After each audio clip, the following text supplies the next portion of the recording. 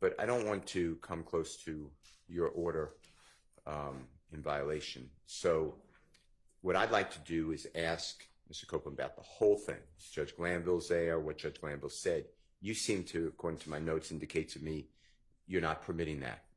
That's my understanding. And of course, I need to make a proffer. I mean, the proffer, I guess, is memorialized in the transcript itself, which is in the record. But, you know, the fact that Judge Glanville said, we need your testimony. Judge Glanville said, so long as you don't tell a big whopper, as Miss Love told you earlier, I want all that to come out before the jury. I think it shows coercion, and I think it shows the way that possibly to Mr. Copeland, I don't have any good faith beliefs because I never spoke with him, so I don't know what he would say, but that the prosecutor, well, prosecutors, but prosecutor, I'm going to say, and the judge, the former judge, were holding hands and working together. And I think that that goes to the jury instruction that courts don't have any interest in the case, save a fair trial for everybody. Because I would never, and I will make it clear, I'm not talking about this court, but we were with Judge Glanville for X number of months. And the jurors saw him act a certain way. So I would like to get into that. In addition to that, I plan on, unless, and this I don't believe hurts your order. And if I just interrupted you, were you about to say something? No, go ahead. Okay. I thought you were finished. I plan on going into the fact that Mr. Copeland did say, it's on the transcript, everything, I did all these crimes. That's not a quote, but it's somewhere in that transcript, and I could get the quote.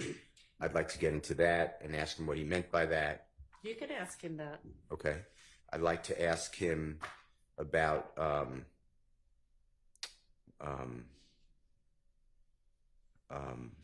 Judge Glanville saying, so long as you don't tell a bold face, I forget the word, but bold face whopper lie, basically, but it may not be a quote. They won't prosecute you. I'd like to get into that and what that meant to him.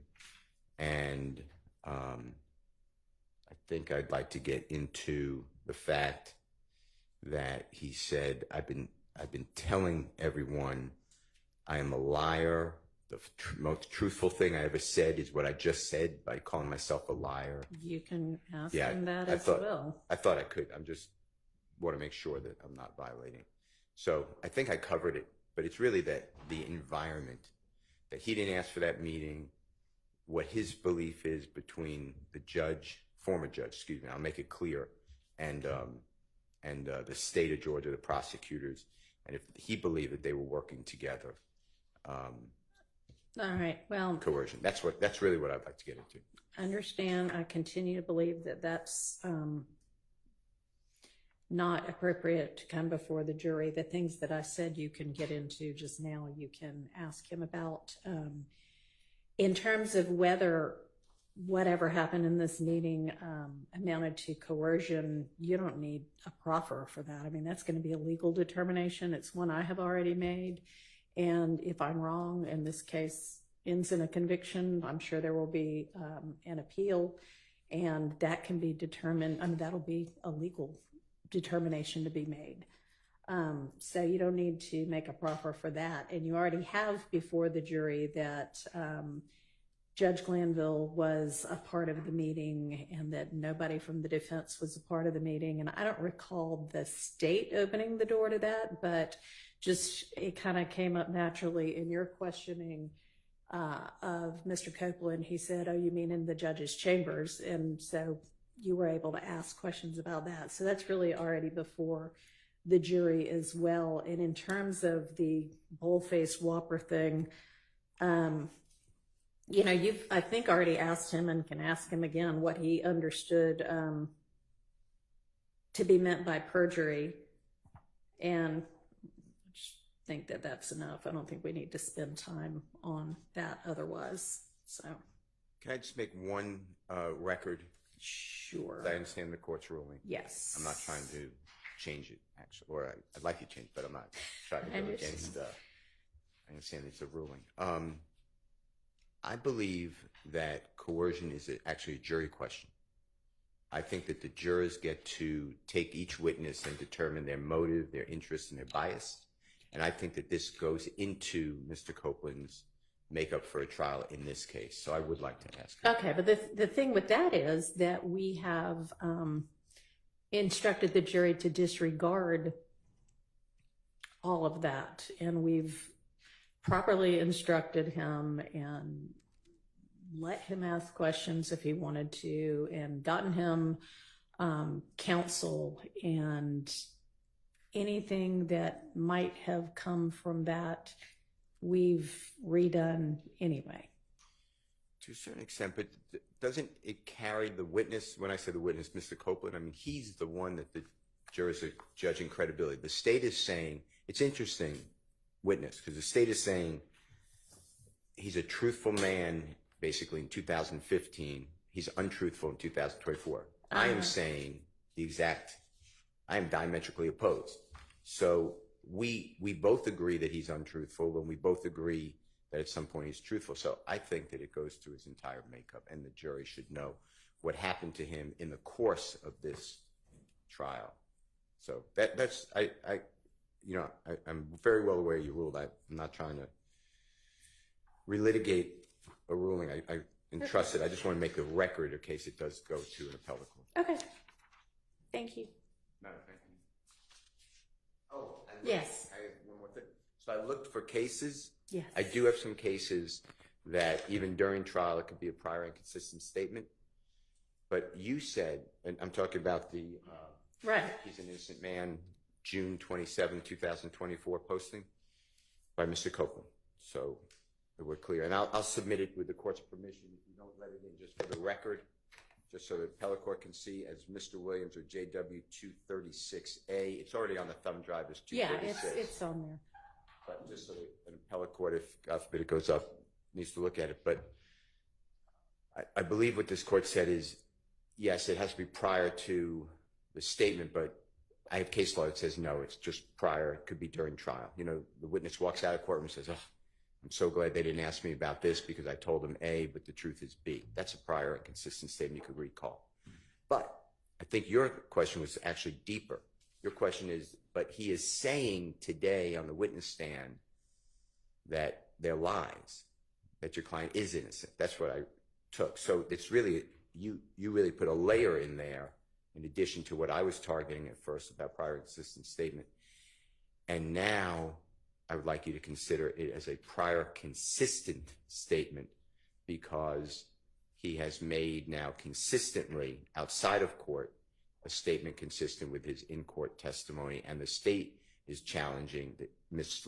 Hilton specifically said, you haven't said that you lied until 2024. That's an actual clip from the trial that I'll be playing because I have jail calls before 2024, so I think it impeaches when he says, I think his answer is, I don't know. I don't want to say it, but I think it's, I don't recall, but whatever, he answered that question.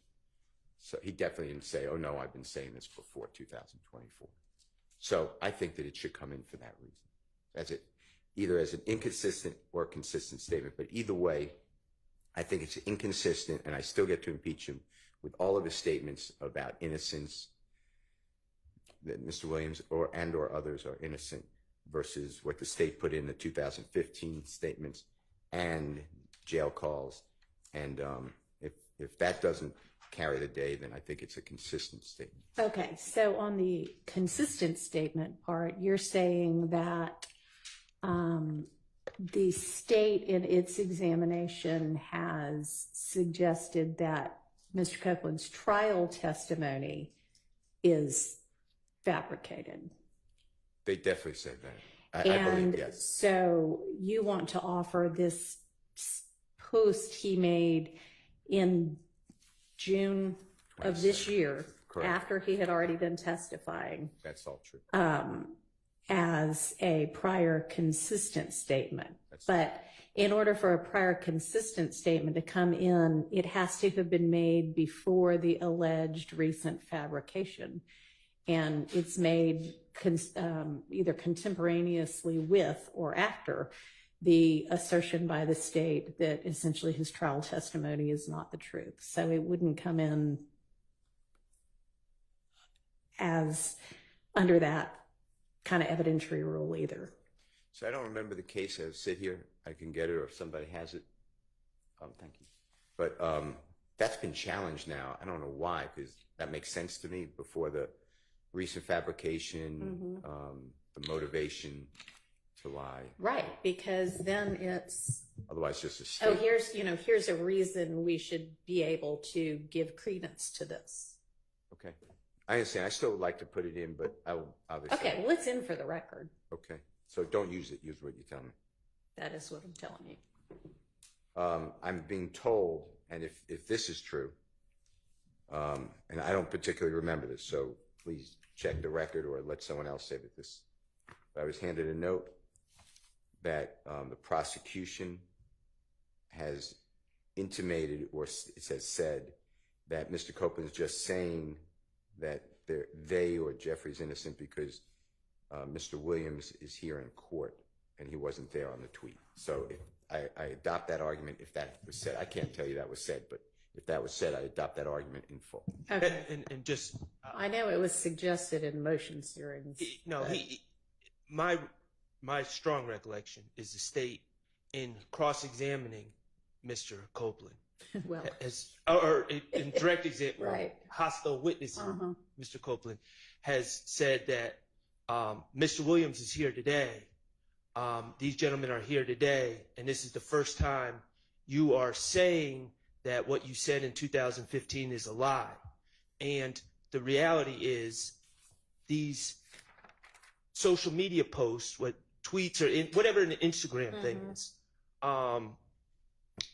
they are statements by Mr. Copeland outside the presence of Mr. Williams and the other gentlemen here today.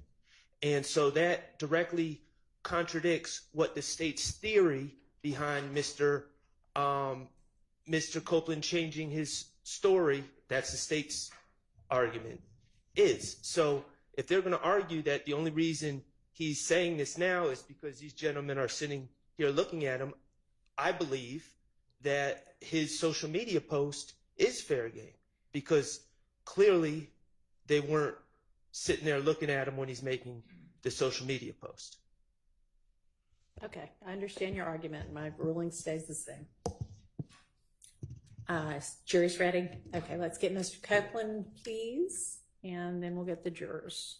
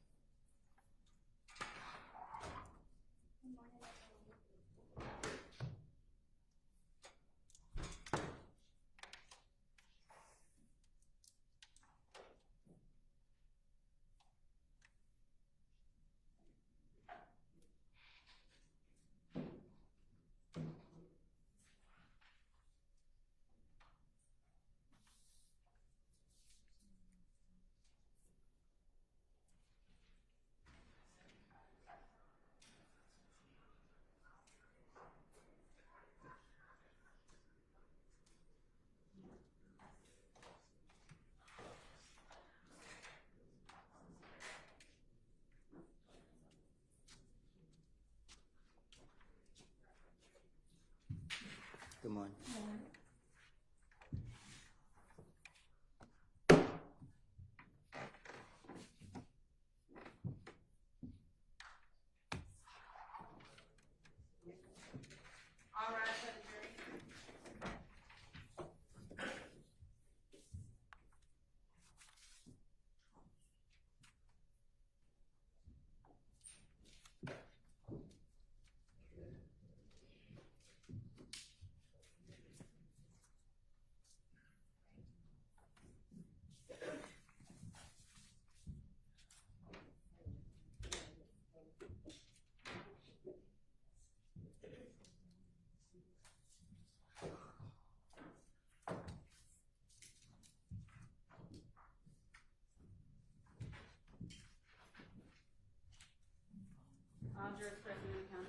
Thank you. Good morning, ladies and gentlemen.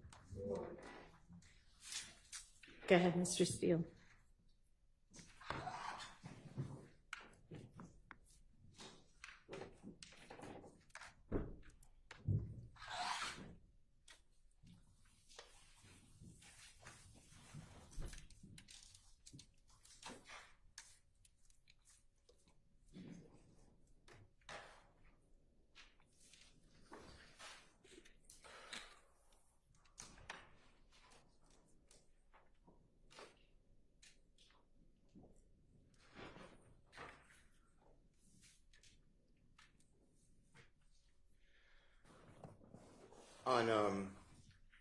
if you remember, on August 12th of this year, today would be the 28th, so I'm talking about 2 weeks ago plus, Prosecutor Hilton said to you that, and it's only now in 2024 that you are saying that everything you said in 2015 is a lie. Is that correct? Do you remember that question by any chance? Yes. I would like to introduce through you some jail calls. Did you have time with your lawyer? Don't tell anyone what you discussed with your lawyer. That's privilege. But did you have time to listen to jail calls that I gave your lawyer a couple of days ago? We listened to him yesterday. Okay. And on those jail calls, is that your voice? Yes. And are you speaking with people that you know, significant others? Yes. Family members, friends? Is anything different about any of those jail calls? Like, did anyone amend it, change it? You know what I mean? Like, to your knowledge, or does it sound like the conversation that you remember or had? It was me talking on the phone. Okay. And during year 2022 and 2023, do you remember being housed? By housed, I mean you were in custody and put in the Fayette County Jail. Is that your memory? Yes. Okay. And the Fayette County Jail recorded calls that you made on the jail call like they do in pretty much every prison and jail? Yes. All right. Your Honor, I would like to move for admission Mr. Williams' exhibit number 250. And Your Honor, A is cumulative, so it's going to be 250B as in Barry, C as in Colette, D as in David, and E as in Aaron. And this is the same thumb drive I give to honorable court. The parties stayed in October, and Mr. Copeland's lawyer. All right, and these are from 2022, all of them? They're from, and I'll announce the date and time, Your Honor, but Okay. December 2022 through February 2023. There's Okay. four different calls. They're admitted. Okay, thank you.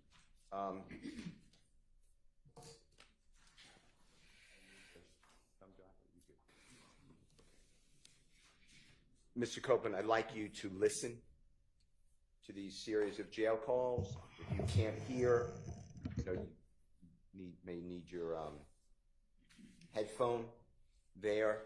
The first call I'd like to do with you, I'm going to go in date order. It's not in the order of my B, C, and D, and E. So this is actually 250E as in Aaron. It's December 21, 2022 at 1:23 p.m.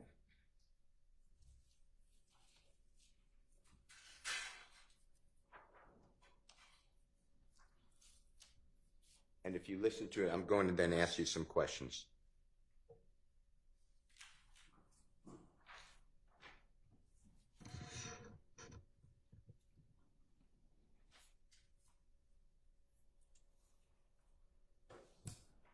And after it plays for just a moment, I'm going to ask you, if you don't mind, just tell the jurors who you're speaking with, okay?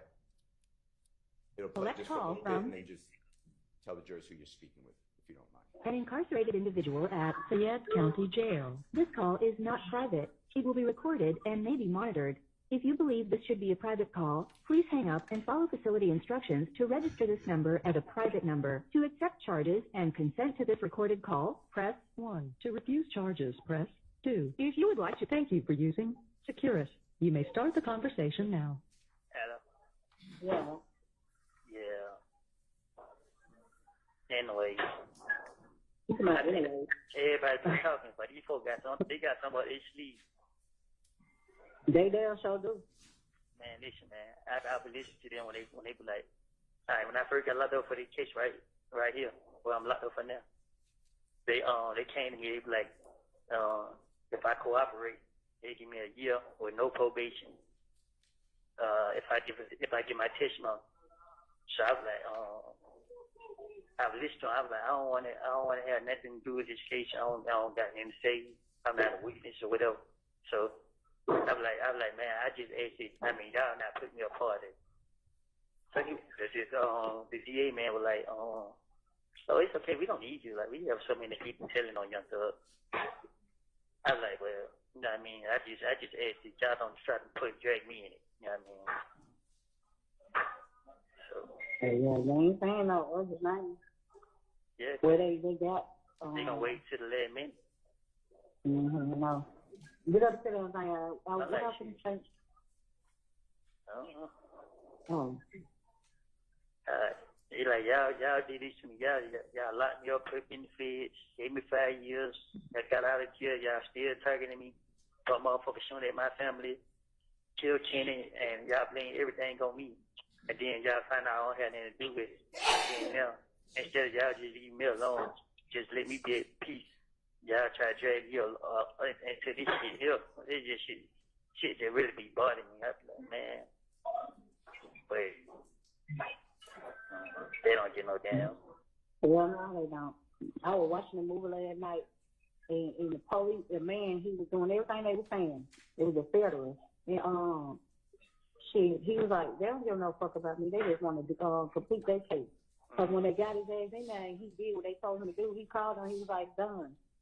She didn't even get him out there. He had to kill a damn guard to get out. Watch it, you know, but these motherfuckers last night they tried to come out here and try to engineer that shit, right? I told him, I said, let me tell you. The lady said one thing. She said, first she like, if something happened to me, she gonna do everything in her power to investigate. I was like, damn, you already got it in your mind. That's all she gonna do. Yeah. I said, you already got it in your mind something gonna happen to me. So, but I said it to myself. I said, let me tell y'all something. I said, y'all dragging me in this, you know what I mean, trying to make me apart or make it seem like, oh, I don't cooperate. My whole thing is, I'm trying to prove my innocence. Y'all trying to pin a murder charge on me. Man, listen, I ain't got nothing to do with no murder. Everybody saying I did it. I ain't got nothing to do with it. I lied on Doug because, you know what I mean, I found out that he I can't say that. I can't say that on the phone, but you know what I mean. It's some shit happened between me and him back then, and just so happened I got locked up the next day. You feel me? Mm. You remember Mary's son? Who? Mary's son. That Mary? Yeah, the one who. Oh yeah, I heard. That day. I would have said all day before. Oh shit. Trez told me about this. Nah, I wasn't talking about that, but I was using this situation to describe what I was to say, but you said too much. Well, shit, my bad. But Trez told me about it already. Cause it blew me. Nah, I wasn't talking about that. For that specific, I was just using this scenario. Hmm.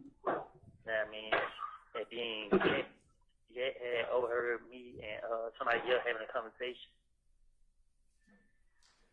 You know what I mean? So he was in his sister's house. Oh, Yeah. sister? Yeah, Sister? this nigga was late. No, sister, our cousin. Oh.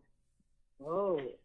This nigga was laid up in her bed, and I was in the living room. I was in the living room telling nigga. I was telling my partner, like, man, look, man, these fuck niggas got this and then third. I'm telling him what's going on. Like, these fuck niggas planned on me. You feel me? Mm-hmm. So while I'm telling him that these niggas planned on me, this nigga hit the whole conversation, come out the room.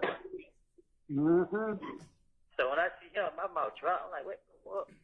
You feel me? Like, so he heard the whole conversation. I'm just like, shit, fuck it. You know what I mean? I already know you could go back and let them niggas know what's down. But he tried to tell me that what I was talking about, I was wrong. I ain't know what I was talking about. I'm like, yeah, I do know what I'm talking about. I ain't stupid. That's too crazy. Huh? I said, that's too crazy as hell. Y'all just put them up on my feet. Then after that, then what's his name went trying to post me on his Instagram page and try to tell me to come back around. Man, I ain't come back around y'all niggas. I know what y'all got saying. Come on, man. Y'all niggas crazy here thinking I'm stupid. You know, like, so if you bullshit where he was telling somebody else, like, man, some. He was saying that because. It's some gloves up there. Stop trying to tell you. No, I hear you. I can't stand them motherfuckers. Now, that's why I don't get it. Huh? When I be listening, you started, Monday, you got my son in the oven. I'm telling you, I'm listening. Cause he was telling somebody else something. I really just trying to get the rundown without saying. I mean, too much, but. I ain't down, I'm listening. Okay.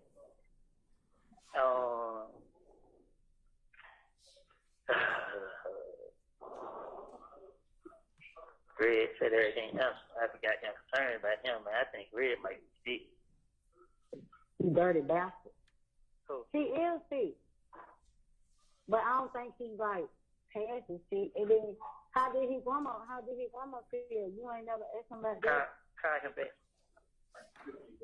I think he's done okay. You know he told you he'd be free. He said when he'd be free, he'd be getting out. Hold on, let me call him back. Give me some syrup. Hold on.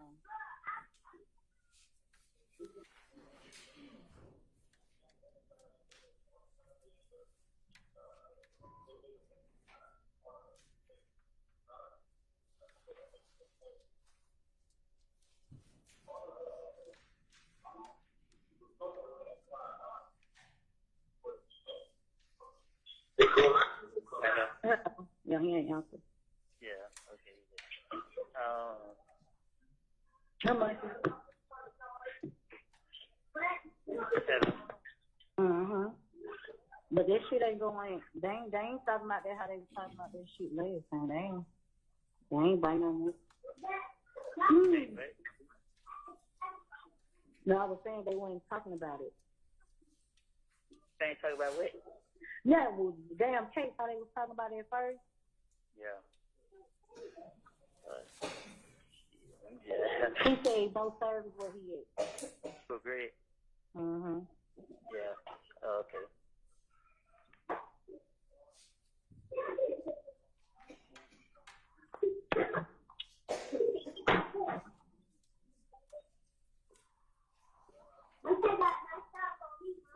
What?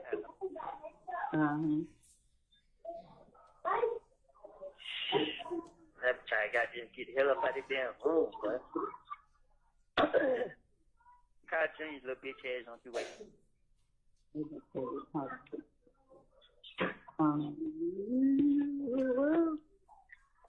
I need to give me Kent number so I can tell Kent send me some goddamn money. Hold on. Hold on.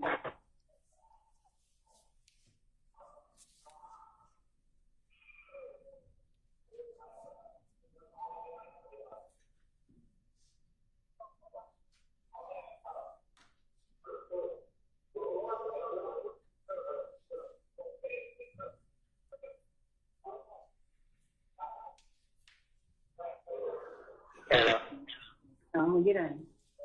Greg said, tell little bro I'm good and don't drop the soap on purpose. LOL. Say he been having me word, goddamn.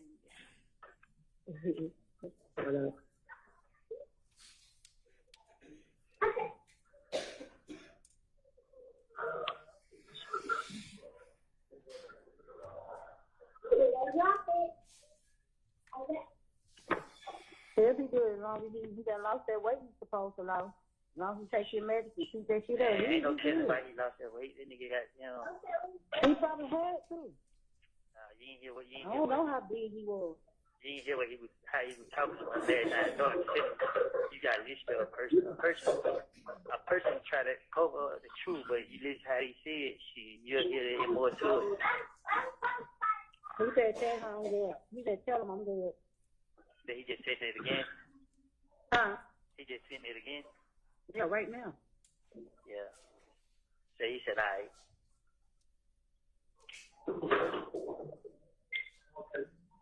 I said, and I love him forever with his bitch ass, LOL. Yeah.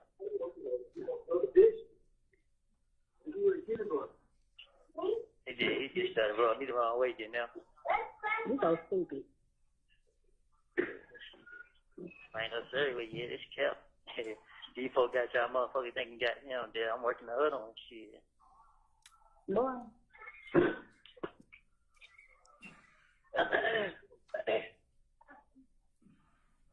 I got cold since you opened that door. You say what? Her. I got cold.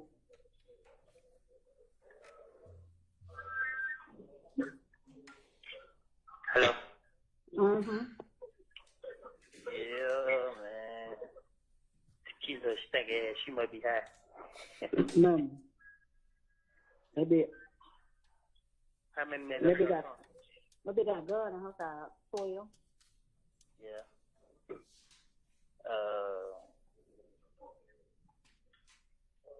You got that phone out. Good Duh.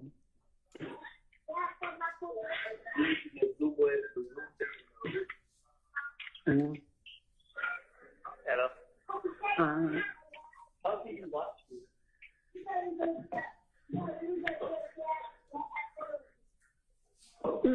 Pass quick.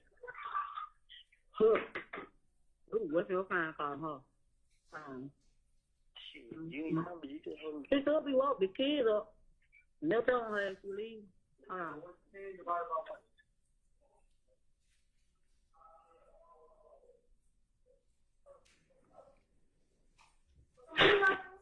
Hello? She got her phone on Do Not Disturb. I got a sister.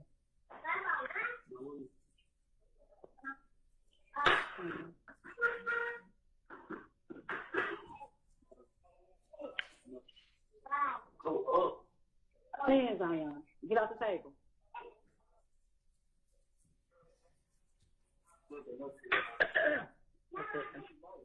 You say what? I got a sister. Yeah. Renee never ain't comment. Who? Renee or Becky? Yeah. Becky did call back yesterday. My bad. What She say? she was there when she get the money. She'll be one lady a week. Yeah. Oh, why did you say? Didn't you say they said something about Cornelius Zach? Who? Cornelius Zach. Yeah, I think they did say that name. They said so many goddamn names. I'm saying they said that he a witness. Did they say Condarius Zachary was the witness? Yeah. They did. Mhm. Yeah. That nigga out. He out. Yeah, they let Diva Cleveland. They who? Let Diva Cleveland. Oh. Yeah. That's what I'm saying. Like, shit. These motherfuckers they be pick and choose who they gonna let out. Mm-hmm. Hell. They hell themselves. So they say they trying to make it seem like they got a case by still keeping you locked up and shit. They making it seem like, oh, we still got their main witness. They don't know. They ain't got shit. Shit, they do. That's it. These people not stupid. They won't be going out of their way. Well, I mean, something that they speak. But they can't make you testify. If we don't want to, they can't. Oh, no, it ain't me. It's somebody else. I don't know who it is. I'm just saying, it ain't me. Then they made me mad trying to call that lady to the stand, and they done said she was dead several times, because she was a witness too. Cool, Lala. Yeah, I remember her because she was a made on friend. It's crazy. How the heck she be a witness? And then the judge even asked how she died, so they was like a brain aneurysm. I said, ooh, that scared me. A brain what? Aneurysm. Yeah.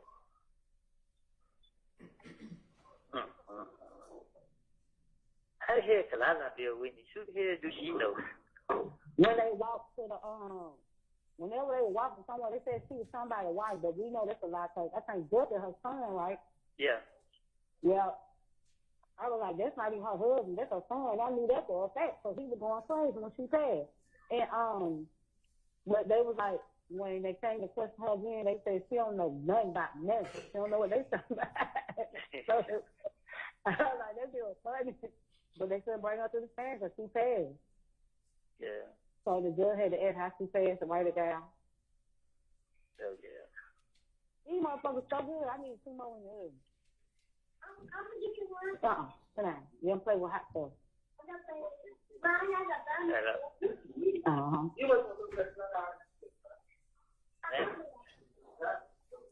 Huh? I said they just bought some more books in here. I got some books to read. Shit.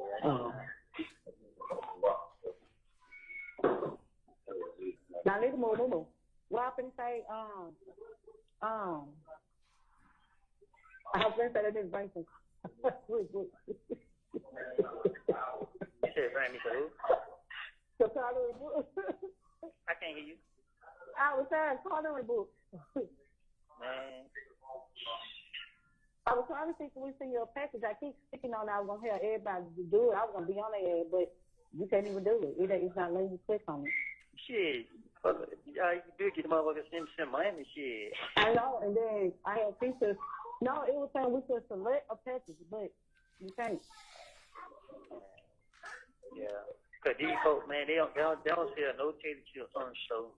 They don't sell no soups on the show. They only sell pies and candy. Exactly. Trying to make y'all some damn diabetes. But see, me, one pack cookies, it might take me 2-3 days to eat one pack cookies. That's me. I got to want the cookies when I want them. Once I put me 2 more in the oven. Hello.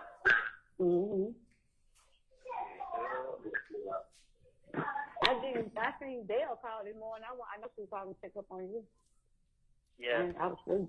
I heard woke up and went back to sleep. Yeah. Damn. Get down here.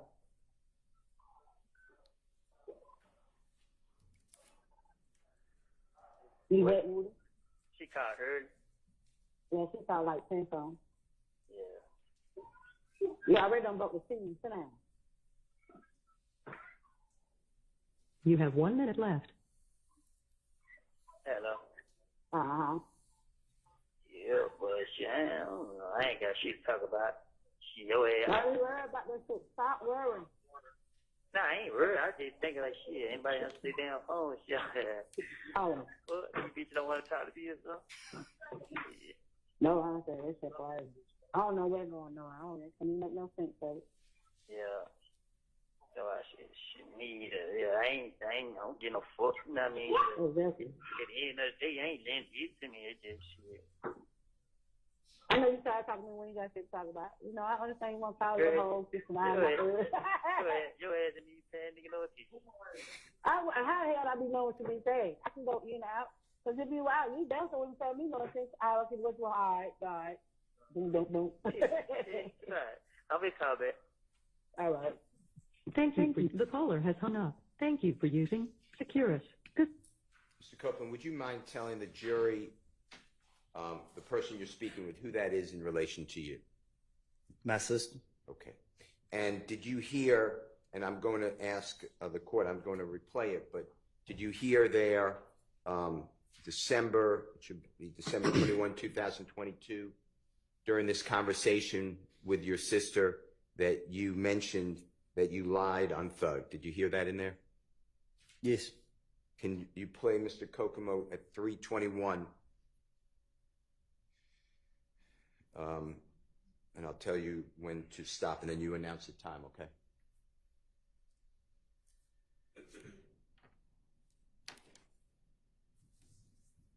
I ain't got nothing to do with no murder. Everybody, and I did it. I ain't got nothing to do with it. I lied on Thug because, you know what I mean, I found out that he I can't say that, I can't say that on the phone, but, you know what I mean, it's some shit happened between me and him back then. And just so happened I got locked up the next day. You feel me? Mm. You remember Mary's son? What number did it stop at? Time stopped at 3 minutes and 46 seconds. Ms. Winfrey, did you get that? 3 minutes and 43 seconds. 3 minutes and 46 seconds. You were right. Mr. Copeland, Were you arrested in April, if you remember, April 2015 by law enforcement? What year? 2015. 2015? Yes, sir. I don't know. Do you remember the song Halftime that the jurors have heard about? Yes. That being released. I'm not saying created, but released in and around April 2015. They were released when I was in jail. Okay. All right. And the timing of that release was not good for you. The police used that, the lyrics of Mr. Williams as against you, that Woody would, whatever the words are, punch someone in the noggin or shoot someone in the noggin, whatever the words are, right? Yes. That was not good for you at that time. Right. At the time, okay. All right, I'd like to play with you, if you don't mind. Your Honor, this is Jeffrey Williams 250C, as in Colette. This is February 19th, 2023. It's at 3:52 p.m. Again, Fayette County Jail. Recorded call. If you don't mind listening to this, please.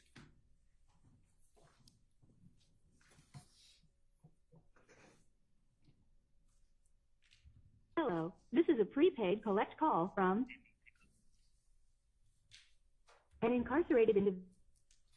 Fayette County Jail. This call is not private. It will be recorded and may be monitored. If you believe this should be a private call, please hang up and follow facility instructions to register this number as a private number to accept charges, and thank you for using Securus. You may start the conversation now. Hello. Hello. Yeah. Yeah, I'm trying to tell you the phone. You know the damn phone gonna hang up. No, I thought you hung up. Nah. Push that thing back up on the door. Hello. What been going on? The same shit. Yeah. Same shit. Anybody called? Baby called. That girl called and I said, you hoes want no information. Girl called about your business. And what she say? She told me, so, hold on. She texted at 3 o'clock in the morning again. She got one more time to text at 3 o'clock. I'm bust her ass. She's like, can you tell him to call me? I don't have money on my phone, but if y'all do tell him to call me, you are the other sister. Thank you. Yeah. But he said,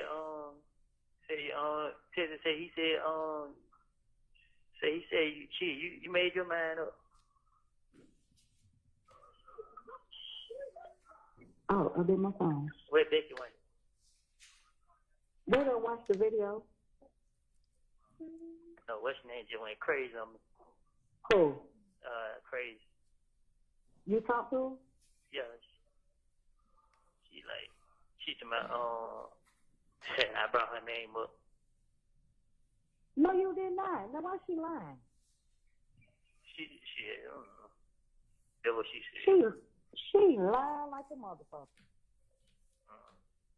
All you said was she ain't had nothing to do with that, and you went and put that in her car. And then Rebel said that I about this close saying something to that little bitch ass nigga. What happened? He always got to be the main one. I don't know nobody else, but he just here. He's laughing. I want to say, look, you little dick in the booty, bitch. Don't just delete this shit. You take the number? Yeah, I say so, yeah. Yeah. Yeah, I come out at 3 o'clock now. Oh. Yeah, I said, soon I take the phone down. I changed room. I changed room, so I mean, when I come out, I can call y'all. Yeah. Text your number real quick. Hey, Dion, I might have a text because you're gonna hang up if I call. Hello. Yeah. You say what now? Hey, if they play the number, can you not put it on there? 3 o'clock. Yes, sir. I'm sure it been called today. It should not be there. You said you said the whole thing on where? It should YouTube? not be there. Okay, I'll just make sure. They don't put it. When I say you everywhere, they don't. Your Honor, is that okay if the phone number is played for privacy? It will be stopped. I don't believe it's played, though. Okay, we can redact that part from the record. But I guess given that this whole thing's being live streamed, we can just skip that part. Okay. Can we just skip over that part? I don't think it's in there, but in case I'm wrong. It is? Okay. You'll do it? Thank you. Thank you. Big shade room, every damn well. Yeah. I know Trey said motherfucker was saying. I said Trey, they're blocking. You just know to be fucking ready. Somebody pull up on you, just air their ass out. So I Fuck see this we ain't gonna shit. do all that. I don't give a damn. Yeah.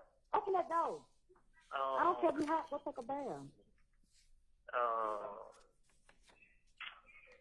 Yeah, man, I'm calling you and Keisha phone about 20 times. Word the hell, like, why the hell y'all ain't answer? Cause soon I ain't thinking you gonna be calling me at 3 o'clock, so I put the phone down and go use the bathroom. Yeah. Did you have put 25 on here? Your boyfriend said to give me? I ain't did it yet. I booted it been boy. It's been. Yeah, nah, I just want to make sure I had some on here just in case it ran up. Keep the number block when you get a chance. Tell her take the number. I forgot to say that bitch, that girl. God, I'm gonna die, tell her. Wait, what happened? She don't know if she's coming or going. Huh? What? I said she don't know if she's coming or going. Oh, excuse me. Yeah. Yeah.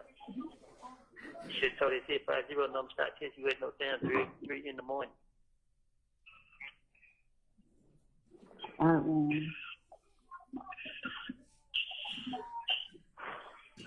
This shit here crazy. What happened say?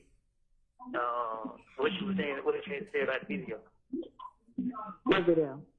What you said? What you said? Yeah. What you said? I didn't hear you. You said what I got to say about it? Yeah. I mean, shit. What am I supposed to say? I don't know. Yeah, I don't know. I just. I mean, I honestly don't know. I don't know. I'm just like, I don't know. Yeah. It's what made me mad because I'm like, who the fuck put it out there for one? But, shit. How they were saying, like, you ain't, I mean, what the shit? You that told them shit. Shit. What it was saying? What it was saying? It was just taught about the diamond shit in the hood. The club at the diamond. What about it? That's what they say. That's what they put out there. What you were saying about the hit at the diamond was tail. Oh, word. Mhm. Yeah. Yeah. Ain't nobody said that. Can't say that to you. Nope. Crazy. I know Trey called me yesterday, and fuck this shit. I'm about to get roast rail. Fuck this shit. What happened? He's about the boy for real pulled that Johnny Brasco. I said, you a real fuck boy. Yeah, man, I ain't saying real. Trey called you yesterday and said what? He said they kept on coming in his DM. Yeah. Damn,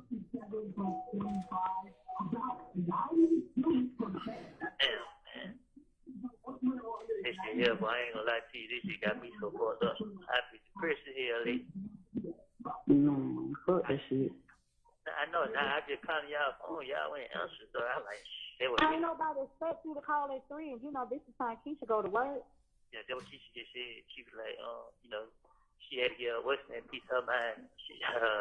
She gave crazy, like, she's like, man, she told why she's on the phone, like, man, fuck hell, like, that man. Like, she was just like, she gonna put some money on my foot and give you some money to put on the phone.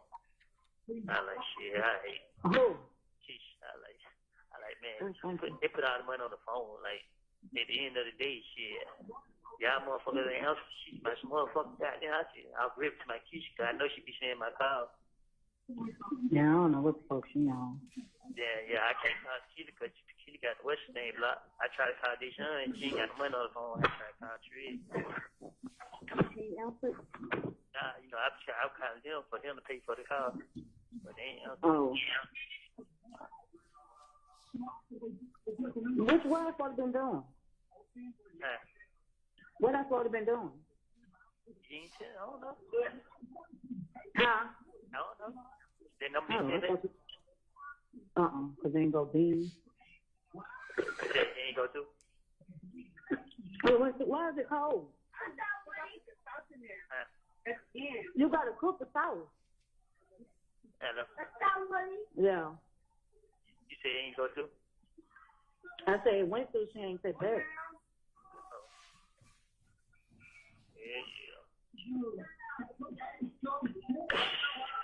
Man. It ain't one thing, it's another one. That's why you gotta keep that faith, keep praying. Fuck with these motherfuckers saying it is what it is. So fuck them. That's what I've been doing. I've been praying every day. You know what I mean? But she like, more I pray, goddamn, the more the devil try to work with me. Because you know you praying. You know you turning to God. Okay, not like, man. But, I should have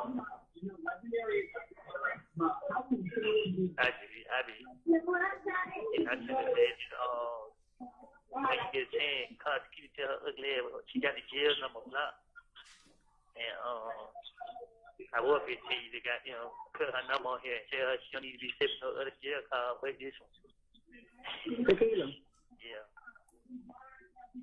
Because when you're in the kitchen, don't answer the phone. I don't have nobody else no more here to call. I'm gonna put her number back on there. Don't put her number back on here. It's just, until she take it out. Yeah, until she take it out. Try to put, I just try to kind of squeeze collect too.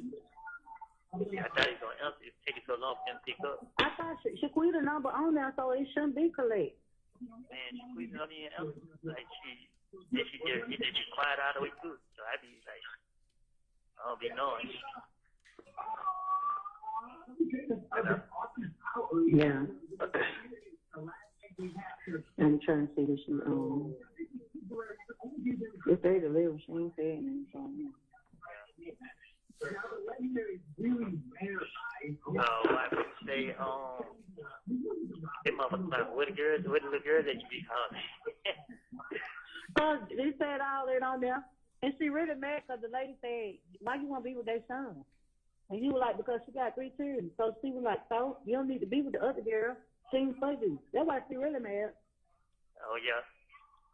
Mm-hmm. Go get up. All you worrying about is the money. You just come and get the money. The money. Who?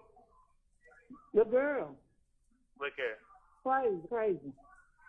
You said what now? That's all she worrying about, come and get the money. What, are they paying the jail card? No. They played everything that was in the thing. They played it's not even 3 hours long. That was a lie. This shit was like 20 minutes long. And half the time you just in there. It wasn't 3 hours long. It was like 20 minutes. What did she say about the money? No, she was saying all she wanted was the money. That was her main concern. About the money. And you didn't really say her name. You just said that was your girl. And then they asked you when you was somewhere, you was like, I was at a girl house somewhere. Yeah. Oh, it's not before I got locked up. I was at the girl house. Yeah. Mm-hmm. And they was like, where's the address? He was like, we ain't together no more. She went through my phone. Then the other officer was like, shit, my girl go through my phone. I'm be homeless too. Yeah. Oh, shit. Yeah. No, I'm not doing stuff. The motherfucker out there to myself. Let me tell you something. I went through the same thing. It was different. I'm talking about my situation. It was like the more I prayed, the more the shit was coming at me. I got on my knees and cried to God. Once I got on my knees and prayed and I cried, got all that off my chest, I was relieved. And then things started turning around for me. Man, for real, like you, the way this shit going, like, man. She said, tell him that when I asked him to tell me what was going on, he had every chance to. I shouldn't have to learn about shit from other people when I talk to him down there every day. But he want to be, bitch, fuck you, hoe. Fuck you talking about, bitch? Keep reading. What? Keep reading. I read what she said. Oh, She said, tell him that when I asked him to tell me what was going on, he had every chance to. I shouldn't have to learn about shit from other people when I talk to him down there every day. But if he want to be like that, then cool. say shit. I ain't been no way. She say call it real quick. I ain't got time for this shit.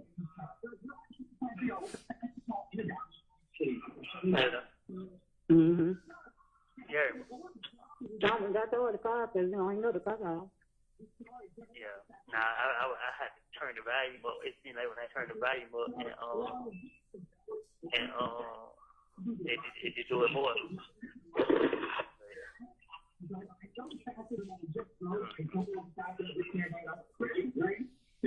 That motherfucker that got issues. Mm-hmm. Bitch. I'm not having nowhere. Mm-hmm. Yeah. Mm-mm. What the hell you be going out there for? Because I'm waiting on Ray to say something to me. Bitch, I'm ready for your faggot ass. Oh, you see him? And I'm ready for baby. Hell yeah, and I his ass in the state. I said, fuck, boy, I'm sick of your pussy ass. He said, nigga, I ain't scared of none of y'all motherfuckers. Man, yeah, you ain't got it.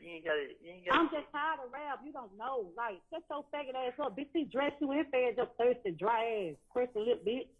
Baby, y'all come forward. I'm with it. Man, hell no. Because you ain't gonna make it worse. You know what I mean? It's what these people want. They putting this shit out there for people to feed out, but hello? Yeah. Yeah. You know what I mean? They want people to react to this shit. You know what I mean? Because it's crazy. All the people they done locked up, they ain't putting nobody else interview out. I know what we have. Baby girl, she's gonna look for a lawyer, and I am too, because like everybody said, this is a lawsuit. Y'all gonna put my life in danger? Like, come on, no, hell no. How the fuck is it leaked? Y'all gotta make it make sense. The defense attorney. Yeah. They talking about. It's like very sick. The big thing very sick. I said, God, come Woody good. In the day, want to say that dog come up here? Hold on, I'm merging in. Merging in. Yeah.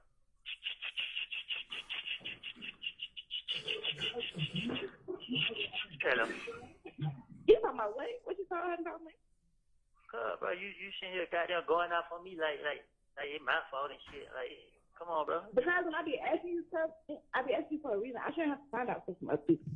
Man, I told you in that postcard I sent you. I mean, no, you didn't tell me nothing. No, that's not what you told me. All right, bro. I ain't trying to argue with you. You know what I mean? I wasn't trying to argue with you. I was trying to tell you, call me. That's why I didn't talk to you the other day. I didn't want you to feel like. Nah, I ain't saying you did. I wasn't trying to talk to you. I just didn't want to argue. Like, what? I ain't saying you did or anything. I just said that shit, I ain't mad at you. You know what I mean? I can't shit, you ain't did nothing to me. Shit, I blame myself, thinking I got all the sense. Nah, this shit backfired on me. Hello? Mm-hmm. Yeah. I don't care. So you people doing this shit intentionally. It still ain't gonna make me touch you, right? I mean, I know that though, but my thing is, when I be asking you stuff, when I asked you last time, bro, why you just don't tell me everything right? We can't talk about this on the phone, right? Shit. But you can tell me that. To be honest with you, I didn't even know nothing about it. You know what I mean? Like, to be honest with you, I ask people what the hell, like, they got to tell me what the video say because I don't even remember what the video said. You said it. And then because I just told you, man, when I got a lot of them, I was trying to say whatever got them to get these people to let me go. And shit, though I said backfired on them. At the end of the day, shit, they know it ain't nothing but some bullshit. That's why they putting it out there like this. Know what I mean? Shit. I guess. You say what? I guess. I even try to get you to like. I don't really care about it. They don't have nothing to do with it. I don't care about that. But I don't want to have to hear shit from other people or see shit from other people or be blindsided when I'll be on the phone all the time. So why you just be telling me stuff? If I If I knew anything about it, I wouldn't even. how you don't know it? What? You talking about what you talking about, the video? I'm just talking about in general, like Yeah. Well, after the first time it happened, right? And I was like, I don't know if it's too much going on, that's too much. In that moment, you should have been like, okay, I understand that. Also, X, Y, and Z can happen. X, Y, and Z can happen. This can happen. That can happen. They could do this. They could do this. Listen. So What I told you, what me and you talked about was we can't talk about this on the phone. This what me and you talked about. So when I told you, could've told me that, though. what I told you was, I said that these people been coming at me, trying everything to get me to say, okay, I know that. Well, okay, I but know that though. But you could say certain stuff though. yeah, I ain't gonna lie to you. I've been You explaining have to 1 minute everybody. left. I've been explaining to everybody all morning. Like I keep myself on the air. Like, you know what I mean? Like for real. Like it's all bullshit. But I can't blame nobody. Like that shit, it got me so frustrated that these people trying everything, but I don't care. It still ain't gonna make me testify. You know what I mean? They're my whole mind. They only doing this shit, but I come out at 3 o'clock now. I gotta go in right now. Okay. The caller has hung up.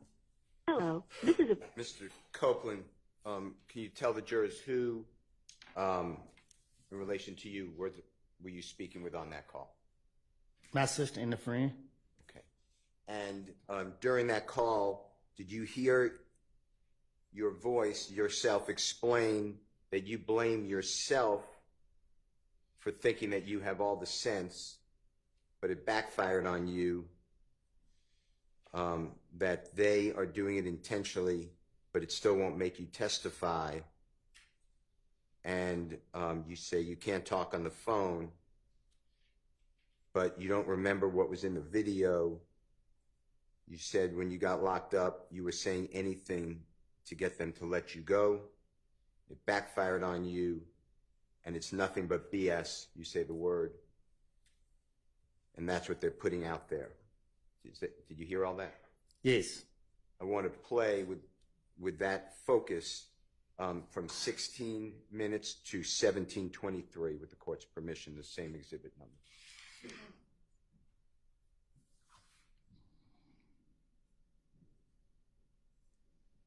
Dang, I just said that shit, I ain't mad at you. Know what I mean? I can't shit, you ain't did nothing to me. Shit, I blame myself, thinking I got all the sense. Nah, this shit backfired on me. Hello? Mm-hmm. Yeah. I don't care. These people doing this shit intentionally, it still ain't gonna make me testify. I mean, I know that though, but my thing is, when I be asking you stuff, when I asked you last time, Bro, why you just don't tell me everything? Why you be? We can't talk about this on the phone, right? Shit. But you could tell me that. To be honest with you, I didn't even know nothing about it. Know what I mean? Like, to be honest with you, I just ask people what the hell. Like, they had to tell me what the video say because I don't even remember what the How video you said. don't know? You said it. And that's How why. you know what you say? Because I just told you, man, when I got a lot of them, I was trying to say whatever got them to get these people to let me go. And shit, though I said it backfired on them. At the end of the day, shit, they know it ain't nothing but some bullshit. That's why they putting it out there like that. Know what I mean? Shit. Mr. Copeland, I'd also like to ask you whether you heard on this same exhibit recording that you said that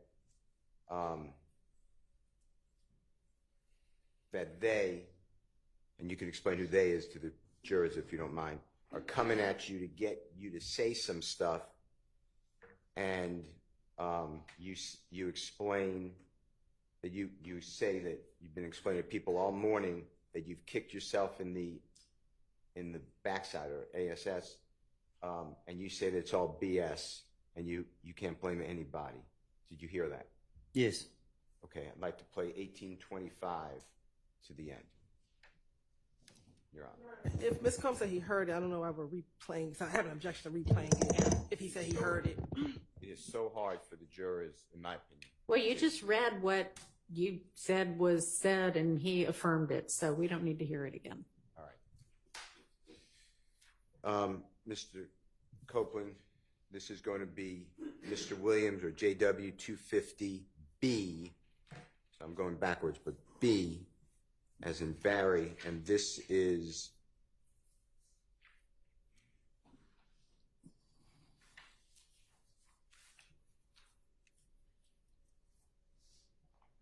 Your Honor, this is going to be February 19th, so the same day, 2023, about a few minutes later. It's at begins at 4:20 p.m.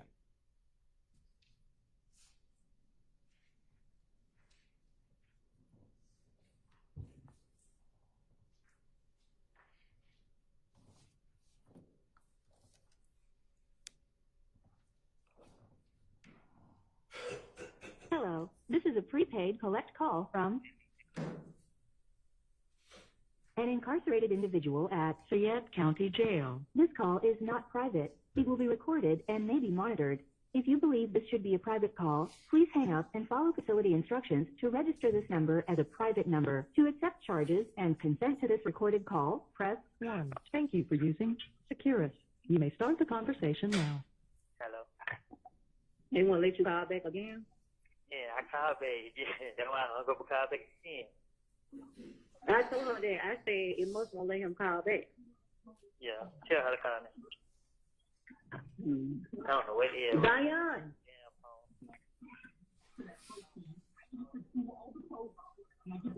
Hey. I'm at 8. Your car's going to be going through? They go through? Where are they going through? Hello. That's straight. Anyway. I wonder why y'all don't hit my phone. Y'all hit my mobile phone. Oh shit! I ain't, man. I don't even know nothing about this on this video. Yeah. Oh, hold on, y'all. Put it over I there. don't know nothing about the video. What you mean? Like the interview. Put it right there. What you mean you don't know nothing about it? Like shit. I was like shit. When she started telling me, yeah. Like, y'all gotta refresh my memory. Oh, hold on. She's on that woman.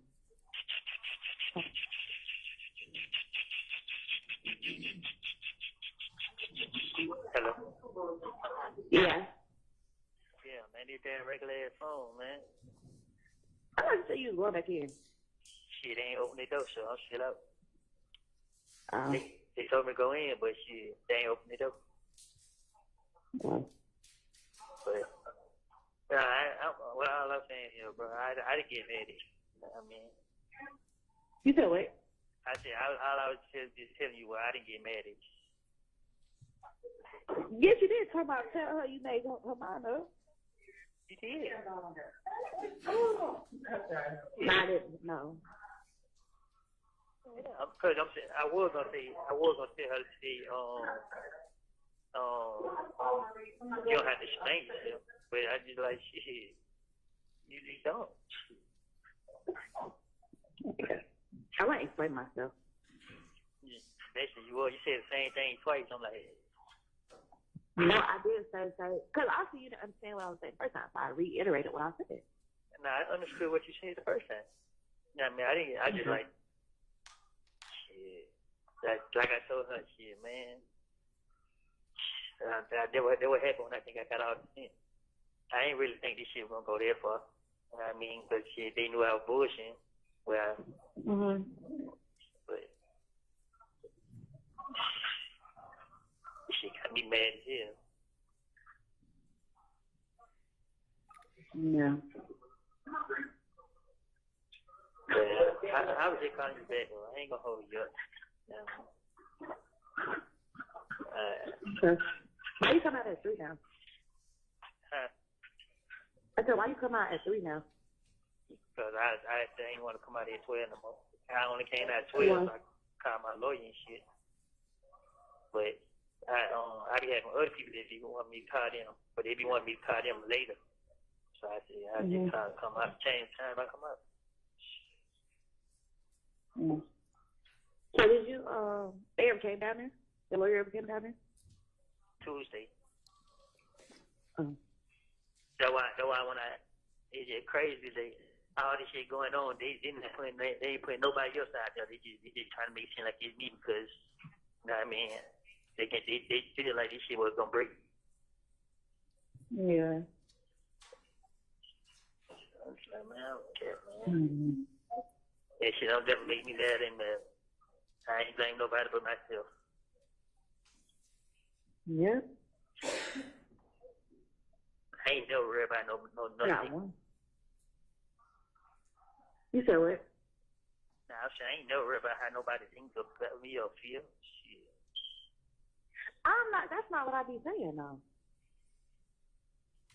I'm just saying, what you be saying then? I heard what you be saying. You ain't got to keep repeating that. Exactly. Because what I'm saying is very simple.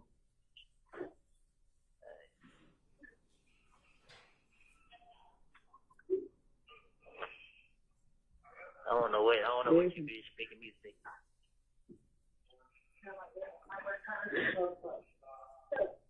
Hello? Yeah. You ain't got anything to say? I done said it 1,000 times, like. You ain't got to keep repeating that. I just said you ain't had anything to say. I ain't say keep repeating yourself. I really want to know stuff like that I'm supposed to know. That's all. That you're supposed to know. Yeah. And how the hell I know what you're supposed to know? Then tell me everything if you don't know what I'm supposed to know then. Don't that sound like common sense? Who talking to you like that? Yeah, bro, you laughing, bro. This shit here, man. This shit got me so mad myself, man.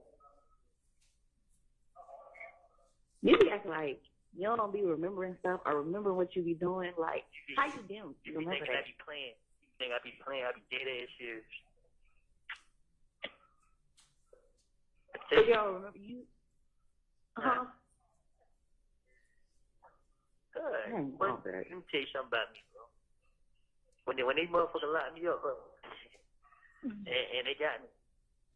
If I wanted to get anybody locked up or say anything, I could have started out by saying who the gun belongs to. Like, I'm sitting in jail for another nigga gun. You know what I mean? So a lot of people look at that video or the interview and they be thinking like, oh damn, this is what's going on. And my imagination is crazy. Like, I put the shit together in a heartbeat and get what? And try to talk my way out of it. If it didn't work, it didn't work. Shit, at the end of the day, it ain't nothing. That's a problem that you talk too much. Sometimes you need to shut up. But now when I tell you, now you're saying shut up. No, I'm just saying, like, in general, like, sometimes you just shut the fuck up. Talk much. Wow, you don't think I'll kick myself on the head for this? I don't know what you shit. You probably got some more shit up your sleeve. Say it again. I said, I don't know. You probably got some more stuff up your sleeve. Nah, if I had most stuff on my sleeve, I would have been out of jail in December. I ain't sitting in jail because I'm scared to get out or whatever. I'm sitting in jail because it's only one reason they want to it's only one reason they saying they'll let me go. Yeah.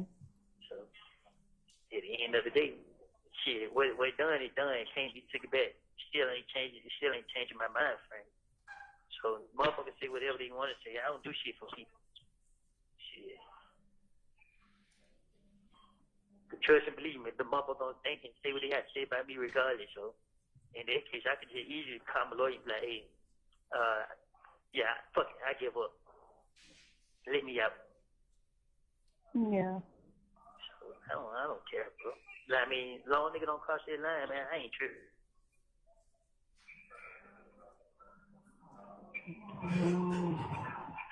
Okay. Yes. Hello? Crazy girl. Yeah. Tell me about it. You're not funny. I'm not laughing, bro. I'm just. You're not funny. Trust me, I know it. You ain't gotta tell me it ain't you. Yeah, I could just be sitting somewhere minding my business. Baby, I could be minding my business. I'm like, huh? They say what? Nobody Go listen to speech. What? Nobody know you be talking to me. So what you talking about? I'm saying I could be sitting somewhere minding my business and sitting somewhere like doing something, and I can overhear a conversation. I'm like, huh? What they said? Then I gotta go look this shit up for myself to see what's going on. Guess what? If I don't call nobody on the phone, I don't even know. If I called my sister, she told me, I'm like, what? Yeah, I called somebody else, and he was telling me, I'm like, wow. I mean, like, shit. These people desperate, you know what I mean? Like I like to tell him is, just pay attention to the shit. Look at what they doing. Everybody who went to court and agreed to say whatever they said, they ain't putting none of their interviews out. They ain't putting none of their statements out. They ain't putting nobody out there but me. Because they trying to make this shit to seem like me and him. When they came up here and see me, they try to tell me, Jody, we want to know about, hey man, listen, I just want to know why I ain't going to court, why I ain't getting out. I don't want to know nothing about nobody. Just I made all this shit up, trying to finish my way out of jail, and they ain't do nothing, make it hard on myself. And you know the motherfucker did? They ended the interview and left, because it ain't what they wanted to hear. Yeah. So I just like, all right, I go through this shit, you know what I mean? This shit in life, you know what I mean? But before I sit there and be the reason what somebody else down for, this ain't me.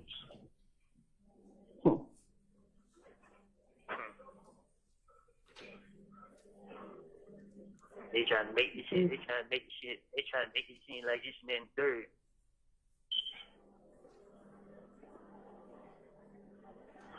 You're not making no. You didn't make it no better. I did it. I didn't even, for real, bro. I didn't even, man. It's just not, like I said, I thought I had all the sense, thought this shit, but they'll believe what I say and let me go. This shit didn't work.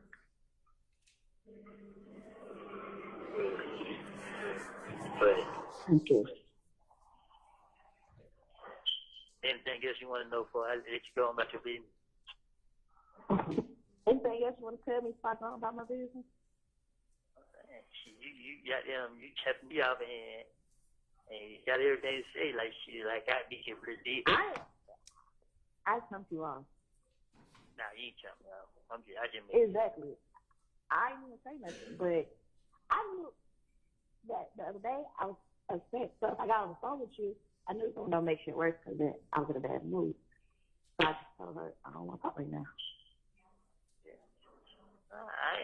But let me tell you, but I ain't, like I said, bro, I wasn't mad at you. I was more mad at myself. You know what I mean? Because I said, for real, I knew better. What? I knew better. But like I said, I don't care. They shit don't do nothing. It just give me, I ain't gonna lie, it made me mad right now. It just give me more strength.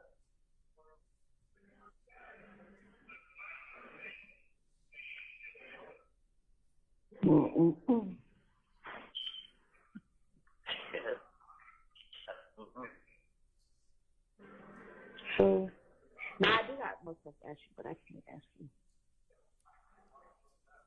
You can ask me. It's just up to me to answer.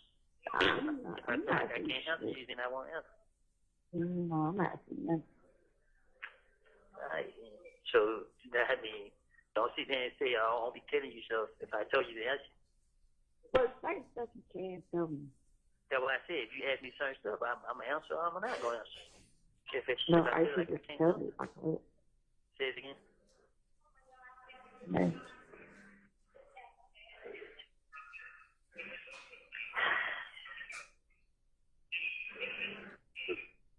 It's crazy. But then, I just said it's crazy. I know one. Whatever going to happen in court, there's gonna be some people ain't expecting. I mean, this shit ain't gonna have nothing to do with me. What? Shit. They just got down. They just trying to keep their attention on me.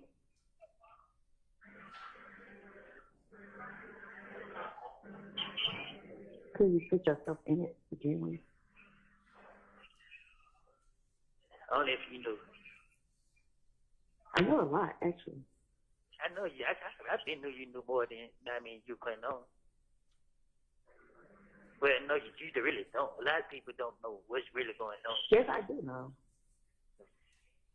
How you gonna tell me? Cause you don't know what's going on. I don't. I ain't when it comes to certain stuff, yeah, but.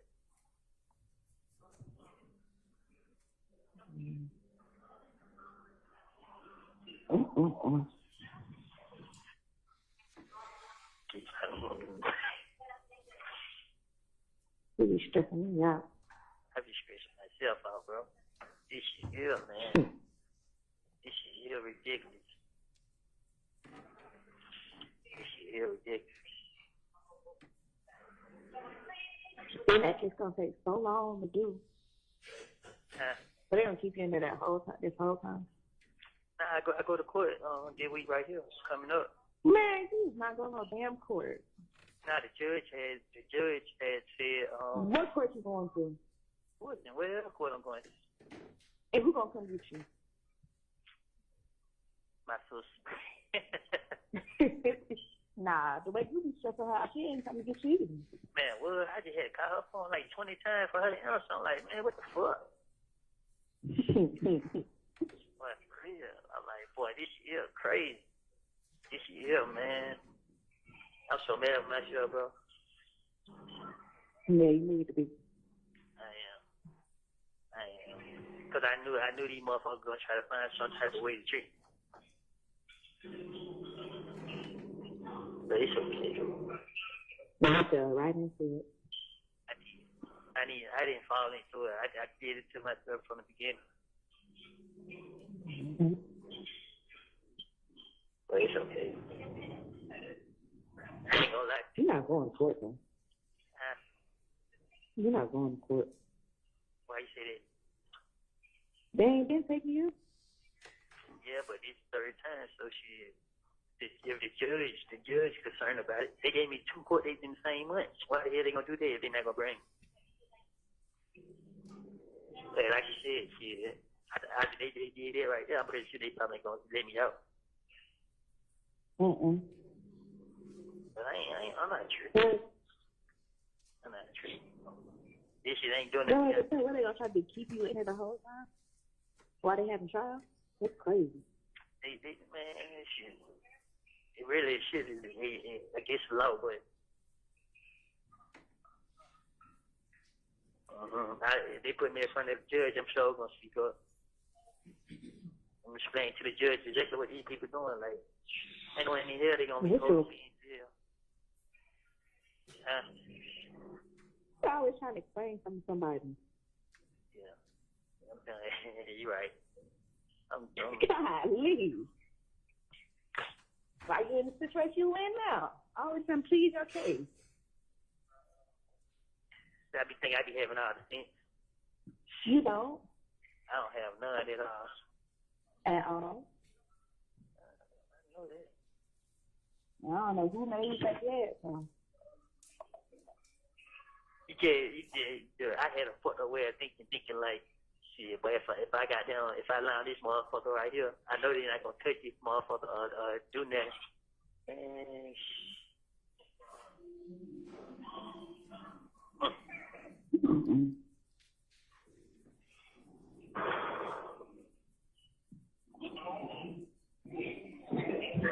oh, hell no.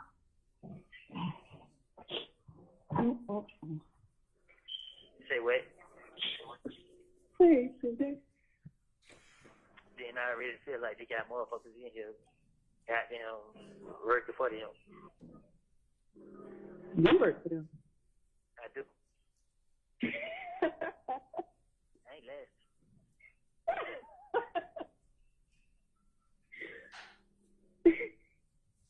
You have 1 minute left.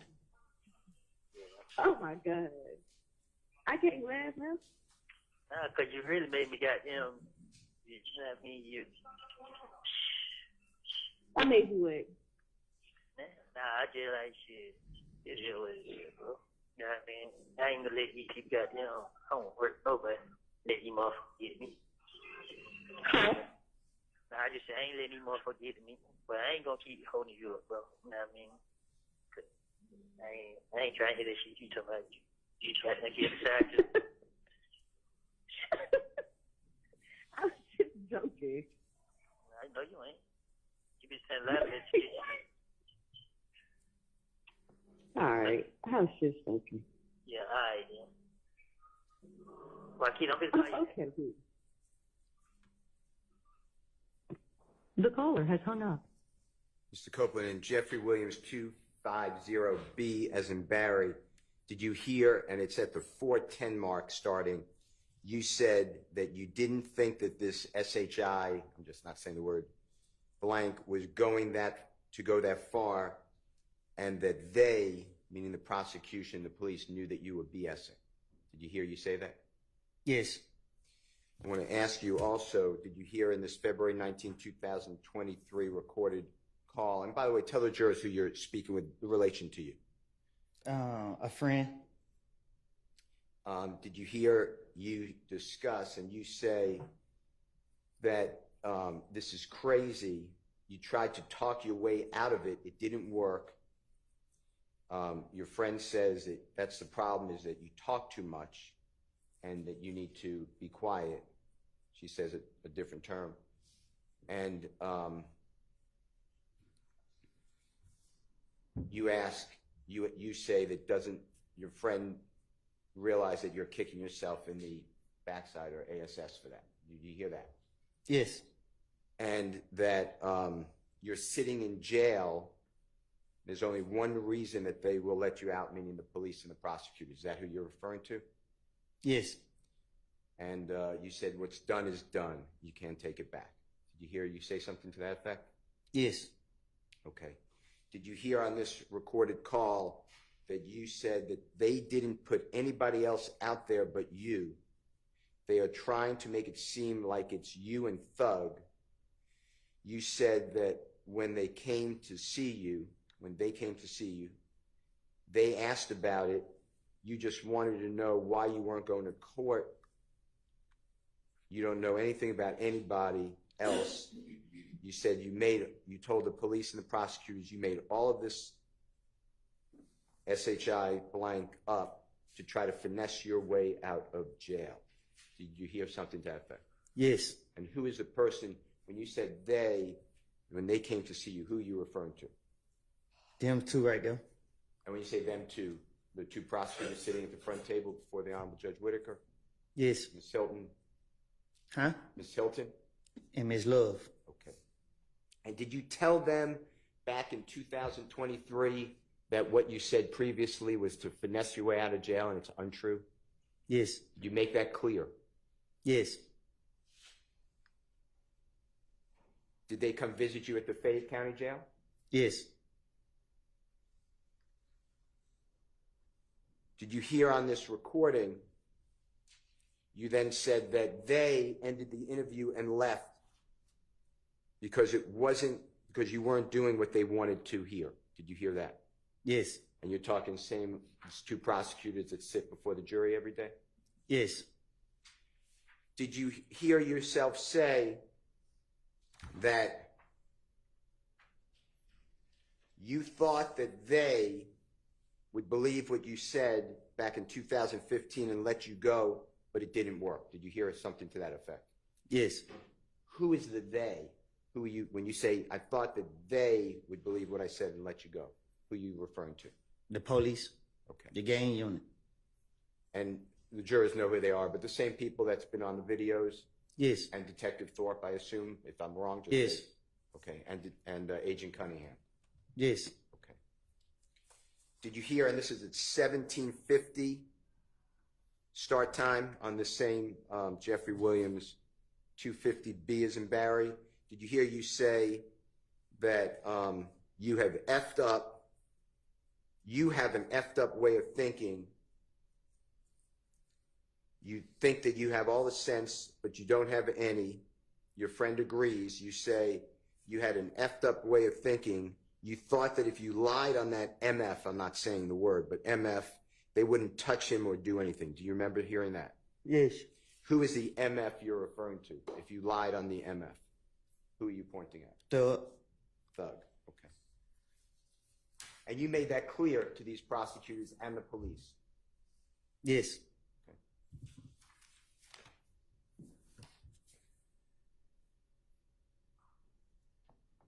You mentioned in the last recording that the jurors heard, as well as this recording, there was a lot of talk about a video.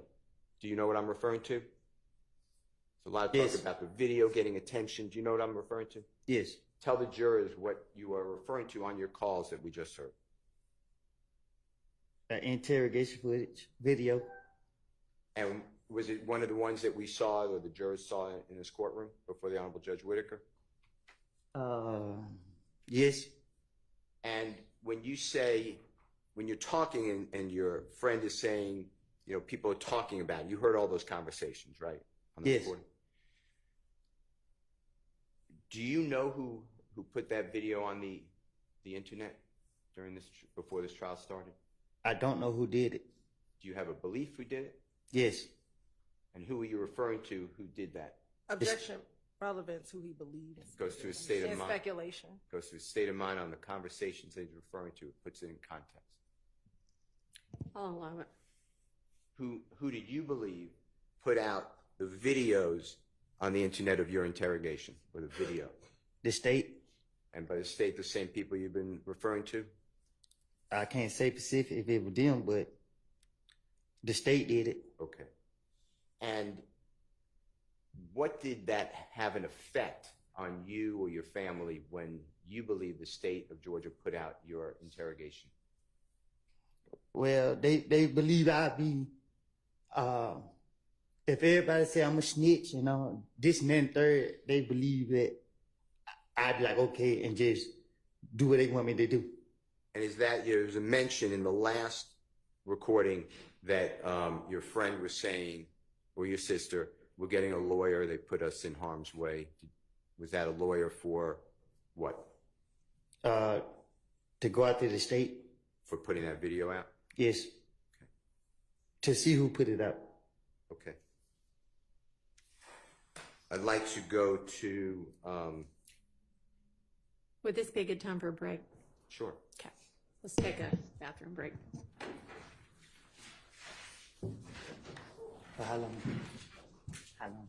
Oh, 10 minutes. Okay.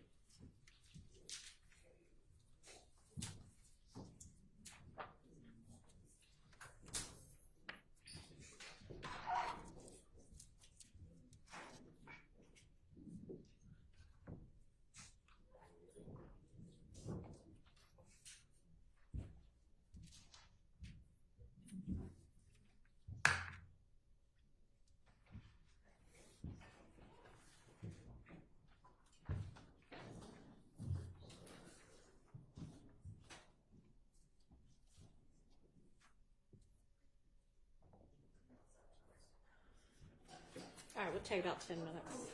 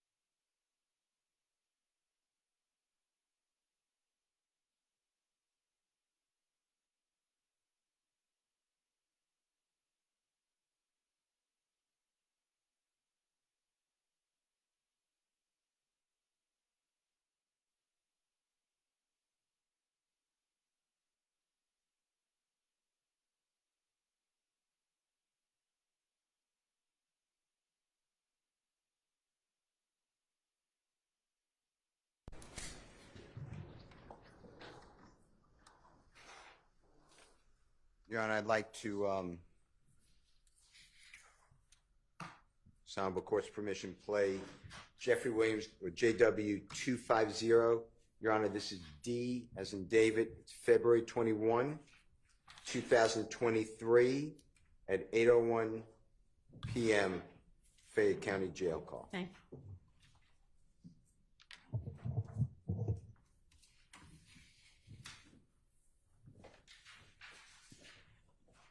Hello, this is a prepaid collect call from an incarcerated individual at Fayette County Jail. This call is not private. It will be recorded and may be monitored. If you believe this should be a private call, please hang up and follow facility instructions to register this number as a private number. To accept charges and consent to the Thank you for using Securus. You may start the conversation now. Hello. Yeah. My boy didn't call. Yeah, he was calling you. He was on the phone with Trey. Call him real quick. I'm saying he can call now. Huh? I told him he can call now. Yeah. Now I don't feel like going to see no damn serious. But I I ain't know gonna I'm lie. finna fall asleep. My head just started hurting bad as hell. Shit just made me feel better though. I be feeling like I be got. Because you worry about what the street say for the street. Ain't lie. We're gonna fuck with you, because of you. Everybody else fuck them. Fuck that whole. It's a court situation, man. You know what I mean? Like it's just like Let me tell you something. God gonna let you out in the right time. Hold on, he calling. You just gotta trust that shit and believe it. Have faith. When you pray about everything. click him in while you Cry that shit out the door. Yeah, you can say that while you click him in, crazy girl. Yeah, you can. Hello. I'm saying before y'all start talking. You rude, that's why I can't stand talking to you. But I'm done. Nah, I'll tell you to click him in and say that when you click him in. I did. Shut up. Yo. I was telling her to finish saying what she was saying when she kicked you in. She taking over being so rude. What's up, man? No shit, what's going on, boy? Man, these folks doing, they trying everything in their power to try to goddamn break a nigga, man. Yeah, they got all kind of shit going on the internet, boy. Yeah, my sister was telling me, I was like, man, they don't put me on a goddamn some type of lockdown where I come out hey, this time now. So, yeah. All people come out is like the 113. They got like they call themselves Viper here. They bring out, but they let me come out. They ain't in here. What the hell? They chop that shit up or something? Like, I'm trying to see like what the hell, you know what I mean? They got a part, man, on that motherfucker. They chop that motherfucker up. What you say? What you talking about? Tell me. To my with the they saying that shit to my y'all let me go right now. And he said I go right to him.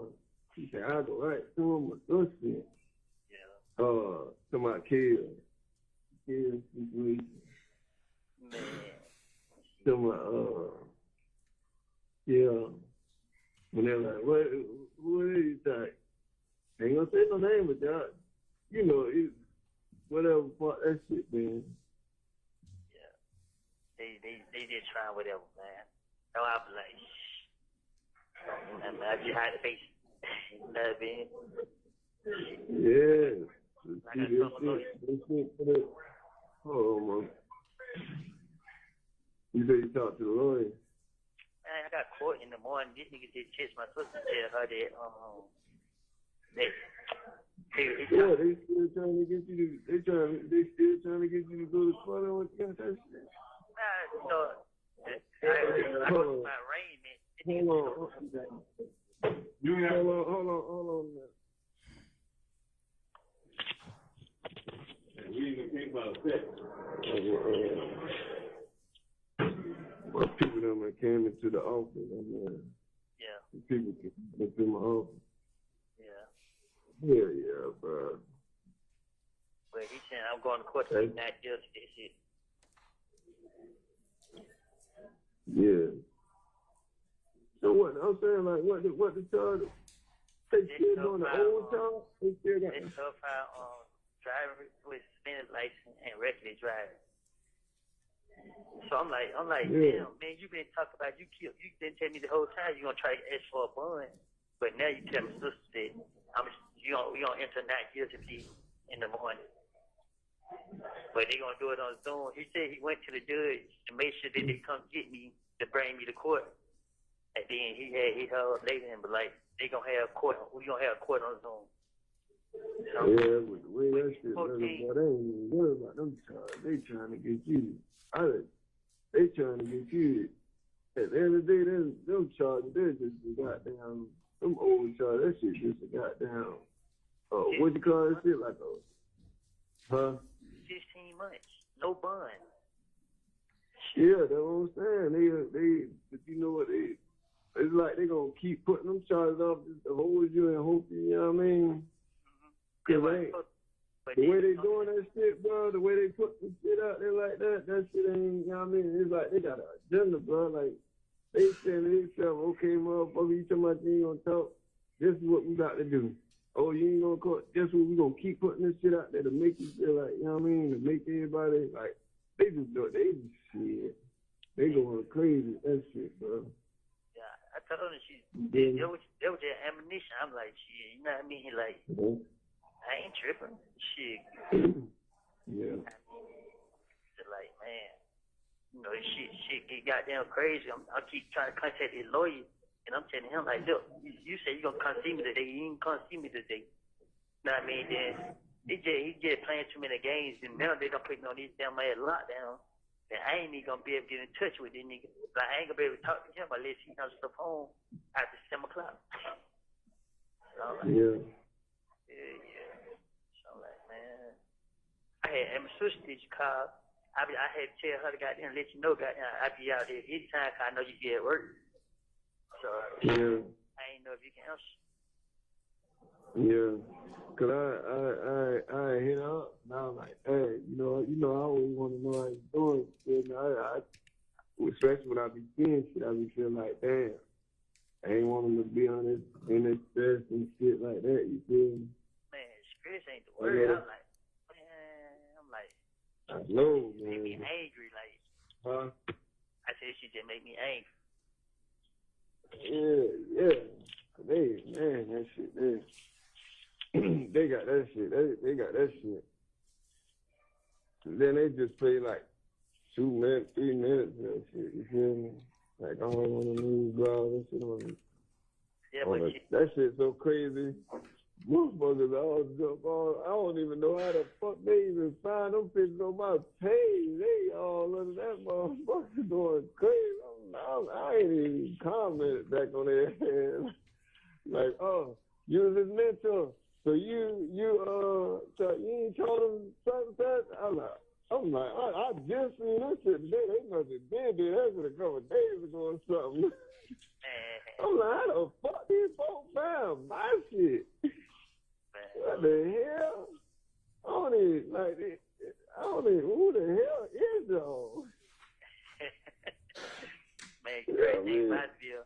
But she, I know they mad because, I mean, they feel like, like, you know how you got a dog, that motherfucker see his tail, that motherfucker be shaking his tail.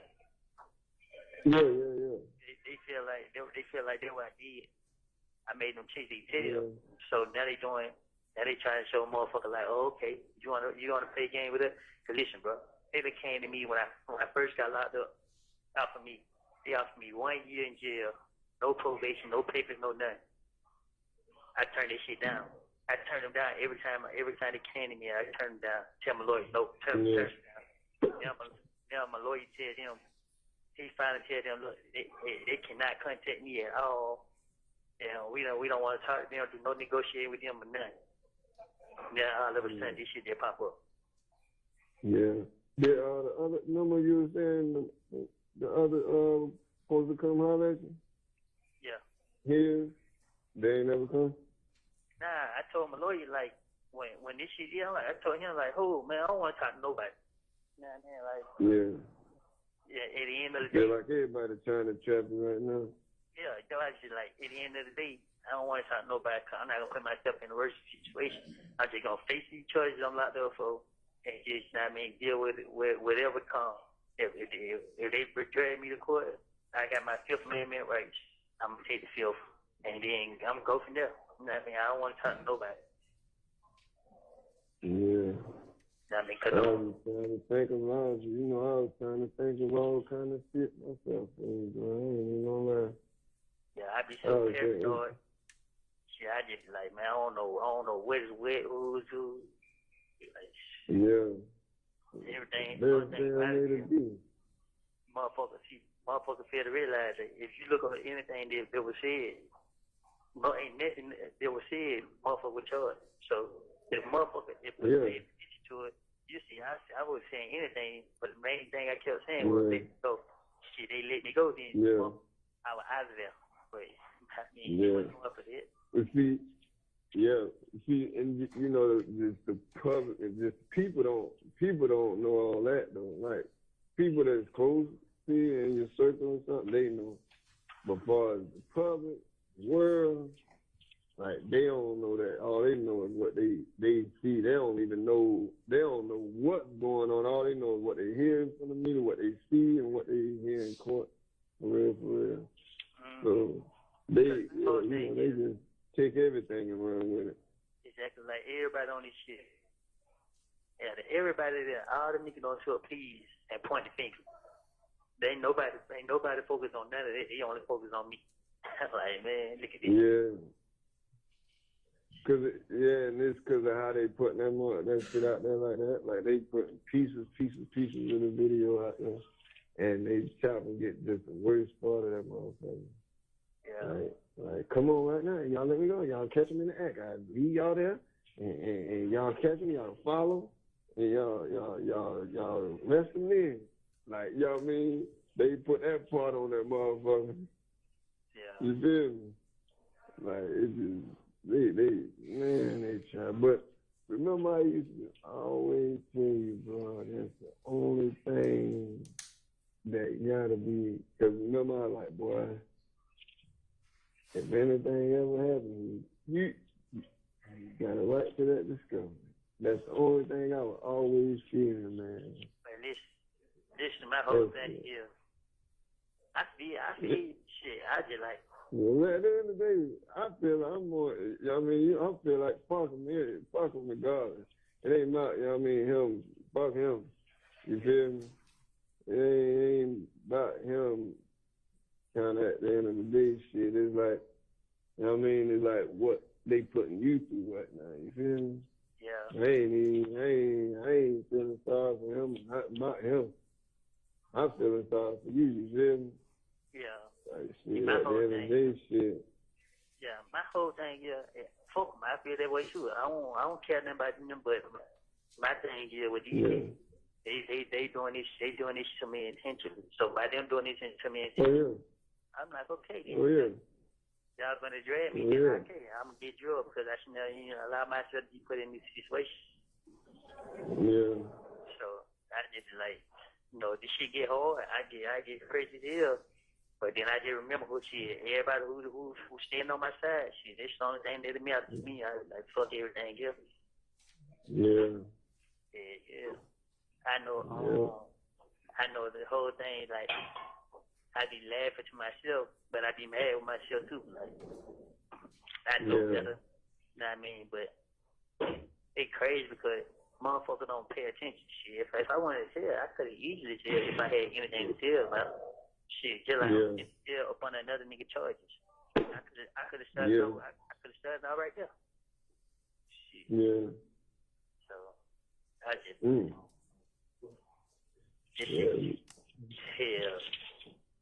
Just try not to stress yourself, bro.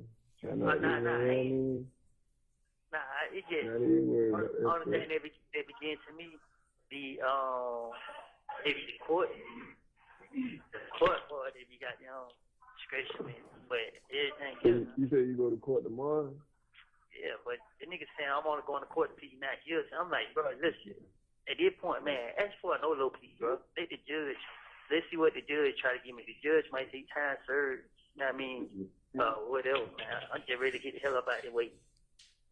Send this motherfucker waiting on these people, man. This shit should just. So what time you go to court tomorrow? Man, the crazy thing about it is, man, I don't even know. I know my They last just come get you whenever.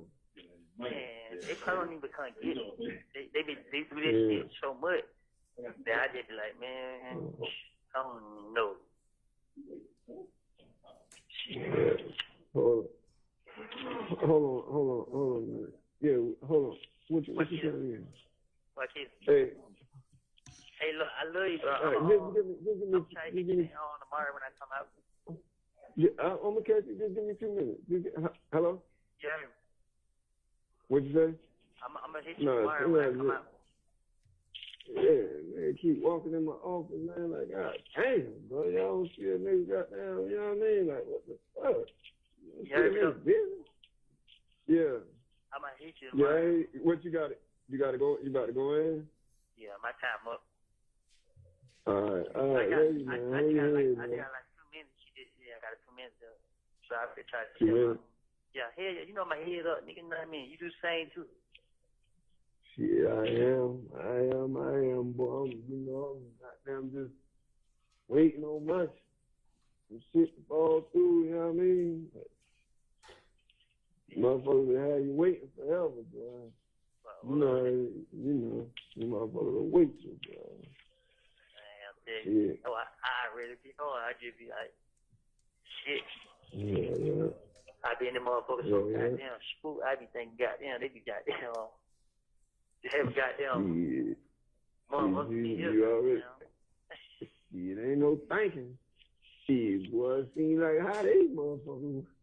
Boy, shit, ain't no thinking. I would be thinking, I would be knowing that shit. Somebody in this motherfucker. Yeah, you know ain't no way. I just ain't trying to say it like that. Yeah. Hey, that motherfucker trying hardball, boy. Yeah, well, I tell you, like, and it's so crazy because they not beating around the bush with it. They straightforward. Yeah. Oh, okay. How the fam them talking? They talking their head and all kind of shit. The fam, like your sister and brother. Mine's here. Huh? Mine's here. Yours? Oh yeah. Yeah, my family just like shit. You know what I mean? Shit. As long as I just keep my shit up. You know what I mean? This shit. Okay. Yeah. But now, listen, bro. When I told that motherfucker they wasting their time, bro, that lady looked like she wanted to get on her knees and beg me, please, bro. I just looked at her like, man, get out my face. Like, you know what I mean? A lady? It was a lady? The one who be in the courtroom, the deputy DA. Oh, that lady one?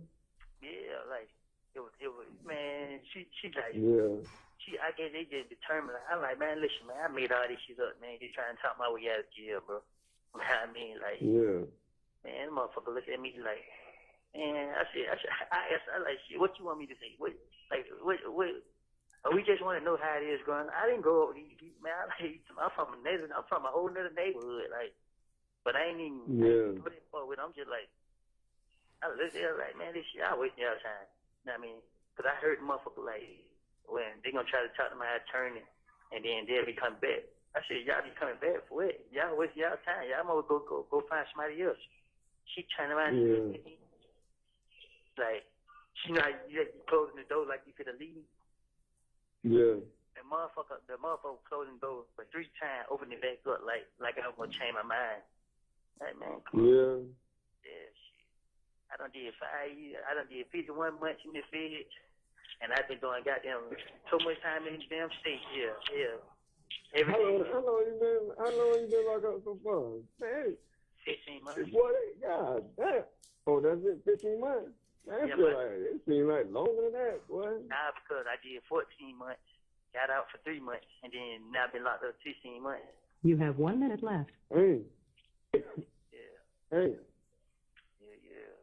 This shit be so crazy. Sometimes they don't even let my calls go through. I be calling home, goddamn. Be wondering why my sister and I be done. And then they find pick up the one that shit. Only one car don't came through. I'd be like, man, wait, well. Yeah. Shit, I'm about to go to this damn game tonight, man. I'm gonna go to this game and goddamn shit. Kick back with my old lady or something later on. She wanna go out to this little seafood spot, you feel me? Yeah. Well, they got them. Well, shit, when I come out, I'm gonna tell her to check, because when I tell her to call, every time she click over. All right, bet. All right. All right, I got it. All right, you too. All right, my kids.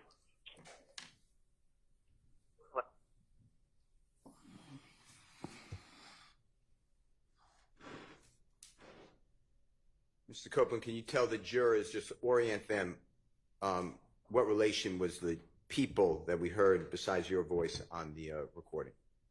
My sister and a friend. Okay. And the friend this time is a man. It sound like a man's voice. Is that accurate? Yes.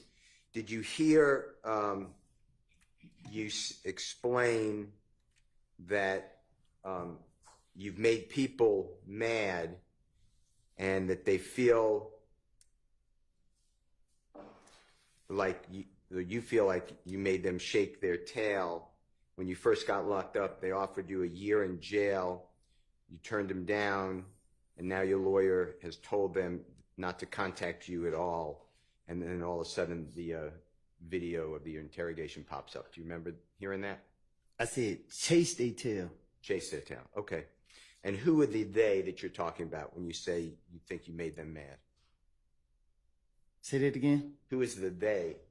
Who is they when you say you think that you made them mad or chase their tail? Who are The you police. And then at 10:05 on JW 250D, as in David, did you hear yourself say that people failed to realize that if you look up at what was said, nobody was charged with what you said? Do you remember hearing that? Yes. What were you referring to on that? The 2015 interrogation. And it's now February 21, 2023. This year? No, when this call was made, February 21, 2023, so a year and a half ago, maybe. Is that what you're referring to? The length of time? Yes. Okay. And then do you remember hearing the same statement at the 10:05 that you would say anything? Your main thing was you were saying thug and was trying to let you go, trying to get them to let you go. And you said that if you would let go, you were out of there, but they weren't going for it. Do you remember hearing that? Yes. Do you remember a little later you said that it is crazy that people don't pay attention.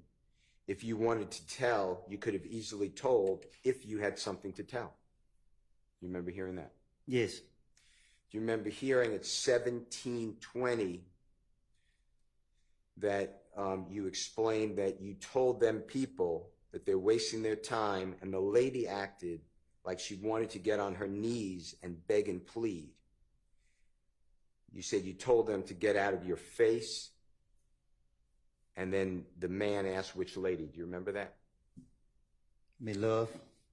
And then you said on the recording, the deputy DA. That's who you just pointed to? Miss Love. And you said you told them, Miss Love, that you made it all up trying to talk your way out of jail.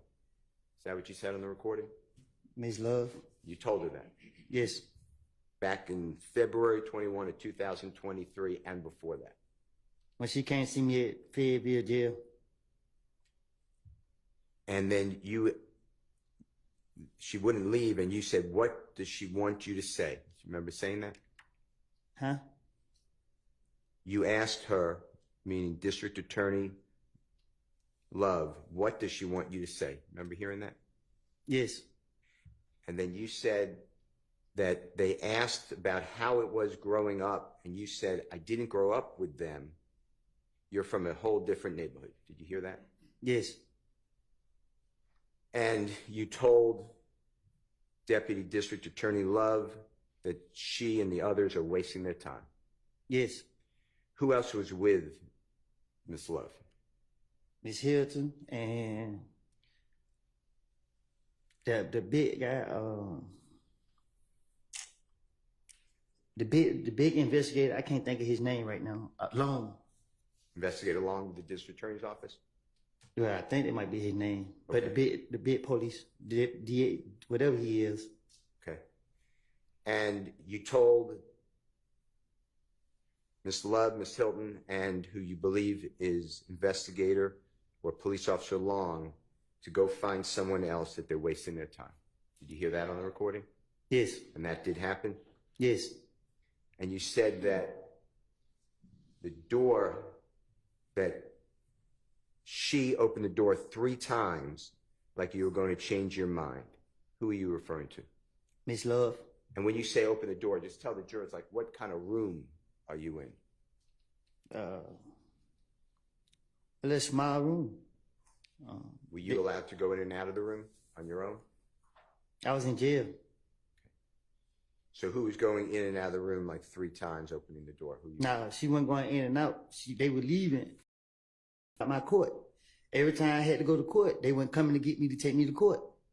So they kept holding me in jail, and I would miss my court, and they give me another court date, another month, like a month away. So she would ask me who my lawyer was, that she was gonna reach out to my lawyer and try to get them to get me in court. So if they were to help me get in court, would I cooperate? I said, get me in court and we'll see. You wanted to get out of jail? Yes.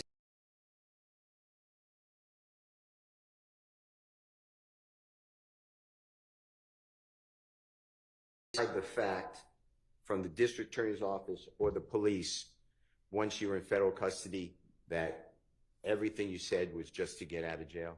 It was not true, it was a lie? I don't understand it. Okay.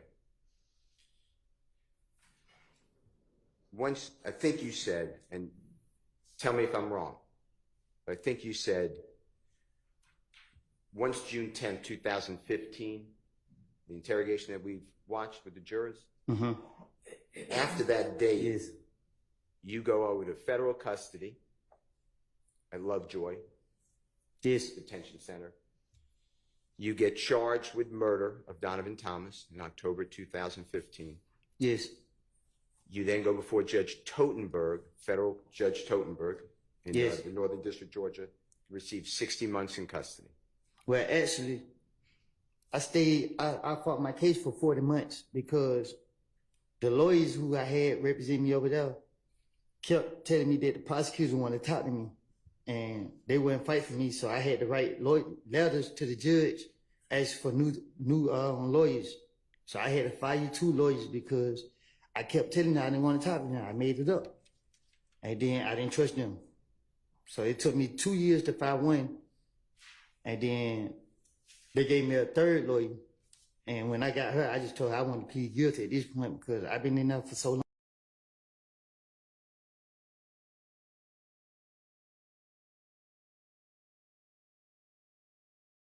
Lawyers, some people say public defenders, is that true? They call them federal defenders. Yes, sir. And they don't cost anything. They're great lawyers who don't cost anything, but they're assigned to people who can't afford a lawyer. Is that your understanding? Yes, they free. Did Jeffrey Williams ever pay in any of your court, any?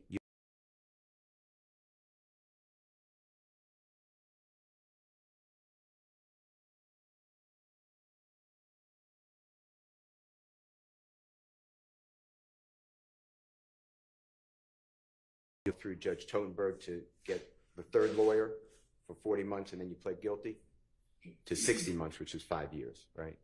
Yes. You made it known to the district attorney's office of Fulton County through your lawyer that you made all of this up. Did you lie? I didn't talk to the district attorney when I was in the federal over there. It was the federal U.S. attorney kept telling my attorney that she wanted to talk to me. And you made it clear to the United States Attorney's Office, the lawyer for federal prosecutors, that this was all made up. Well, the first lawyer tricked me down there. He tricked me into a proffer. When I got in there, I seen all the police, they locked me up. I was like, what the hell is this?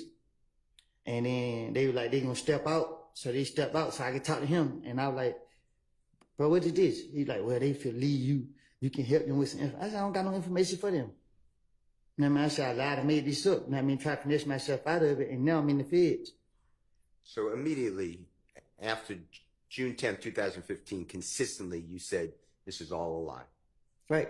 And you told the authorities, whether federal or state police, district attorney's office. Yeah, it wasn't. It was just they were like, contact your lawyer when you're ready to cooperate. Okay. And this case in Fayette County that you were being held on, that's a Fulton County case, correct? Yes. How long were you in jail total till you can dispose of your Fulton County case that you were held in Fayette County? Which one? The one more recent, 2022, 2023. You said how long was I locked up? Yeah. I lost count. And you just couldn't get into court? Huh? You just couldn't get into court? Every time I had to go to court, they wouldn't come in to get me. Was it made clear to you that you can get out of jail immediately if you just adopt your lies from 2015? I don't know what you you're go asking. up. That's a bad question. Okay. Forget that. Did you make it? Was it made clear to you by District Attorney Hilton, District Attorney Love, or other people with this state that you can get out of jail at any time if you cooperated with them by saying what you said in 2015 was true? I don't get what you're asking. Okay, don't worry about it. I'm going to ask you something. I'm going to go into a different topic. I'm very focused, obviously, on Jeffrey Williams. You know I represent him. You say you what? I represent Jeffrey Williams, right? You know? Right. I just want to make clear, when you told in that interview on June 10th, 2015, when you said that Mr. Garlington told you that Mr. Kendrick and Mr. Shannon Stillwell were in the vehicle that shot at and killed Donovan Thomas, was that true, or was that part of this lie? Yeah, I told him I made it up. He never told me they did it. And you made that clear to the authorities as well.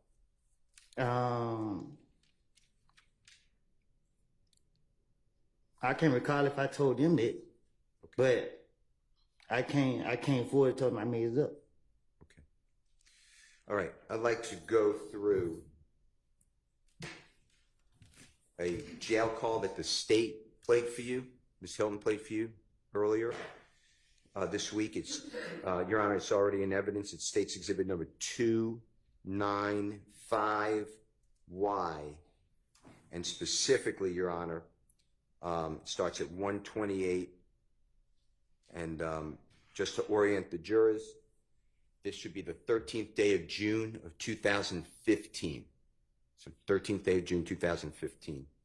And I believe you said that you're on the phone, and there's other people on the phone too, but Jeffrey's sister, you identified her, or she'd been identified as Max, and then Jeffrey in the background, maybe his voice on the phone, is on the call. I'd like to just play that short snippet, okay?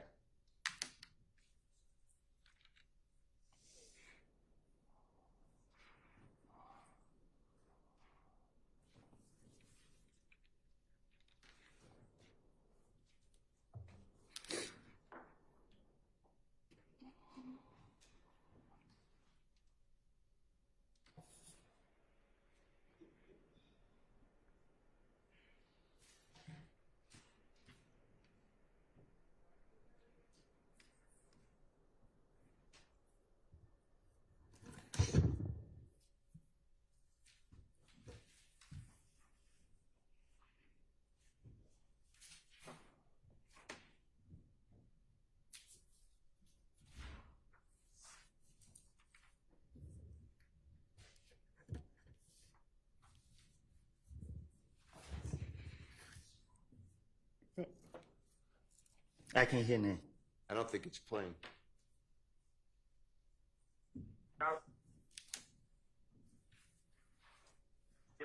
Hello. Hello. She be with it. And she be. Hello. Woody. Yeah. What's up, Woody? Hey, what's going on? Yeah. Lil Gerard is. Yeah, he got a bun. Huh? Deshaun. Yeah. So how much your bun is? 15,000. But I can go to a bun come on about 1,500.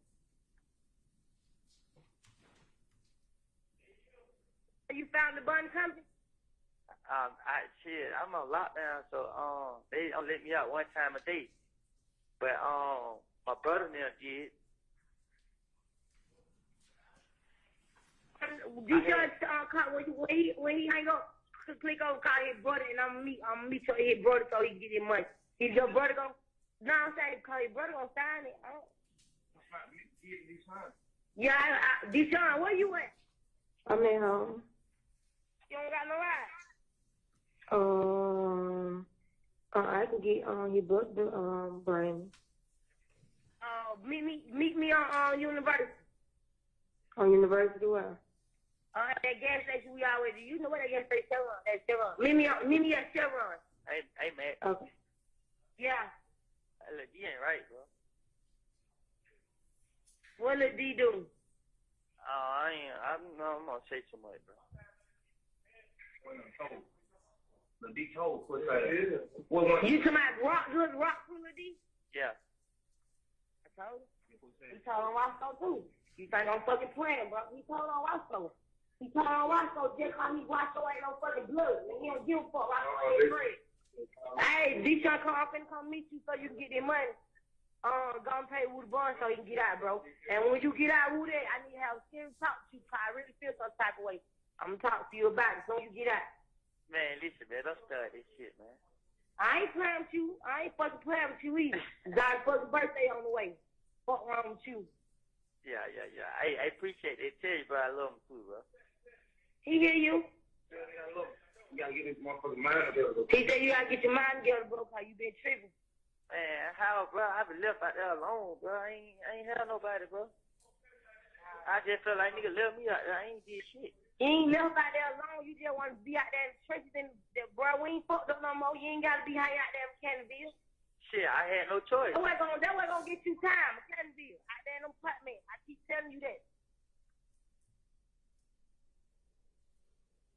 Were you able to hear that? Yes. Okay. And that was, if you recognize the voice, that's the voice of Jeffrey's sister. You know her, I believe, is Max. Is that fair to say? Yes. And she said that she asked about a bond, and you had a $15,000 bond through a bonding company. Yes. And that she would meet Mr. Sean Quarterman at the Chevron on University. Yes. To help you, I guess, your family, you, to secure money for a bond. Is that fair to say? Yes. And when you go through a bonding company, if you're familiar, do you know how much percentage, if you know, if you don't know, just say I don't know. 10%. So $1,500? Yes. Do you know how much money was actually given, if you know? I heard it say 700. Okay, so about half. Yes. Half the money needed for bond. All right. And then did you hear Jeffrey's sister say you have a birthday coming up and she has to have a serious talk with you? My little girl birthday was coming up. I'm sorry. Okay. Did you hear that? Yes. And then did you hear Jeffrey say, and it was faint, but you said that tell Jeffrey you love him. He said, I love you too.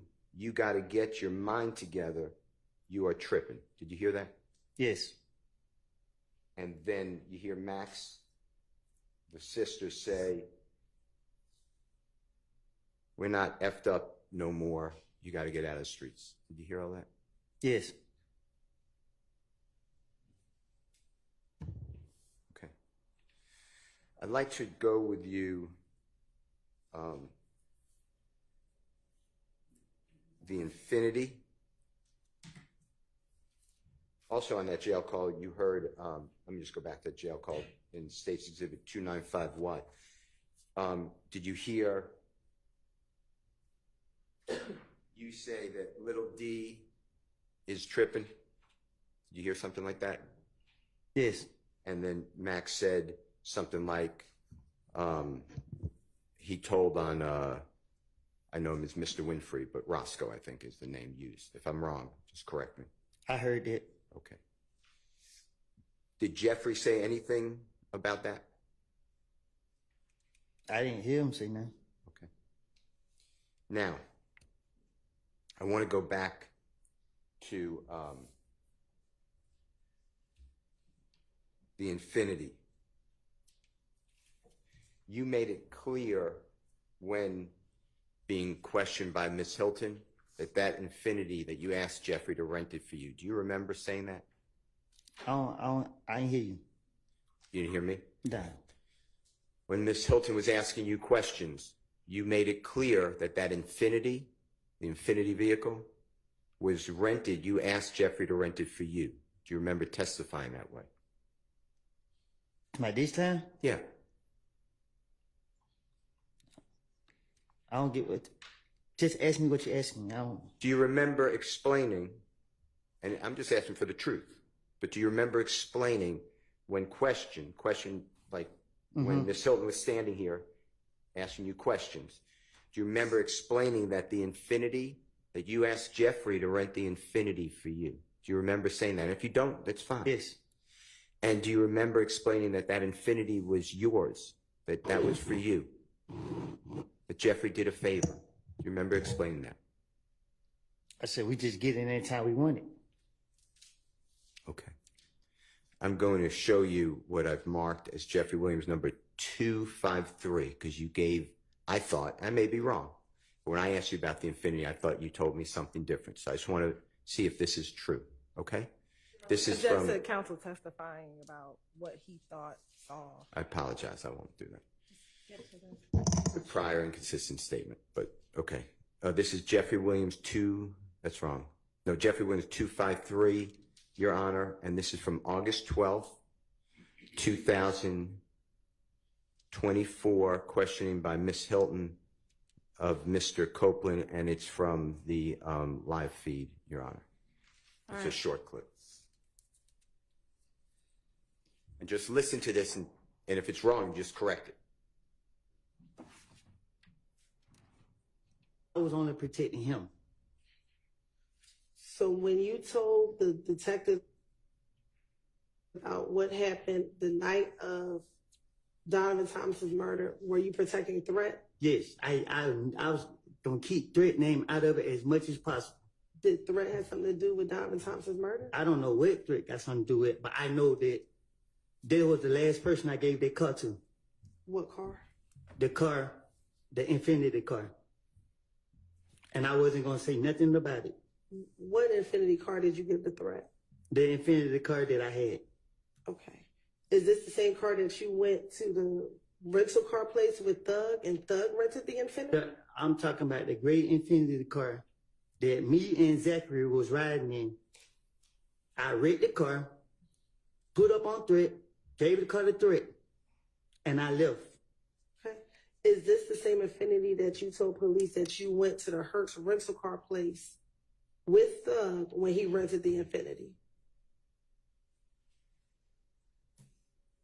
I just told you that I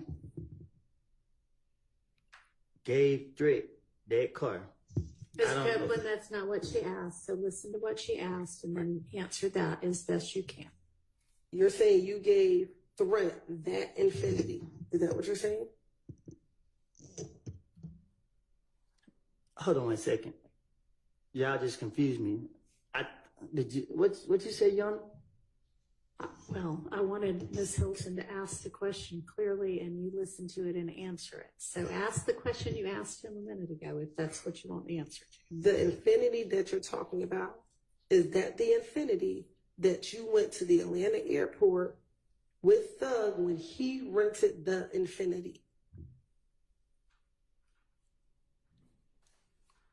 What you asking? You're talking about an Infinity that you gave the Threat, correct? Right. The Infinity that you're referring to, is that the Infinity that you went to the Atlanta airport with Thug when he rented the Infinity? Yes. Okay. And that was the car that Thug rented, correct? I asked him to rent me a car, and I rent the car, and I gave the car to Threat. When did you give the car to Threat?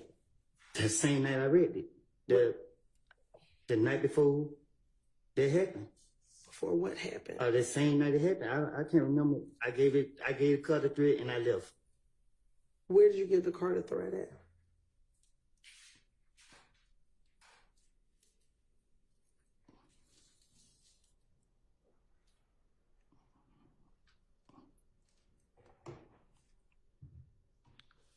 At the studio. What studio? I pulled up and gave it to him and pulled right off. What studio?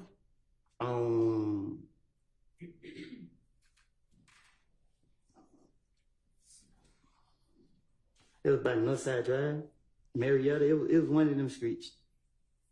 Was there anyone else at the studio when you gave the car? I didn't go in the studio. I pulled up. I was pulling up, and I seen Threat. I gave Threat the car, jumped out of the car. It got in my charge. Called my brother to come get me. And was this the date Donovan Thomas died? Was this a few days before? In relation to when Donovan Thomas died, when did you get Threat this vehicle? I gave Threat that car. I read the car, gave it to Threat. So when you wrecked the car, why would you give Threat a wrecked vehicle? So I could, what you mean? It wasn't damaged bad.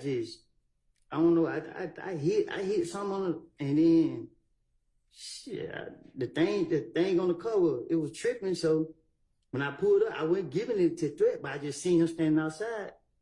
And I was like, he like, what you about to do? I'm like, just get these key real quick. I'll be right back. Gave Threat the car, and I dipped. I don't know if it was late. So when I woke up the next day, I came outside, and this when I heard what happened. Okay. Your Honor, it stopped at 451, I believe. On January 7th of 2015, when that Infinity rental car was rented at the Atlanta airport, Mr. Copeland, did you have a credit card that you could at that time rent a car? I don't even have a driving license. Okay. Now, can you tell the jurors, and if you can't do it, just say I'm not good at distance. What is the driving distance, if you can do it, from where Donovan Thomas was shot to the Green store? Can you give the jurors an idea of how close or how far that is?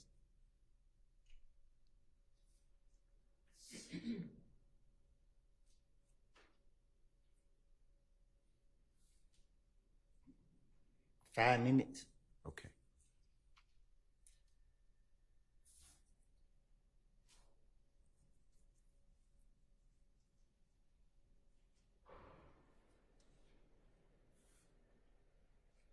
Now, I want to talk with you about the night of Donovan Thomas's shooting. Eventually that evening, is it true that you're at Jeffrey Williams' home? I didn't hear you. Were you at Jeffrey Williams' home at all after Donovan Thomas's shooting later that night or early the next morning, before you went to the police department? I was all over the place. Okay. Do you personally know whether Sprinter vans were already summoned to come and pick people up that evening to take them down to Miami for Jeffrey Williams to perform and do shows and work in the studio? And if you don't know, just say, I don't know. Yeah, I don't know. Every time we went with him, it just be like, spare the moment. Okay. When you went to Miami, not the night of Donovan Thomas's killing, not the next day, but the next day. And if you don't remember or I'm wrong, just correct me. You went with Miss Quarterman, Deshaun Quarterman, and your child. Is that true? To my when I went to Miami? Yes, sir. After Donovan Thomas's shooting, a couple of days later. Yes. It was just me, my baby mama, and my little girl. And do you remember if you flew to Miami or you drove? We had to drive because I don't think I ever caught a plane with her. Okay. And do you know how you got there? Meaning, did somebody drive you like in a Sprinter van or another vehicle, or did you have a car access to you, or do you know?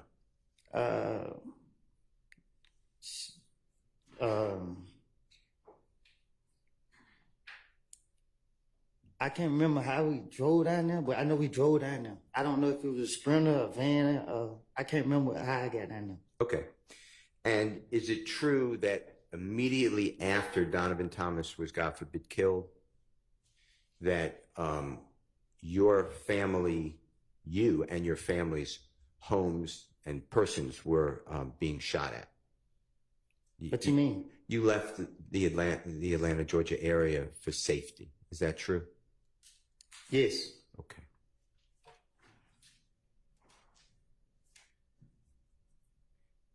The detective told me to leave. And was it Detective Thorpe? Do you remember? Yes. Okay. And did Jeffrey give you any money for that trip and pay for anything, a hotel room, anything like that? No. Did Jeffrey ever give you any money ever for committing a crime for him? I never committed a crime for him. That was my next question. Okay.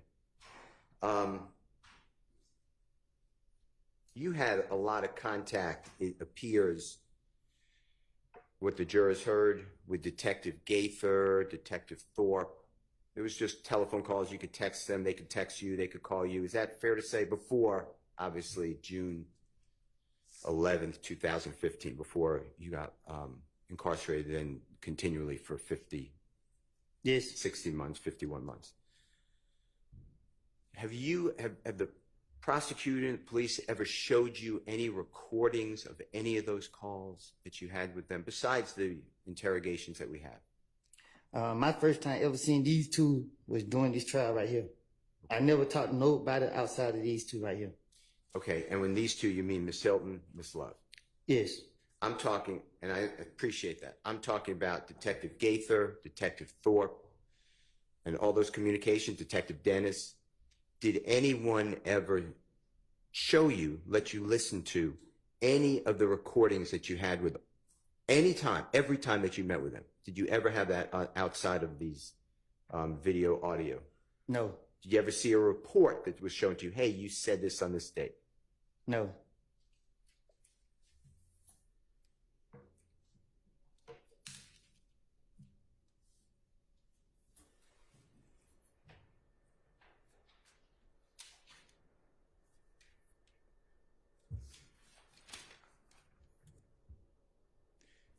Your Honor, may I have just a minute?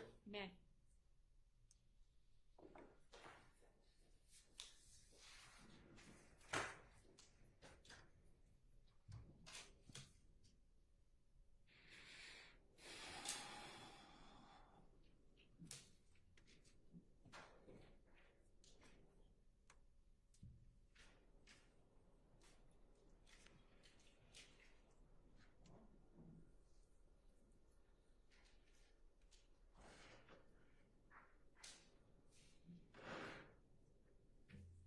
I have no other question. Thank you. All right, thank you. Mr. Weinstein, I think you indicated you might have a fairly short cross-examination. Go ahead. All right, go ahead. Good morning, Mr. Copeland. Good morning. My name's Doug Weinstein. I'm Diamante Kendrick's attorney. I think you know him as Yak, right? Yes. Okay. So when I refer to him, I'll just call him Yak. I know you weren't feeling well yesterday. How are you feeling today? I'm feeling better. Thank you. Okay, good. I'm glad to hear that. I'm not going to ask you a lot of questions about years ago because it's been about 9 years. I can't remember what I had for lunch yesterday. But I will ask you a few. So let's talk about 9 years ago. You've stated repeatedly that you would tell the police anything to stay out of jail, right? Yes. You said yesterday, tell me if you remember this, you said yesterday, quote, Rice Street is not prisoner jail. I don't know what that place is. It's the worst place in the world. Do you remember saying that? It is. Why do you say that? Because it's the worst place in the world. Okay. That I done been to. Okay. So let's talk about finessing the police. Okay? I think you've heard the word, I'm just going to say it once, you've heard the word bullshit a bunch in the past couple of days. Right. So we'll just say BS. Is that basically what you were telling the police, BS? Yes. So you're a bullshit artist. You're a BS artist at As the you can time. see. I'm sorry. I said, as you can see. Okay. Or at least you were several years ago, correct? And I told them that. Okay. And you would stay at a jail to help yourself because you didn't want to be in there, correct? Right. And you wanted to stay at a jail to help your family, your girlfriend, your daughter, correct? To protect them. To protect them. Yes. Okay. And again, you'd say anything to stay at a jail so you could protect them. So when you said that you heard things from Mr. Garlington, from Lil D, about what them guys shot Thug, that was a lie, correct? It was. And about Yak being a driver, that was a lie, correct? It was. When you would tell these lies, I think you testified earlier that what you would do is sprinkle in like a few grains of truth in the lie. Is that correct? It's the only way you can be convincing. Can you explain to the jury that technique that you would use? All right.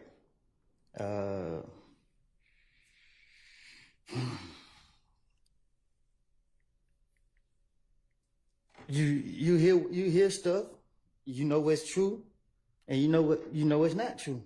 So you take this right here and put it with that right there. And you would, have you finished your answer? Yeah. Okay. Which one, I'm going into details? Well, no, I think that's a good description. Unless you want to go into more detail, you're free to do that. I'm trying to get out of here, so I don't want to. Yeah, I don't want to keep you too much longer either. So, again, those things that you said were lies about Yak. The reality is that you told the prosecutors, these two prosecutors here on my left, you told them before June 7th of this year that what you had told the police, what you had told those detectives in 2015 was a lie. I told them when they came to see me that, yes. And you told them on June 7th it was a lie. June 7th of this year. That was that Friday. I don't know. When y'all go to using dates. Yeah. I don't know. I can't say what date, but I told them. And the date I'm referring to, if this helps you at all, is that first Friday that you came to court here on this case. You told them it was a lie on that date. I can't say what I told them. I can't say what date. Okay. And after they sent you away to jail for the weekend and you came back on that Monday, you told them it was a lie, that you had lied back in 2015 as well, correct? I don't understand it. Okay. Well, I'll take that question back. All right. I don't want to confuse you. All right. Okay. I recall earlier in your testimony, you said something to the effect, and these aren't your exact words, but you said, my hand to God, you're telling the truth now. What you said back in 2015 was a lie. Do you remember saying that? And I still am saying it. That what you're saying on the stand today is the truth. Yes. I was watching an interview you gave. Tell me if you remember giving an interview. It was published to YouTube on the 9th of August this month, with DJ University. Do you remember the interview you gave to DJ University? In Chicago? I don't know where he was I based was in. sitting on the sofa? Yes, you were. Yes. Okay. And you told DJ University about coming to God lately. Do you recall that conversation you had with him? Yes. Would you relate that conversation to the jury, please? Objection on irrelevance. It goes to his credibility today on the stand, Your Honor. Just ask, instead of the conversation, just ask him whatever you want to ask him. Okay. You told DJ University that when this indictment came out in this case in 2022, May of 2022 and then August of 2022, and your name was not on that indictment, that you realized that God was at work in your life. Do you remember that? And what did you mean by God was at work in your life now?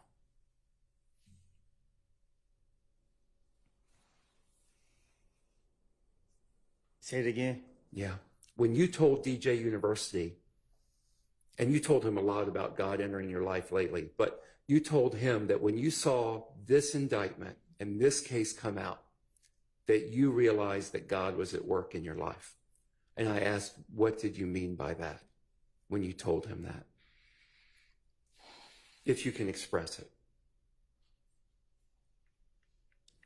Just God is real. God is real. And you have that in your mind when you said on the stand that you put your hand to God and what you're saying on the stand is the truth right now. That's with you knowing that God is real. Is that correct? Say that again. Yeah. That knowledge that you have, that belief that you have that God is real, you have that in your mind when you took the stand and you raised your hand up and you said, my hand to God, what you're saying now is the truth, and what you said in 2015 was a lie. Yes. That was with God in your mind, correct? It's in my heart, not my mind. Okay. So having told the prosecutors repeatedly that what you said in 2015 was a lie, did they tell you why they were still putting you on the stand today? Can you say that again? Sure. No, the short part. Okay. Did they tell you why they were putting you on the stand? Okay. Despite you having told them that what you said in 2015 was a lie. I don't know. Why they put me on the stand? Okay. Thank you. I don't have any further questions. Thank you for your time. Mr. Matthews.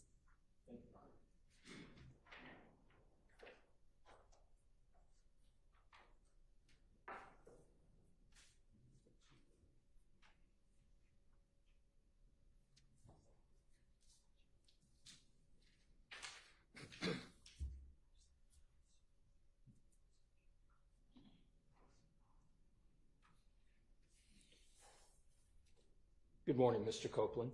Good morning. My name is Carrington Matthews, and I represent Mr. Marquavius Huey over there. We're about to look at a certain exhibit, a certain picture that the state showed you a few days ago when you're on the witness stand. It was a picture of you and Mr. Huey and someone that you referenced as Nard at a restaurant. Do you remember that? Yes. Okay. That particular photograph, can you pull it up? Okay. It was taken at Mr. Pig's Smokehouse at 1992 Donald Lee Hollowell Parkway in Atlanta, Georgia, right? On Bankhead. On Bankhead. And that is probably about 20 plus minutes from Cleveland Avenue, right? Probably yeah. It's about that same distance, or give or take a little bit more, a little bit less, from Mechanicsville, right? Right. And it's a barbecue spot, right? Yeah, they sell barbecue food. When you all went to that barbecue spot, it was in broad daylight, right? Yes. Went there for some food, right? Yes. I'm going to show you this photograph, and I want to talk about it. The state is going to pull it up. Now, you've not known Mr. Huey that very long, correct? Probably a couple months. Okay. And you were at this particular restaurant with Mr. Huey and Nard on this particular day. And in this photograph, I want to talk with you about it. In the photograph, someone wrote, you can tell us whether it was you, I am this. Do you see this photograph here? Yes, I see it. Okay. All right. Let's talk about it. Is that you in the middle? Yes. And this is at Mr. Pig's Smokehouse on Donnelly Hollowell? Yes. Okay. Now, you have your hands together. Is that correct? Yes. It looks like it's a symbol of you praying. Is that correct? It is. Okay. On your clothing, is there anything that suggests YSL on it? No.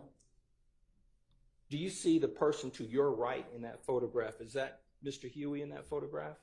With the white t-shirt? Yes, sir. Yes. Okay. Let's look at Mr. Huey. Take a look at his t-shirt. Do you see anything written on his shirt? Anything YSL on it? It's a white t-shirt. Okay. Let's look around his neck. Do you see any fancy jewelry around his neck? No. Do you see any bracelets on the arms that you do see? No. Any rings or anything of that nature? No. On this particular day, do you see or did you have in your waistband a handgun? No.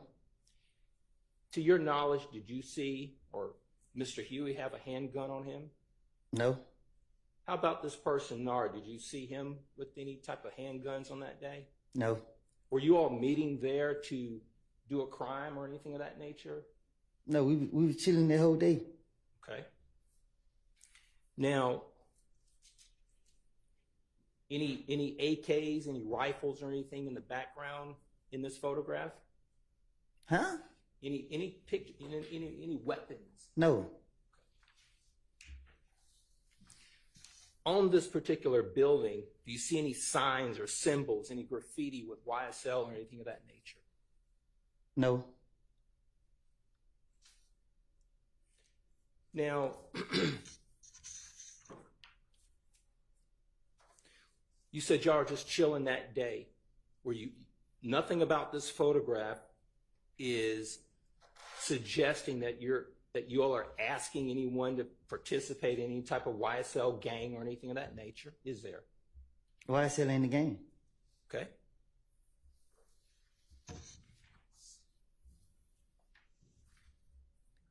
And I see on this particular photograph, it says, I am the streets, out now on all platforms.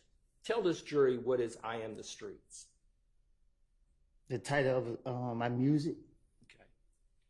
So, and is this 725 Woody, that was your Instagram moniker at that time? But it was ran by my management team. Got you. And was this particular picture, was it kind of celebrating the release of your music? I think I was I don't know when this picture was posted, but I remember taking it, but that ain't no caption that I put on there. Okay. And tell the jury, when you had your hands together like that, what were you representing, or what was the message you were sending with your hands together like that? Peace.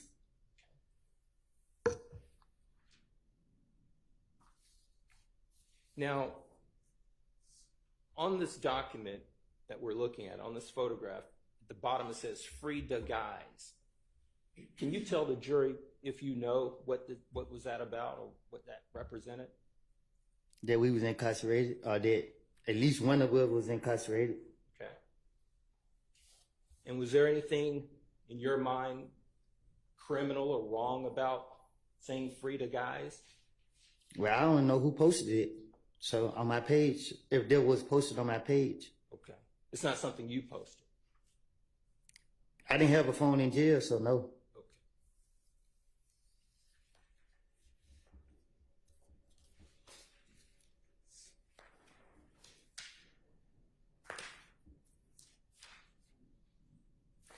And to the best of your knowledge, on this particular day that you all met, sounds like I'm hearing you to say is that y'all weren't doing anything but chilling.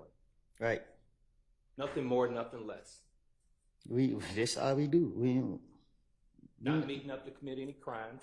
Never. I was doing the music, focus on the music. That was it. The clothing that you're wearing there, I notice here these particular jeans, and there's red on the jeans there. Is that the way those jeans are made? Yes. Does it represent anything to do with any type of gang or anything of that nature? No, that's how I bought them. It's a broken heart. A broken heart.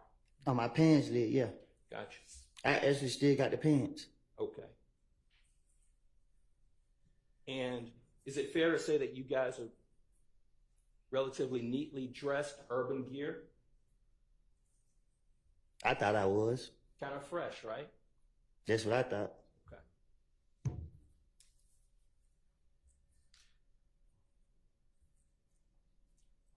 Have you had any conversations with Mr. Huey since this particular day that you're aware of?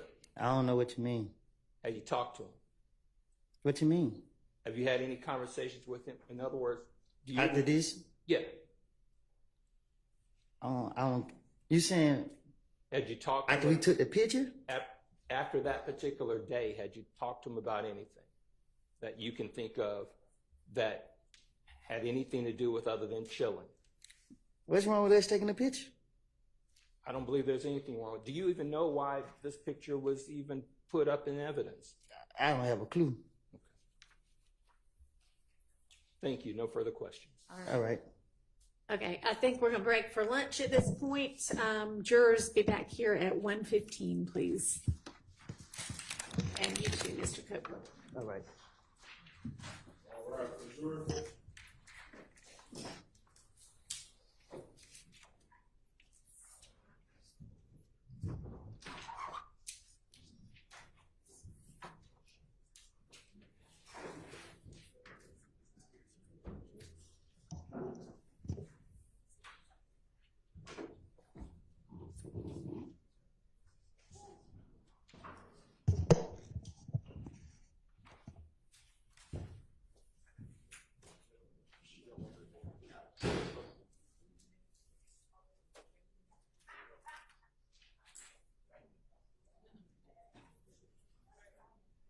All right, y'all can have a seat. So I have an answer back from the juror with the potential job. September 25th is when they would want that juror to start out there in Arkansas. So I guess I need to hear what y'all's position is at this point.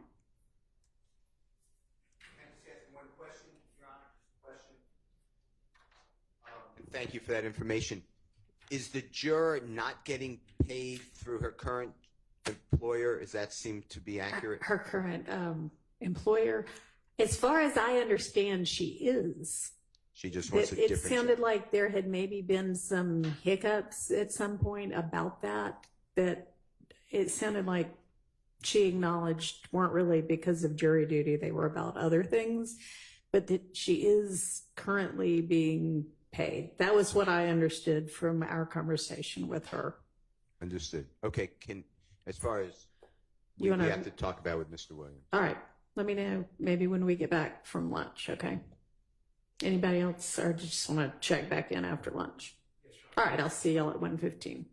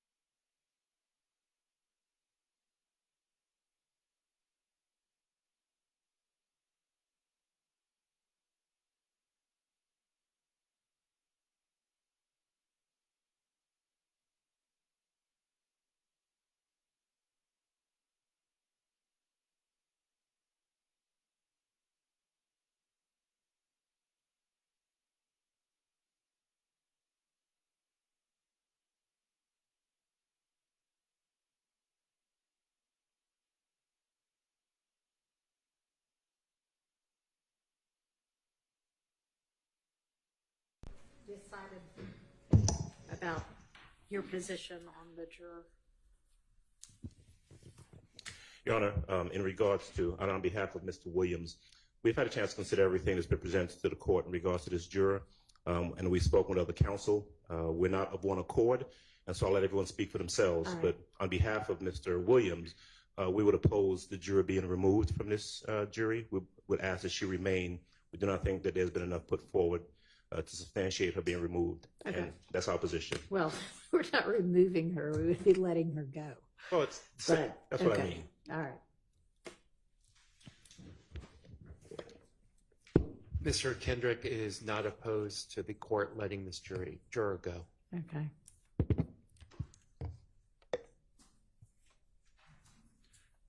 Your Honor, on behalf of Mr. Stillwell, we are opposed to letting this juror go. We are under the impression that she is still getting paid.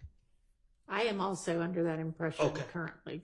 So we are opposed to letting the juror go. My impression is that she might have had some, I don't know what was going on, something between her and her current employer. But I mean, all I know is what y'all know. So I couldn't hear what you said without. Okay, well, y'all gonna have to work that out between yourselves. Mr. Ryan would like to voir dire the witness or the juror to ensure she wouldn't hold it against us if we were to keep her. Okay. Your Honor, on behalf of Mr. Huey, we want her to stay. All right.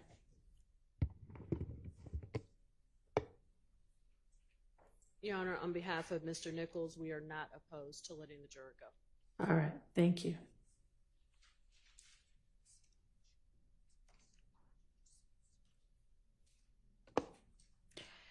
All right. And essentially, the state's position was, I'll leave it up to the court. Do you have a position one way or another, or? It was essentially that we'd ask that the court just make an inquiry whether or not she's experiencing any kind of hardship that, you know, makes her more inclined to take the job. That's the thing that we were trying to discern, if she's experiencing a hardship that makes it, in her mind, necessary that she take the job because of the 2 months pay that she didn't get from the current position.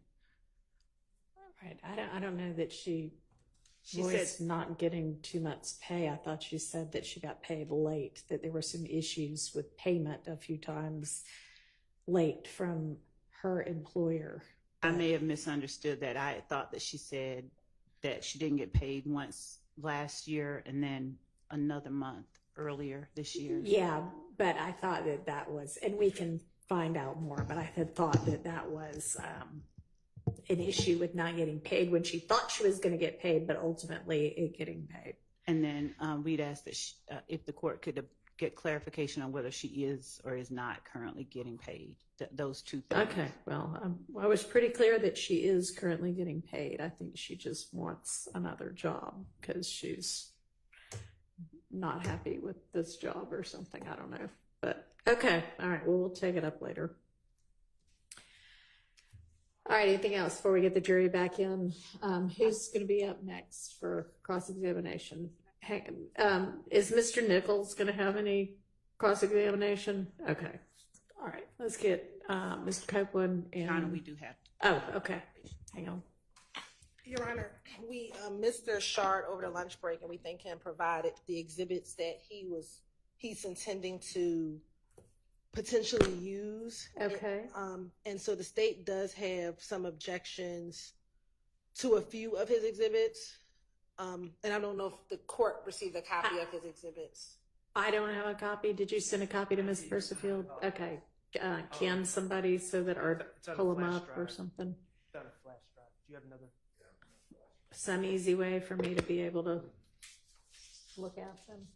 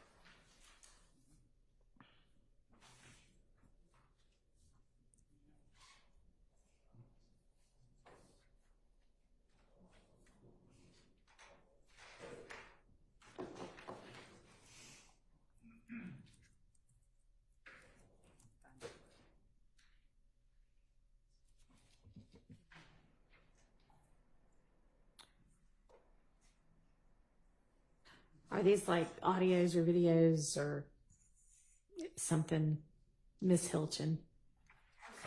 What is it that you're objecting to? One of the exhibits was the same exhibit that Mr.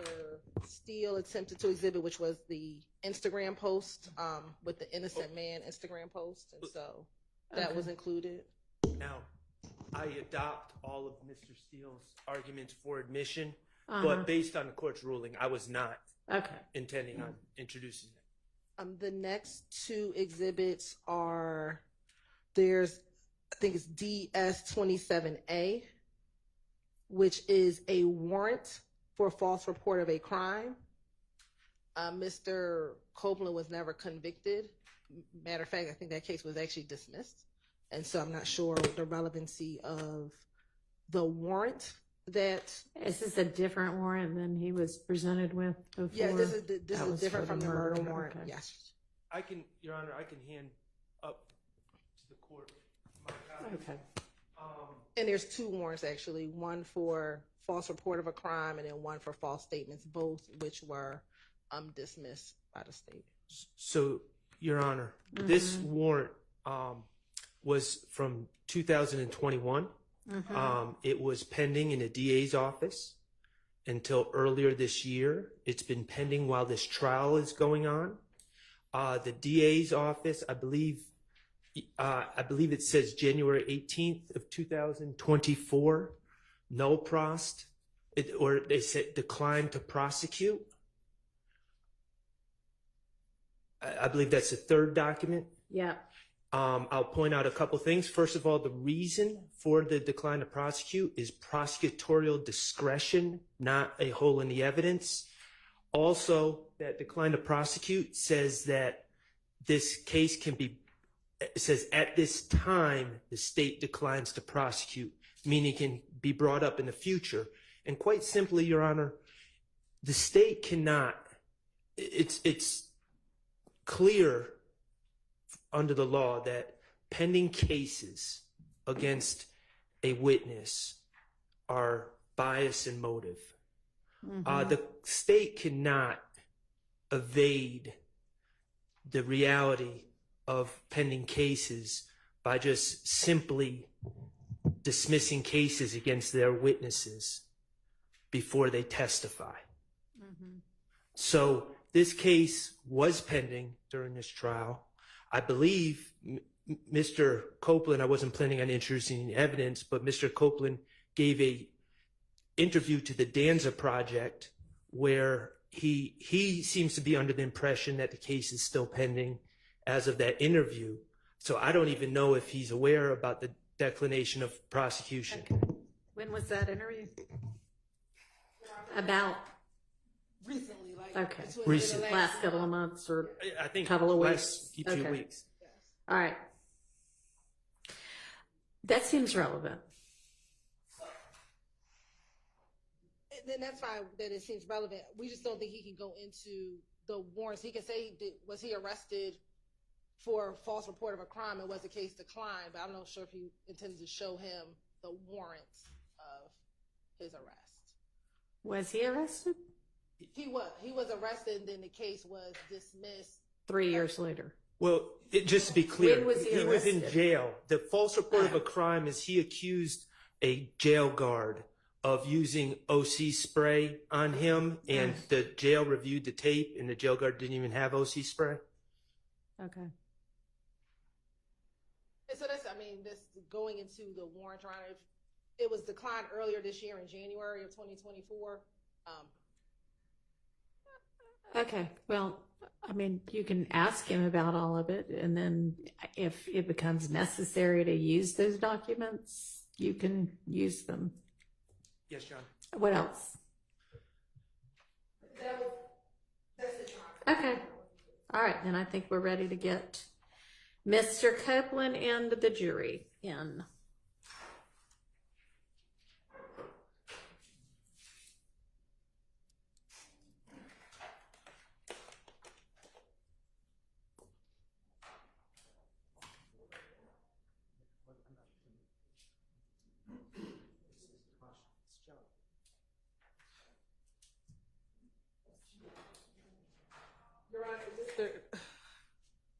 We just had one other thing Mr. Shar just brought to our attention that he intends on introducing, and I didn't know. Do we need to ask Mr. Copeland to step Yes. aside? And sorry, we thought we were ready for you, but we're not quite. Just hang very close. I'm going to have y'all come back from lunch 15 minutes earlier than the jury so that we can do these kind of things. All right. Yes. Your Honor, it appears that Mr. Shar intends on showing him as a demonstrative a jail outfit, and I don't know the relevance of Why? showing him the jail outfit. Because a theme in this case has been the Fulton County Blues. In particular, on June 10th, 2015. He came in wearing that, right? Well, I'm talking about 2015. Oh, 15. Okay. 2015, June he's on 10th, June 10th. Okay. He's on video. Yeah. All right, there's a lot of June 10th. He's on video, and he's not wearing a jail outfit because they haven't brought him to the jail yet. Okay. Part of the reality of Rice Street, and I'm not asking this to go back with the jury, it's just a demonstrative. Part of the reality of Rice Street is you wear the outfit, you lose your individuality, your identity, you're thrown in the Fulton County. No, that is nice and dramatic, but no, we don't need to do that. May I use a picture? No. Okay. Okay, let's get Mr. Copeland.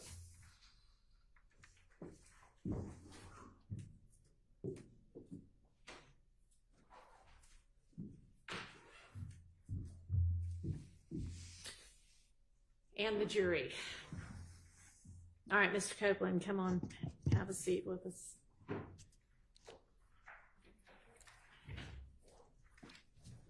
Well, I guess stand up for the jury.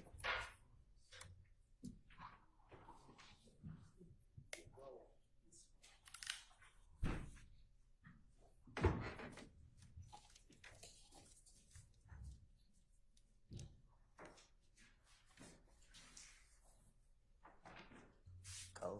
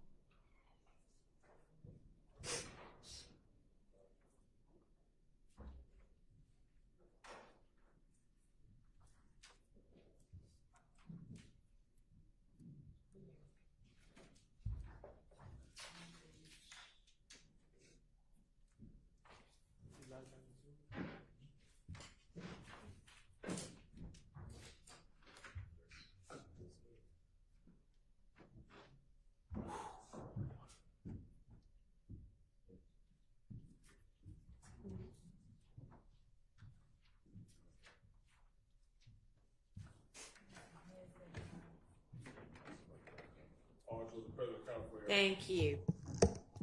Hope y'all had a pleasant lunch. We good? Yes. All right. All right, Mr. Shart, you can proceed with your cross. Thank you, Your Honor. May it please the court. Good afternoon, everyone. Good afternoon, Mr. Copeland. Good afternoon. Okay, Mr. Copeland, we have never met before. Isn't that correct? No. Okay. We've seen each other in the hallway. No, we never met before. Yeah, we never met before. My name is Max Shard, and I'm the attorney that represents Shannon Stillwell, okay?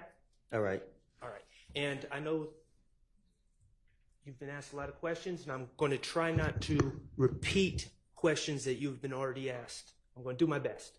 All right. All right, great. You do not want to be here today. At all. Okay.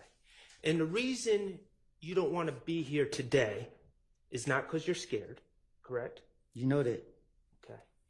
It is because what you said in 2015 was lies. You said it again? What you said in 2015 were lies. Right. Okay. And specifically, when you said that Demekion Garlington told you something at that McDonald's about Mr. Stillwell, that was a lie. Right. You lied to get out of trouble. Right. You lied as part of your finesse to the police. Right. You've testified that if the police mentioned anyone, you were going to come up with a story about them to get yourself out of trouble. As y'all seen. And the police mentioned Jeffrey Williams. Right. They called him a big fish. Right. And you lied on Jeffrey Williams. Right. Okay. Mr. Copeland, I'm going to ask you, do you still have that listening device? Huh? Do you still have the listening device? What's that? The Earbuds. Oh, they right here. Yes. Okay. I'm going to play a clip for you, okay? Mr. Kokomo, could you play what has been marked DS230? And for the record, this is a clip from State's Exhibit 378 Yankee Echo, which is the June 10th, 2015 interview, and it's from 9:53:35 to 9:54:10.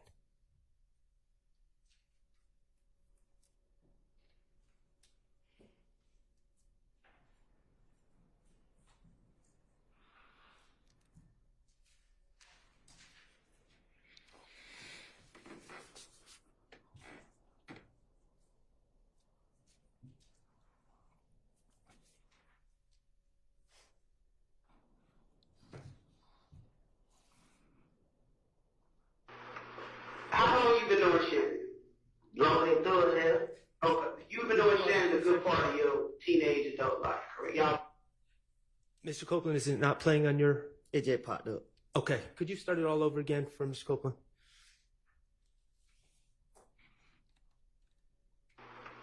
How long you been doing Shannon? Long as through as hell? Okay. You've been doing Shannon a good part of your teenage adult life, correct? Y'all basically grew up together, right? Went to school together. Y'all like brother. You, Demikion, and Shannon. That's from what I know. Yeah. So I can pretty much assume that if it's something like that that they did, even if you weren't involved in it, you know about it.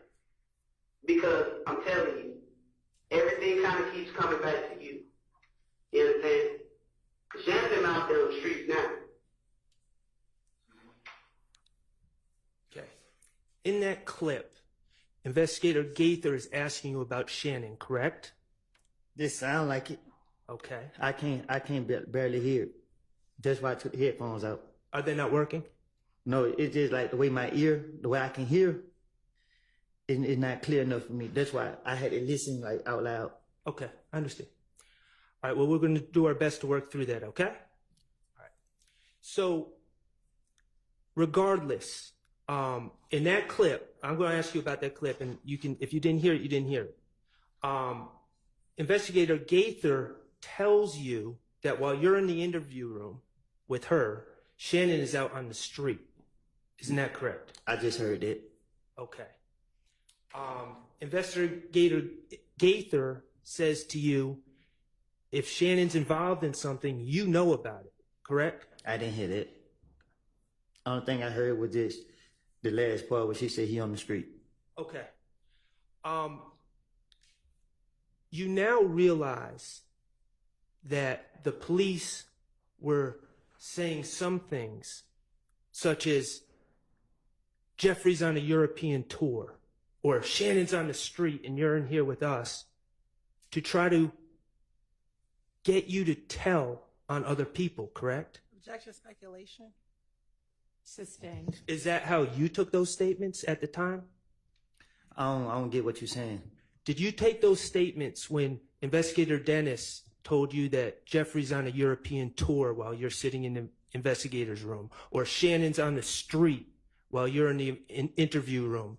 Did you take those statements as invitations to give information on other people?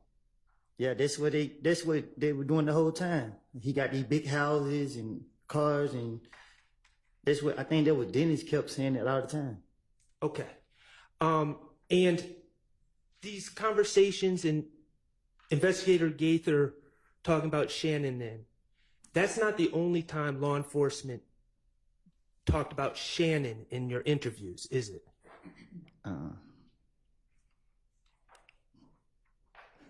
They would talk about Shannon a lot. Yeah, right. And let me ask you this. These interviews that we have, are those the only time you talk to the investigators about this case? No. Okay. You would have phone conversations with investigators, right? Yes. Phone conversations with Investigator Gaither that aren't recorded? What you mean? Did you record the phone conversations? Mm-mm. Have you ever heard a recording of the phone conversations? No. Okay. So as far as you know, phone conversations with Investigator Gaither, you had those, right? Yes. And as far as you know, they're not recorded. We had conversation that I ain't heard. How many conversations would you say you had with Investigator Gaither from January 1st, phone conversations from January 1st to, we'll say June 10th? Weekly, daily? A lot. Okay, what about Investigator Thorpe? You talked to him on the phone? No. Okay. What about... But I did, but... Not as often? Yes. Okay. What about when they bring you to the interview room? Okay, obviously we see videotapes of you in the interview room. Do the police talk to you outside of the interview room before you go in there? Yes, they do it all the time. Okay. And are those conversations about what you need to do? Yeah, something like that. Okay, and what officers had those conversations with you, to your recollection? Shit, everyone they have me. Okay. So the bottom line is you said that the state were asking about Jeffrey when Mr. Steele was asking questions, right? Yes. Okay, the reality is the state was also asking about Shannon. Yes.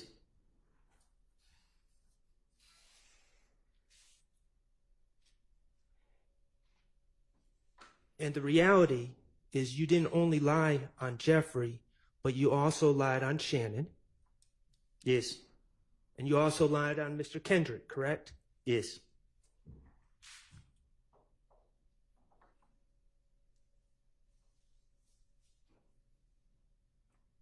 You remember when Attorney Steele showed you that video from the Texaco gas station and asked if you saw Jeffrey Williams walking around the Texaco changing cars?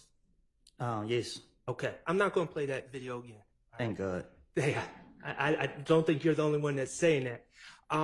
But when you watched it, you didn't see Shannon changing cars at that Texaco either, did you? No.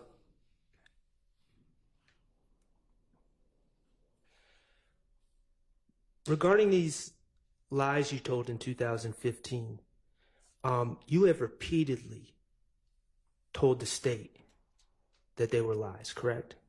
I told everybody who listened to me. Okay. I want to ask you about, you mentioned it briefly with Mr. Steele. Remember that on June 10th of this year, we're talking about this year now, remember when you were in the judge's chambers?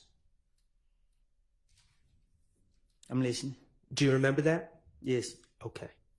And just so we're clear, you didn't request to speak to the judge or the prosecutors, did you? I had no clue where I was going. Okay.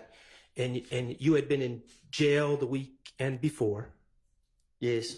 And guards brought you to the judge's chambers. Took me straight in there. Okay. And when you were brought to the chambers, Miss Hilton was there, correct? Yes. Okay. And the SWAT team. And security, whatever they were. You saying the SWAT team. I was not there. No, I didn't see you. Okay. Mr. Stillwell wasn't there. Who?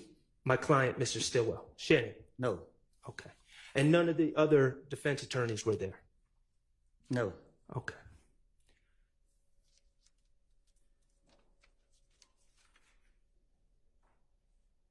I want to ask you about some things that were said in that interview. Now, you're aware there was in that meeting on June 10th, okay?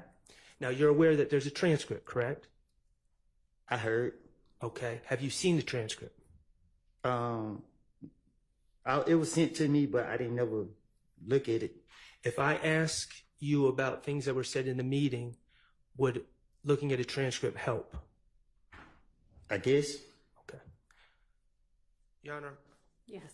may I approach with what's been marked as DS-33, which is the transcript from the June 10th, 2020? Yeah, but I mean, ask him about it first.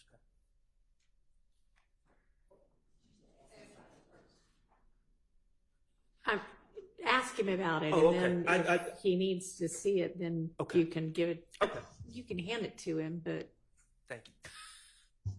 Don't look at this unless you need to, okay? All right. there you go.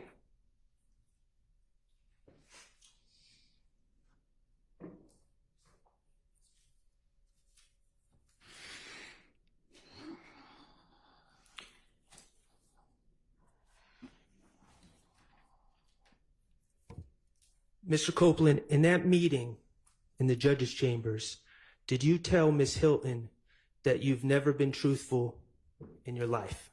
Yes. Except when you're telling them that you're a liar. Right.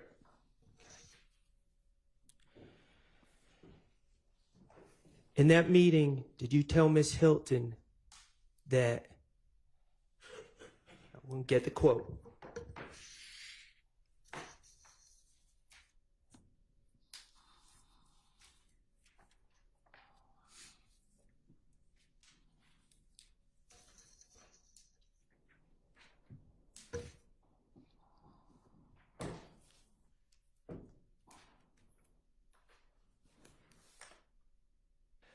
so when the police question me, they don't question me every time they lock me up. I don't know how many times that was. I done told them whatever different story I could think of to try to finesse my way out of the situation. I don't recall what I told them. Yes.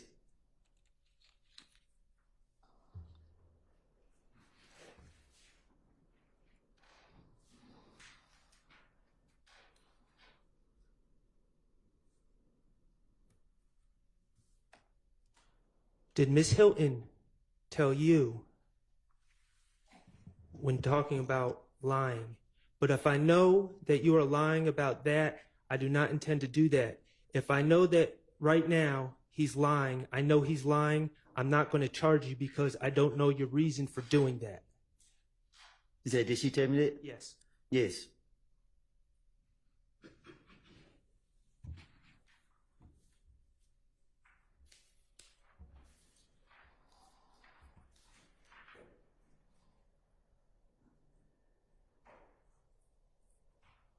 You were offered immunity by the state, correct?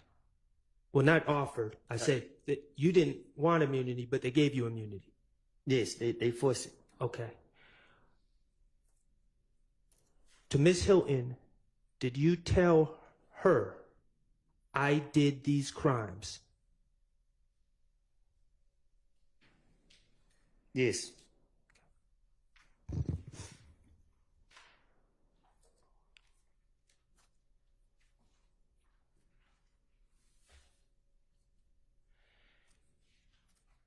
And they have insisted that you testify, correct?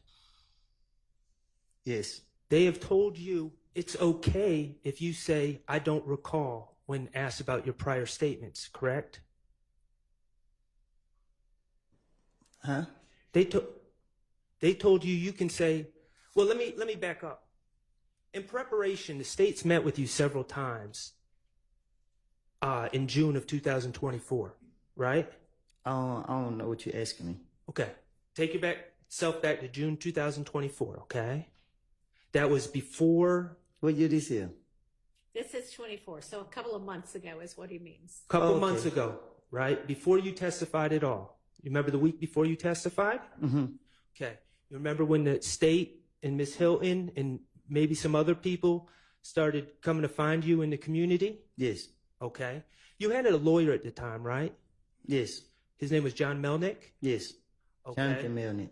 To your understanding, did the state, when they were trying to find you in the community, did they reach out to your attorney or did they go behind your attorney to talk to you? Objection, Your Honor, relevance. So, to your understanding? on the relevance, I mean, we've kind of been through all of this. Can I? Try a different question. Was Mr. Melnick there for those meetings with Ms. Hilton in the community? No. They took you to the courthouse one day before you were to testify, correct? No. 2 days. 2 days before you were to testify. And was Mr. Melnick there for those meetings? No. And you told the state that what you said in 2015 was lies. I told Ms. Hilton.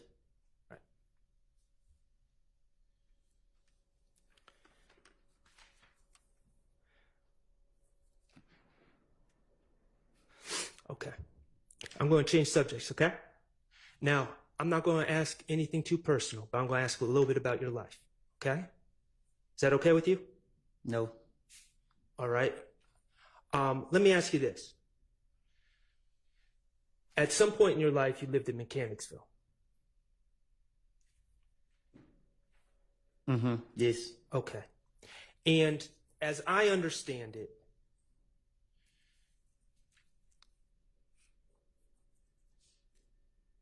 your life hasn't always been easy. My life ain't never been easy. Okay. Your life has never been easy. And there have been times where you have been in dangerous situations in your life. Is that fair to say? Yes. Okay. I want to ask you about some ways that you avoid dangerous situations. Okay. When you are approaching a stoplight, a red light, do you stop at the red lights? Objection on relevance?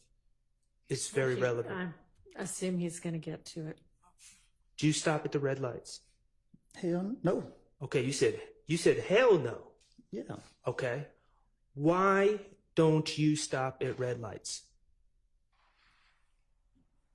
Because I want to live. Okay, and when you say because you want to live, what are you afraid of at red lights? What is your concern? Somebody pulling up on the side of my car. Someone pulling up on the side of the car and shooting you, correct? Yes. Okay. And so when you pull up to red lights, you might stop briefly, but then you... I'm not stopping at all. Okay, so you just keep going. Right through it. Okay. I appreciate you telling us that information. And is that during the day and night? It's doing at any red light. Okay. If the police right there, I turn off. And you've actually told the police this in a prior interview in 2021. You told them that you don't stop at red lights, correct? You told Investigator Flores that. Prior did. Right. Okay, what about tinted windows? Do you prefer to drive cars with tinted windows? This a must. That's a must. Why is that a must? So people won't know I'm in that car. Why don't you want people to know you're in that car? Because they like to shoot at cars. Okay. So is that a form of self-preservation? Riding around in cars with tinted windows only? You better. Okay. And let me ask you this. With the red lights, are you the only one that does this, or are there other people in your in Mechanicsville or in other areas that do that as well, to your knowledge? Speculation and relevance. Well, he said to your knowledge, I think I'm To your going to allow knowledge. it. Most of the people I know run lights. Run lights. Okay. What about the tinted windows? Even my sister and them got tinted windows. Okay. Finally, I want to ask you about wearing a mask. And when I say a mask, I don't know what to call it. So maybe if you can educate me and the jurors. I'm talking about a cloth mask with a hole right here. Mm-hmm. Okay. What do you call that type of mask? Shit, different stuff. I call it a mask. Some people call it a shiesty. They just got different names to it. Okay, I'm just going to call it a mask, but to be clear, we're talking about the same things. And you've worn those masks before, correct? Yes. Okay.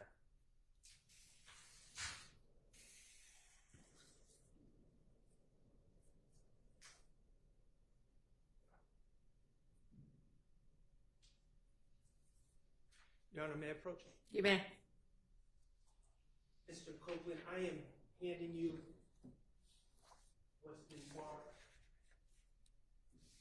DS29A and DS29B. Okay, are those pictures of you? Look like it. Okay, and are those pictures of you? You're not doing anything illegal in those pictures, correct? No. Okay, I mean, correct. correct. I'm not doing that illegal. Right. You are wearing those masks I talk about in those pictures, correct? Right. Okay. Mr. Kokomo, could you publish 29A and... They're not admitted yet. Oh, I'm sorry. Your Honor, I move to admit DS 29A and 29B.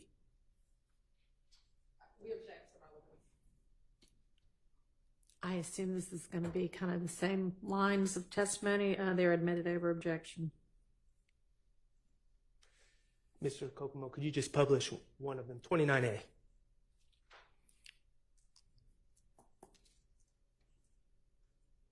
Okay. We're going to publish 29B.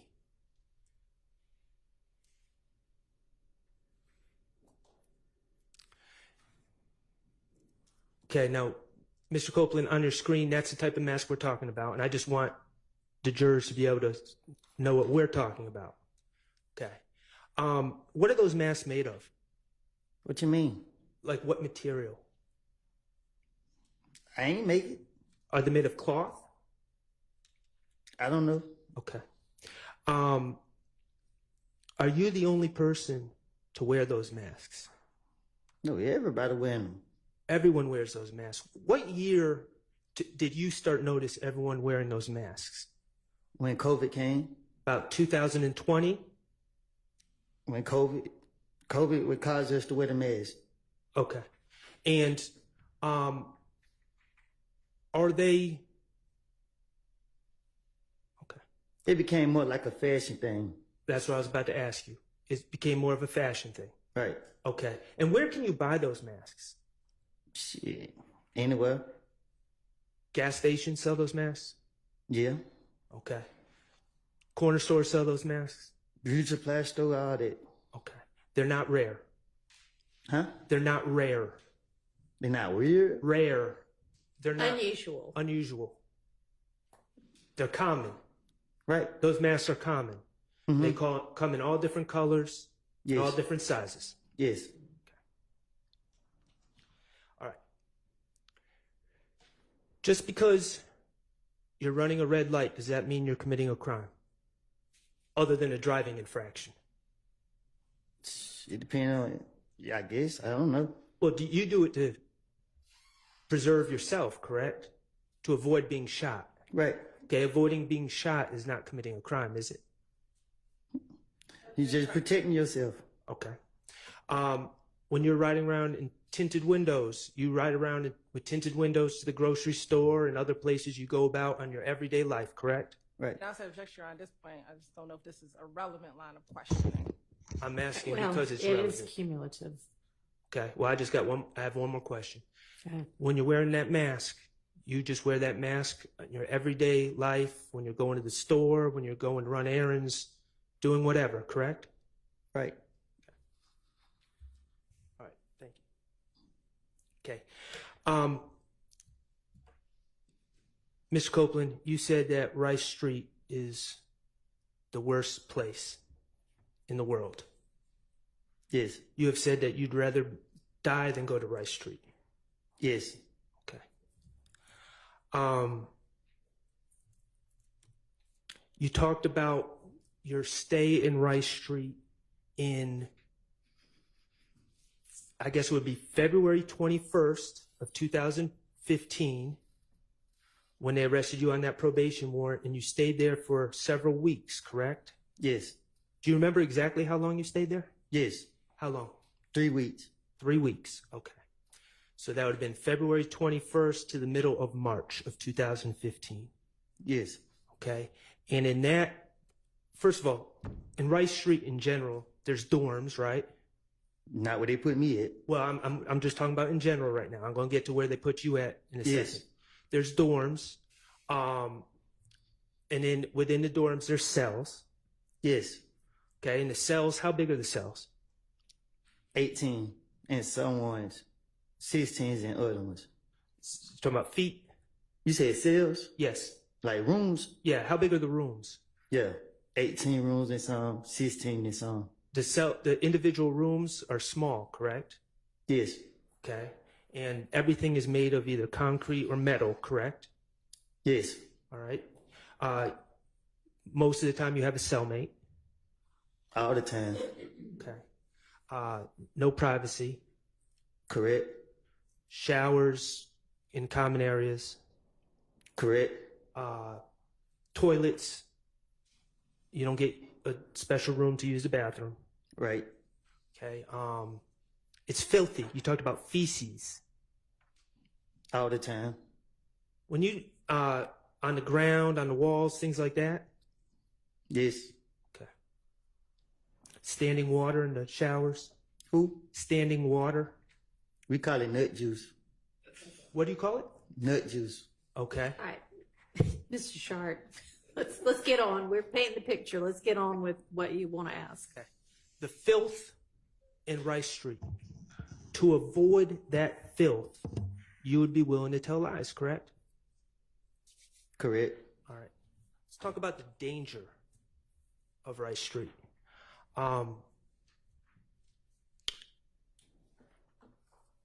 What's a shank? A knife. Okay. Knife made of just a random piece of metal, correct? Whatever you can make with. Whatever you find. Are shanks common in Rice Street? Is they who? Common. What you mean? I keep using that word. Is it unusual for people to have shanks in Rice Street? When I say people, I'm talking about the inmates. You saying, do they have them? Yes. Yes. You better have one. Okay. And is it a concern of yours that someone that doesn't like you would have a shank in Rice Street? Yes. Okay. You know jail, you know Rice Street to be a particularly dangerous place, correct? Yes. And it's a particularly dangerous place for you, correct? Yes. You would lie to avoid the dangers of Rice Street, correct? Yes. Okay. I want to talk about the isolation. Okay. In February of 2015, you were arrested, and let's be clear, you feel it was a bogus probation warrant, correct? It was. Right. You were on probation and they accused you of not completing your community service. And I didn't even have community service to do. And even if you did, you never heard of anyone getting locked up for failing to do community service on probation. I even called my probation officer and she said she didn't do it. Right. I understand. And so when they locked you up in February of 2015, they put you in isolation, correct? That's what you want to call it. Well, you said, I think the way you described it was the medical unit. There was sick people. It was disgusting. People were talking to themselves. Yes. People were doing worse stuff than that, eating their stuff. Okay.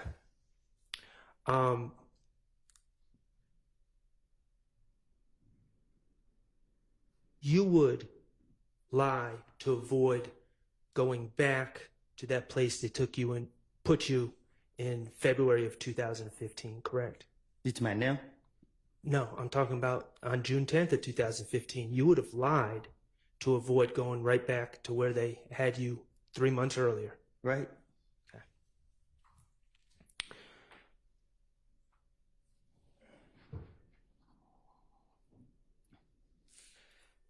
Mr. Kokomo, could you play DS23Q, which is States 378 Yankee Echo, June 10th, 2015 at 4:16:13 to 4:16:36.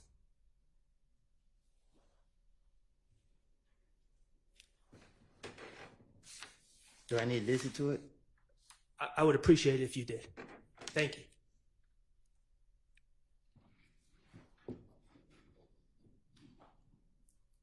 Man, I heard you dead in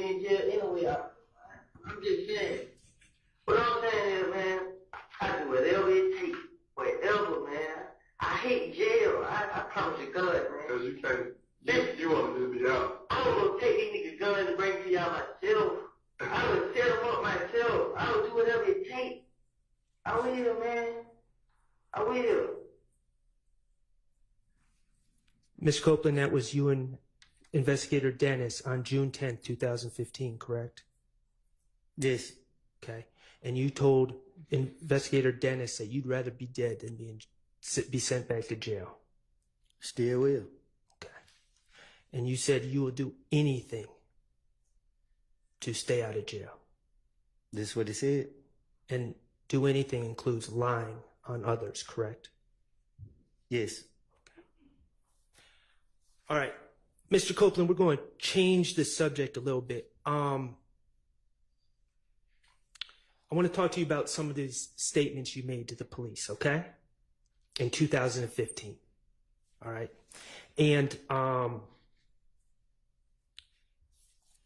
let me just ask you, you know, you said, I don't recall a lot when the police, when the Ms. Hilton asked you about things that you said in your statements in 2015, right? Yes. Okay, and that was 9 years ago? About? I guess. Okay. In these meetings that the DA's office or Ms. Hilton or whomever had with you in June of 2024, prior to you testifying, did anyone offer to play those statements to you to remind you of what you said? No. Did anyone give you a transcript of what you said in those statements so you could review them before testifying? No. They just told you, if you don't remember, just say, I don't recall, correct? Yes. The reality is they just wanted to play those statements. That's why they wanted you here today, correct? Objection or speculation. Sustained. Okay. Let's talk about January 11th, 2015, okay? That was in the early morning hours of January 11th, 2015, right? What? You met with Detective Thorpe. Oh, yes. Early morning hours of January 11th, 2015. Okay. And you've stated you went to that meeting. You went voluntarily to clear your name, correct? Yes. Okay. And you met with Detective Thorpe at the police headquarters, correct? Yes. You knew Detective Thorpe to be the lead investigator on the Donovan Thomas case. That's what he told you. I can't remember. Okay. Certainly, he asked you questions about the Donovan Thomas case, correct? Yes. Okay. And let's just talk about the timing of this meeting.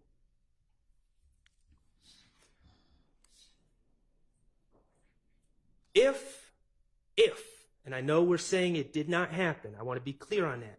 If Demekion had told you something at the McDonald's, right? Now listen. This meeting with Detective Thorpe would have been hours after Demekion made that statement, correct? It would have been the same night, just after midnight. But he never told me that. I understand. I understand he never told you that, but I'm saying if he did. Are you saying that? The meeting was mere hours after. It would have been. Right, it would have been. Okay.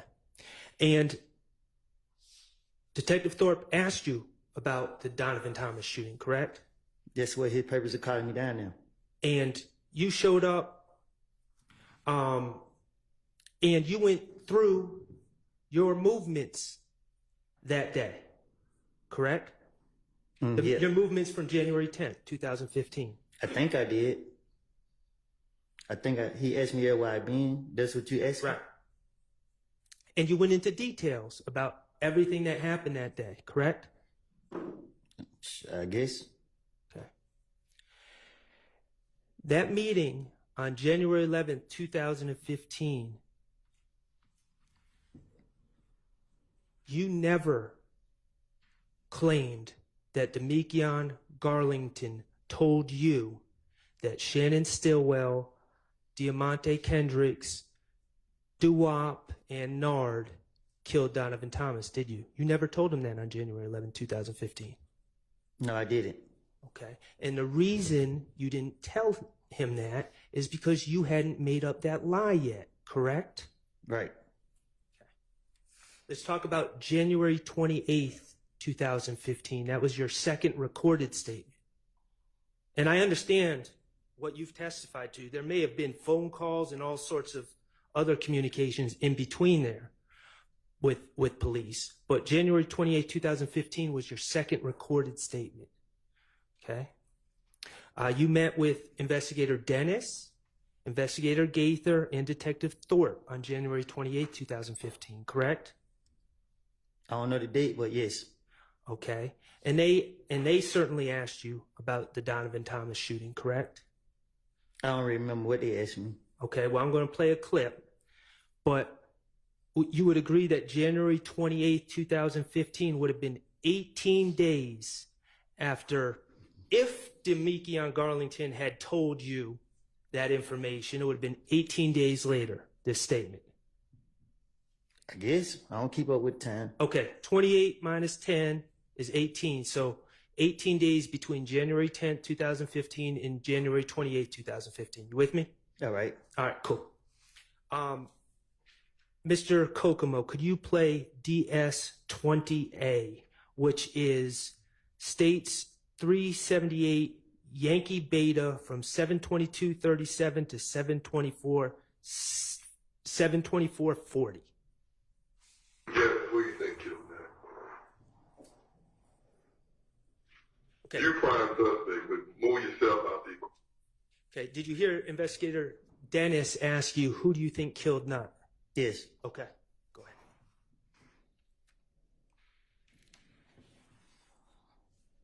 Who you think did? I'll probably say that. I'm just saying, like, word on the street is, you've been tried, convicted within the street. Now they said two of my other partners were locked up for it, but who? They my head and Doc. But they ain't have nothing to do. Who was Doc? Doc locked up. Who was Doc? Clarence. I think that's his name. Light skin like Mitch. Yeah. They saying they did. Out though, ain't he? Yeah, head out. Yeah, head out. They saying they did. You know what I'm saying? They trying to make it What like. you think? Like, I'm not. What do you think? What do you think happened?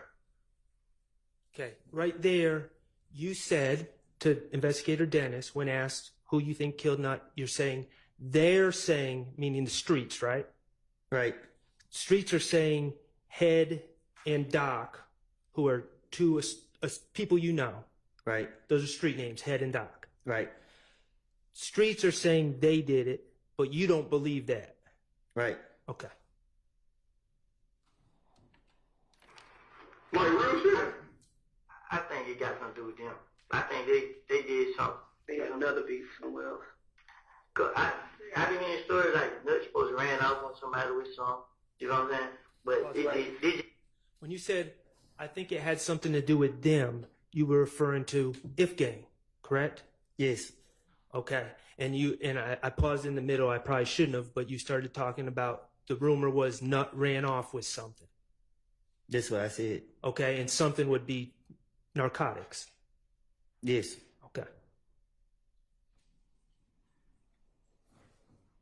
it's on the coast. I'm reason on him because I'm with Doug and Birdman. And he come back to them. So Nutt supposed to ran off on somebody with some and some jury. I don't know if they didn't say what it was. It's like he's supposed to ran off on them with something. And Rich Homie Corn supposed to give him $50,000 to meet a new plug. Like Rich Homie Corn told him this out his mouth. Yeah. Then Rich Homie Corn like he got $25,000 to have Tate killed. It's like from the picture you just showed me. Nah, Tate who just got shot the other night. Oh, in the car over there. Okay. He had 25. Okay. So you continued to say that the rumor was that Nutt, or I should say Donovan Thomas, you said Nutt, ran off on someone, and that something would have been narcotics. That's what I said. Right. nowhere in that answer did you say, well, Demekion Garlington told me that Shannon and Mr. Kendricks and Doo-Wop and Nard killed Nut. I did say that. You didn't say that on January 28th. I didn't say that. Correct. I'm going to ask you to listen to what's been marked as DS20B, which is that same interview from 7:50:56 to 7:52:50.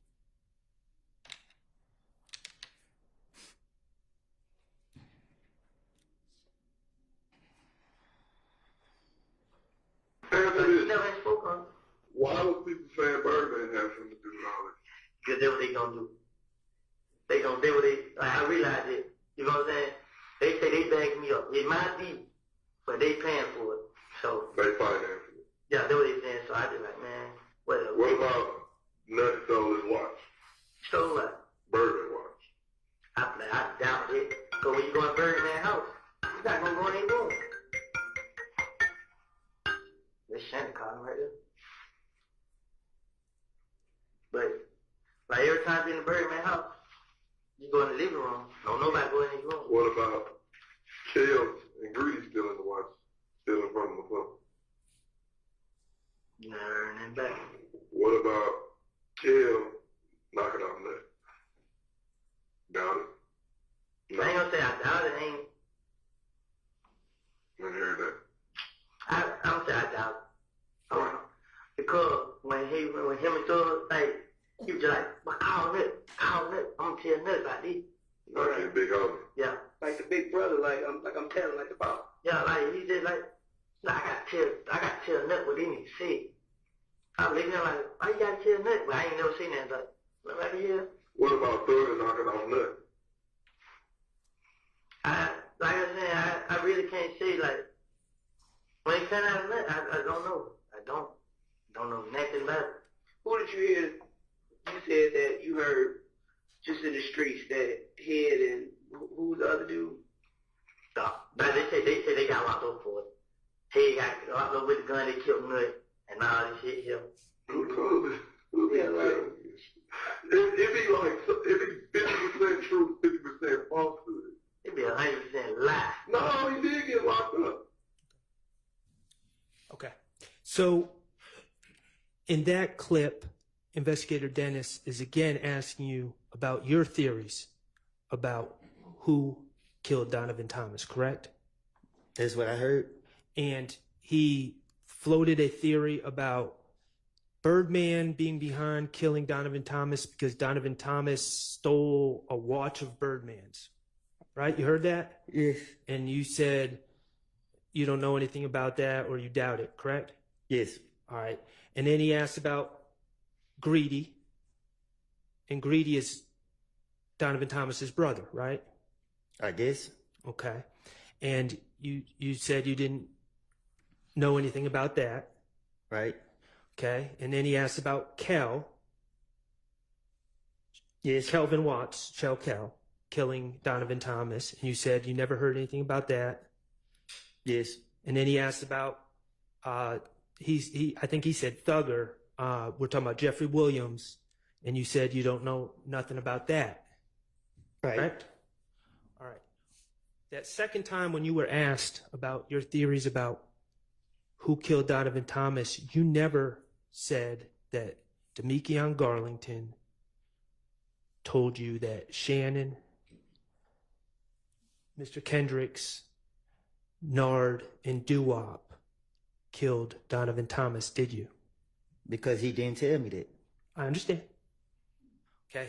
I'm going to play DS20C, and I'm going to ask you to listen to this clip as well.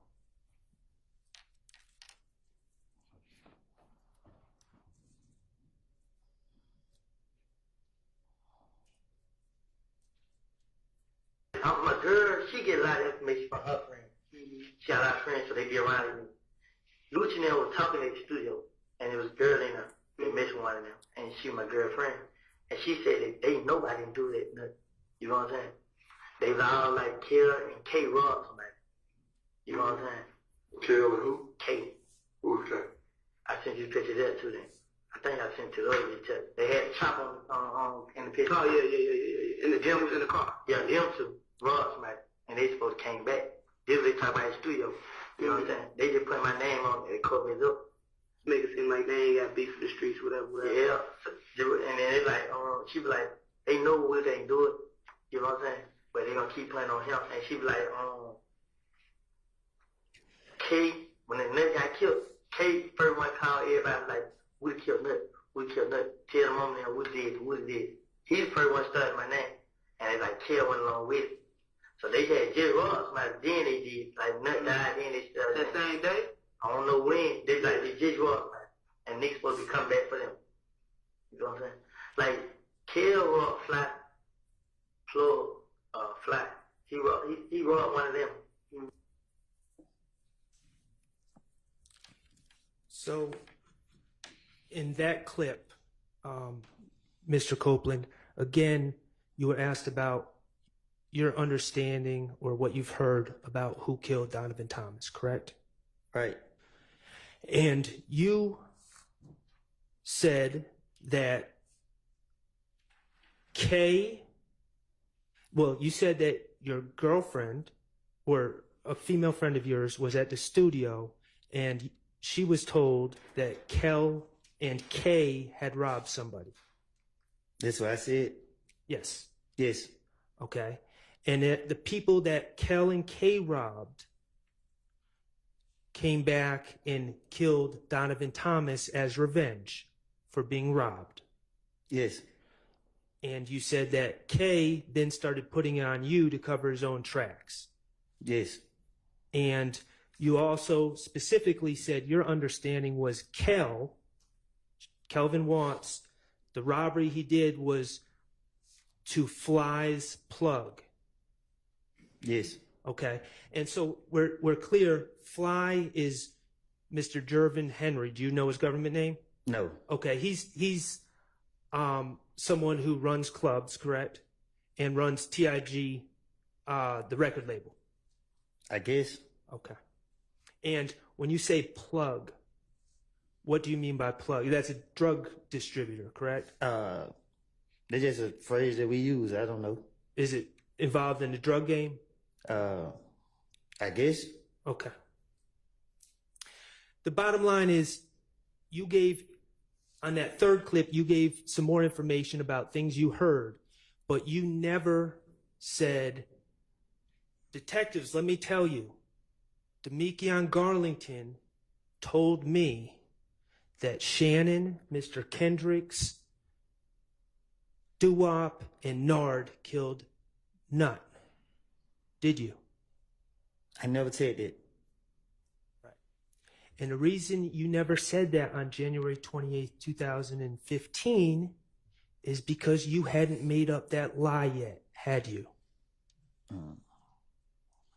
Yeah. Yeah, you had, or no, you hadn't? I haven't. Okay, and the reason you hadn't made up that lie, let's just be clear, on January 28, 2015, no one was trying to lock you up, right? I just didn't have no reason to. Right. You had no reason to finesse at that time. Right.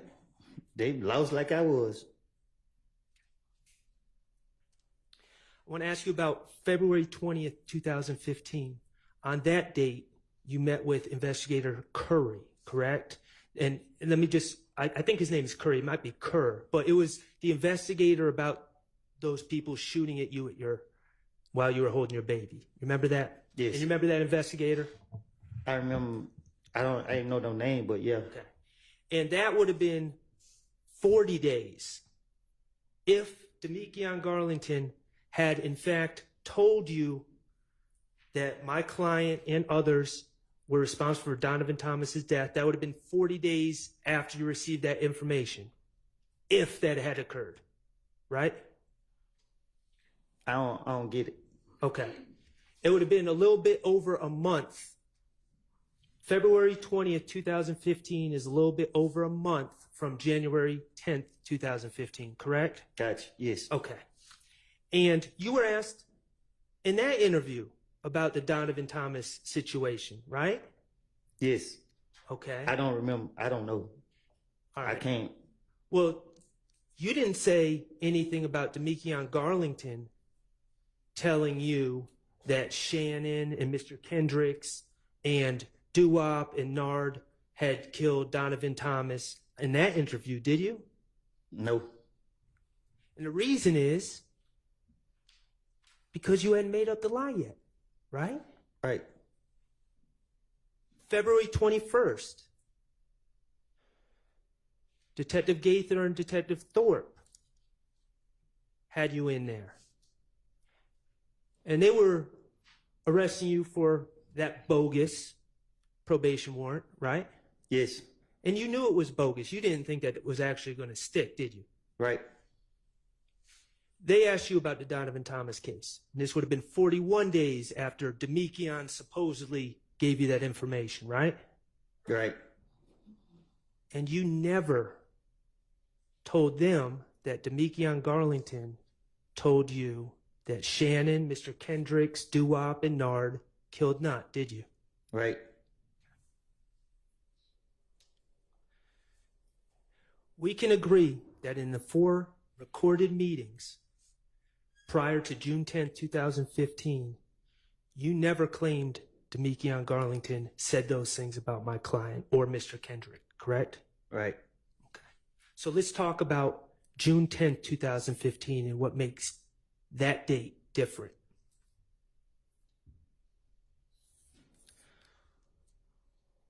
On June 10th, 2015, okay, we're going to that interview. You with me? Yes. All right, appreciate you.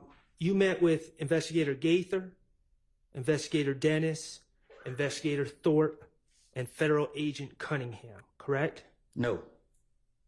I didn't meet with them. They brought you to the interview room and they came in the room? Yes. Okay, you didn't choose to meet with them? No. All right, and let's just talk about the circumstances, and I'm going to show you a picture that's already in evidence. I believe it's 378 Yankee Echo 1. If I may approach and get that, Your Honor. You may.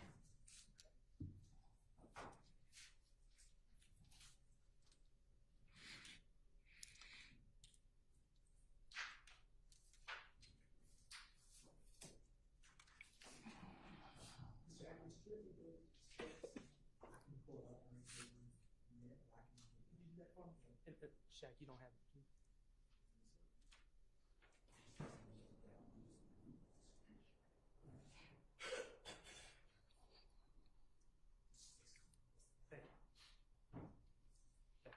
May I approach? You may. I'm handing you what's been marked as 378 Yankee Echo 1. That's the state's exhibit. That is a picture of you in the interrogation room on June 10, 2015, correct? Yes. Okay. I'm going to just wait till we can display this.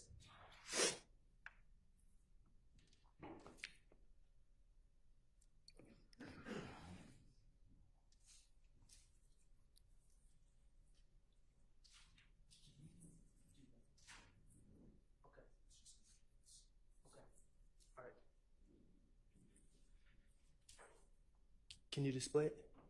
Oh, actually, don't.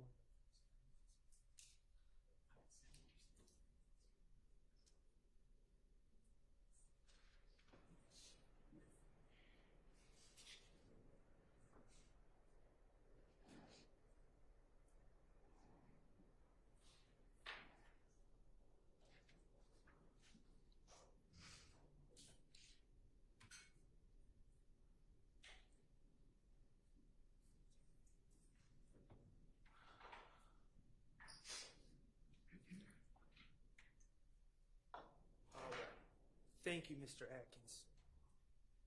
All right. Mr. Copeland, when you go to jail,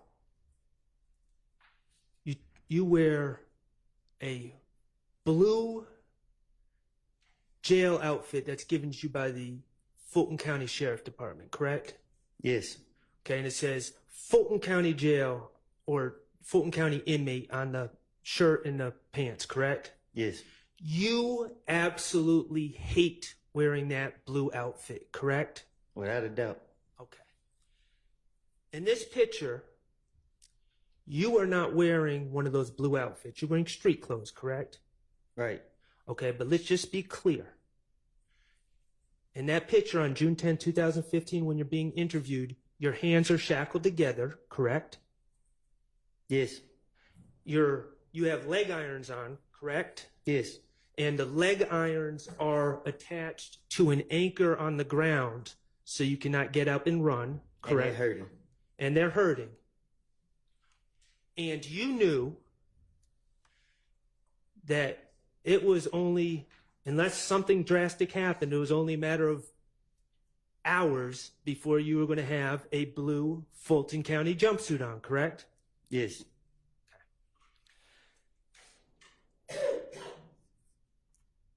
The circumstances of you being brought to that interview room on June 10th, 2015, were federal agents kicked down Miss Quarterman's door that day, correct?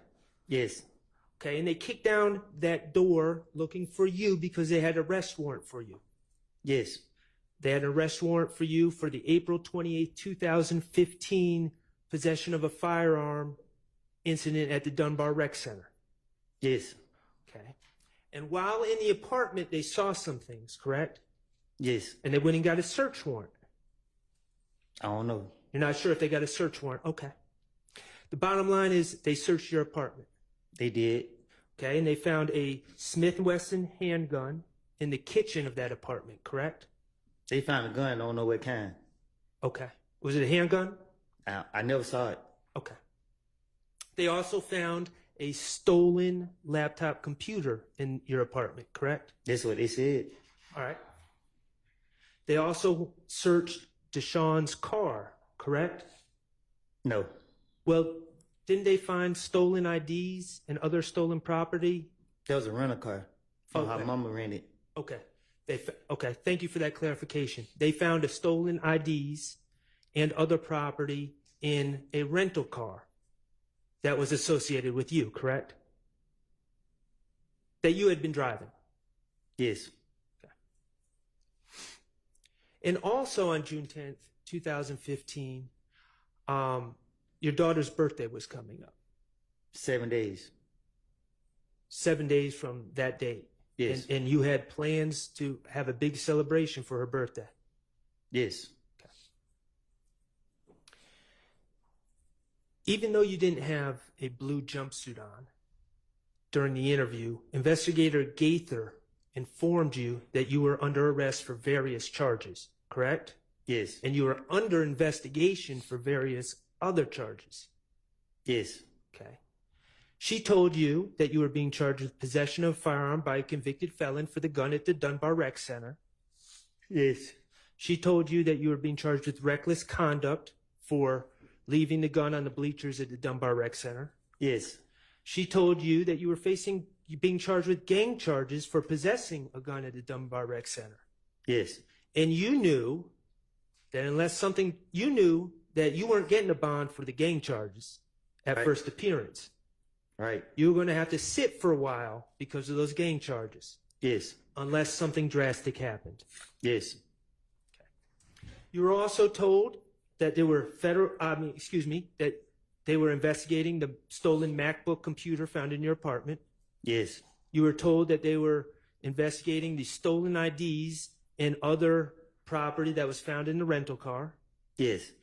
And Investigator Gaither told you that she knew that stolen property found in the rental car was taken during a series of auto breakings in the area, correct? Yes. You also had a Henry County bench warrant? Yes. I believe you had another bench warrant out of the city of Atlanta involving a four-wheeler. You don't remember that? Yeah, I don't remember. Okay, that's fair. And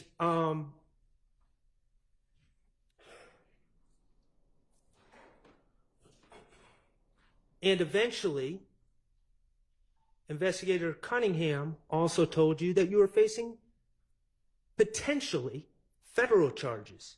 Yes. For the gun that was found in the apartment, correct? Yes. Okay. Investigator Gaither told you it's real now. It's about to be real, right? Yes. What'd you take that to mean? Exactly what she said. She was telling you, the way you took it, it was time to get to talking, correct? Yes. If you wanted to get out anytime soon. Yes. They told you that there was no way around that charge at the Dunbar Rec Center, that it was on video. Yes. That you were dead to rights. Yes. That they had all the control in the situation, correct? Yes. I think it's an open and shut case. And let's be clear. Even though you don't have that jail uniform on in this picture, you were thinking about how you just got out of jail 3 months prior. You had just been in jail in that horrible unit with feces and people talking to themselves and people eating whatever they were eating and the isolation. And you were thinking about that on June 10th, 2015, correct? Yes.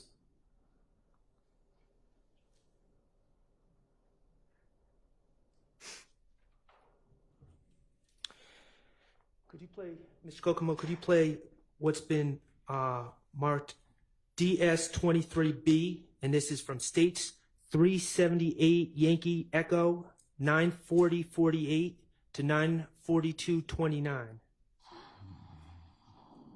Okay, what you here for is your warrants from Dunbar Center. Can you tell me what's going on with that?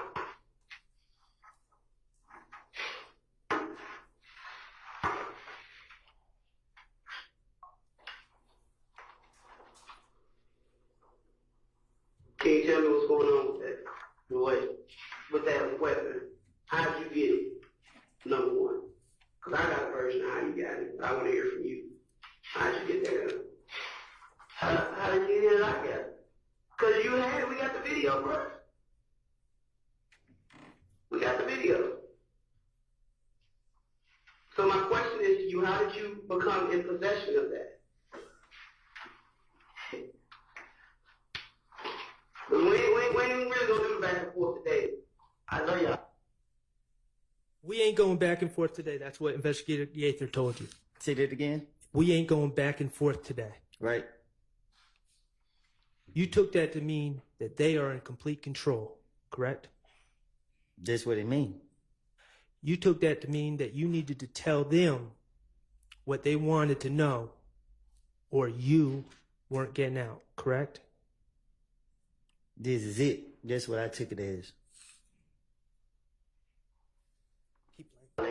You are, because I'm sitting at that place. This is an opportunity for you to help you. I'm asking how you. Okay.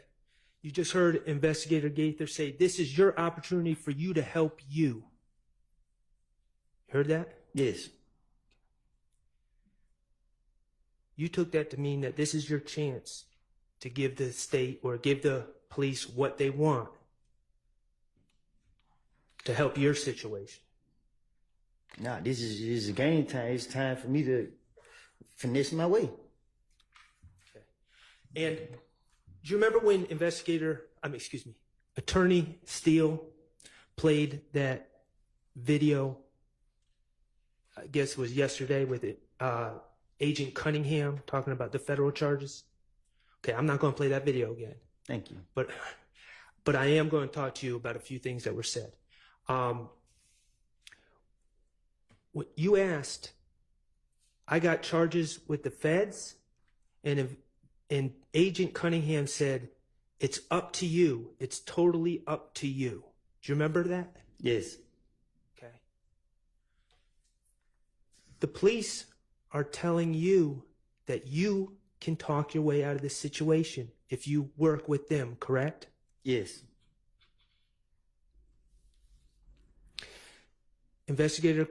Agent Cunningham told you, you're clearly guilty. She told you that they had you dead to rights. Do you remember that? I think she said open and shut case. Okay. You took that to mean they have complete control and you need to play their game if you wanted to get out, correct? Yes. Agent Cunningham told you about the charges you were facing. She told you that federal sentences don't have parole. Yes. No early release. Yes. She told you that with federal cases, they don't typically let prisoners stay in Atlanta, right? Right. She said that they were typically going to send you to some other state to serve your federal time behind this. Right. You didn't want to be separated. You love your daughter, don't you? With all my heart. You post about your daughter on Instagram and you're proud of your daughter, correct? Yes. And you consider yourself a good father, don't you? I try to be. Okay. And you did not want to be separated from your daughter in some federal prison in another state, did you? Who want to? Understood. And Agent Cunningham also said that to her understanding, you're a 3-time convicted felon, making you an armed career criminal in the federal system, correct? Remember hearing that? Yes. She told you that you were facing 15 years without parole, plus another 10 years without parole for the gun charges, correct? Yes. 25 years without parole, and that's not even including the conspiracy charges. Right. You were 23 at the time, and Agent Cunningham told you, if you don't play ball, you're going to be locked up in a federal prison in another state until you are 48 years old. Isn't that correct? Yes. Wasn't that said to you? Yes. On June 10th, 2015. In the interrogation room. Miss Agent Cunningham also said that all this is up to you. It's totally up to you, right? Yes. She told you that she reports to the U.S. attorney, and she can tell the U.S. attorney what you did to help yourself out. I think we all heard what she said to me.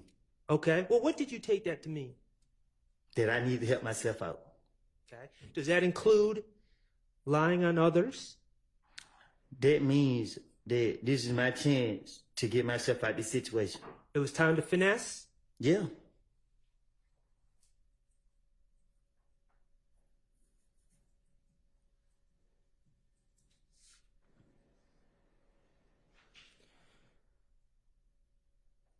Could you, Mr. Kokomo, could you play 23E?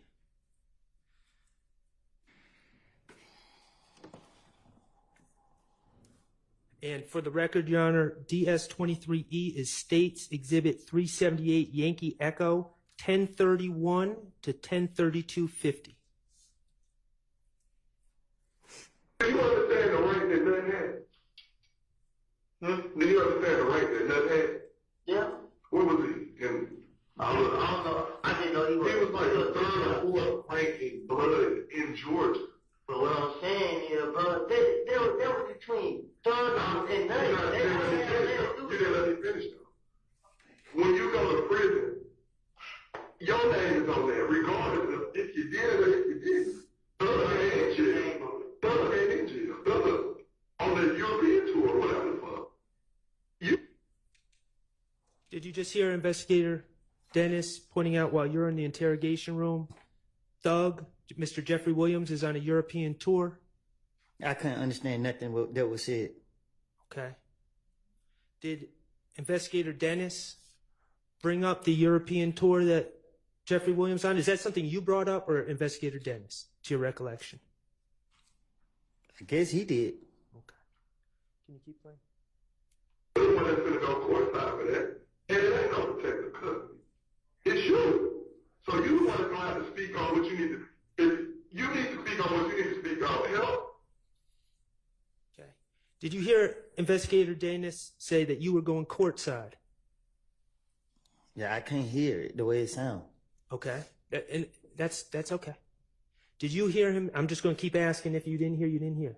Did you hear him saying that there's no protective custody? I don't know what he said. Okay. I can't say I can't. Did you hear him say, you need to speak on what you need to speak on, right after bringing up Jeffrey Williams and the European tour? Y'all ears work better than mine. So you heard what he said. Okay. I can't say. Okay. I'm going to play another portion of the clip. I'm going to ask you to listen, but I understand if you can't hear it, you can't hear it. Continue to play. That's what you gotta think about. I'm seriously gonna get period. You going to jail today. But you can determine how long you want to stand. But guess what? Did you hear Investigator Gaither tell you you're going to jail? I heard it. But you get to determine how long. Yeah, I can't hear it again. Yes. What you gotta think about. I'm seriously gonna get period. You going to jail today. But you can determine how long you want to stand. But guess what? What did you take that to mean when Investigator Gaither says you're going to jail, but you get to determine how long? She gave me hope. And what would you have to do to determine? You wanted to not be in jail at all, but certainly not long, correct? Right. So what did you feel you needed to do? Listen to her and see can I finish my way out of it. Does that include lying? That's the first thing first.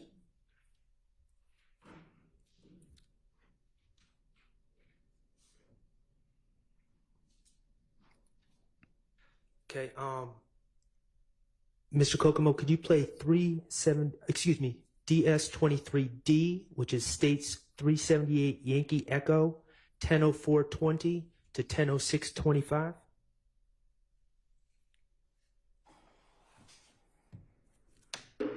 I ain't had no parts like the shooting, none of these. I ain't had no part. I just ain't would do it for the fame.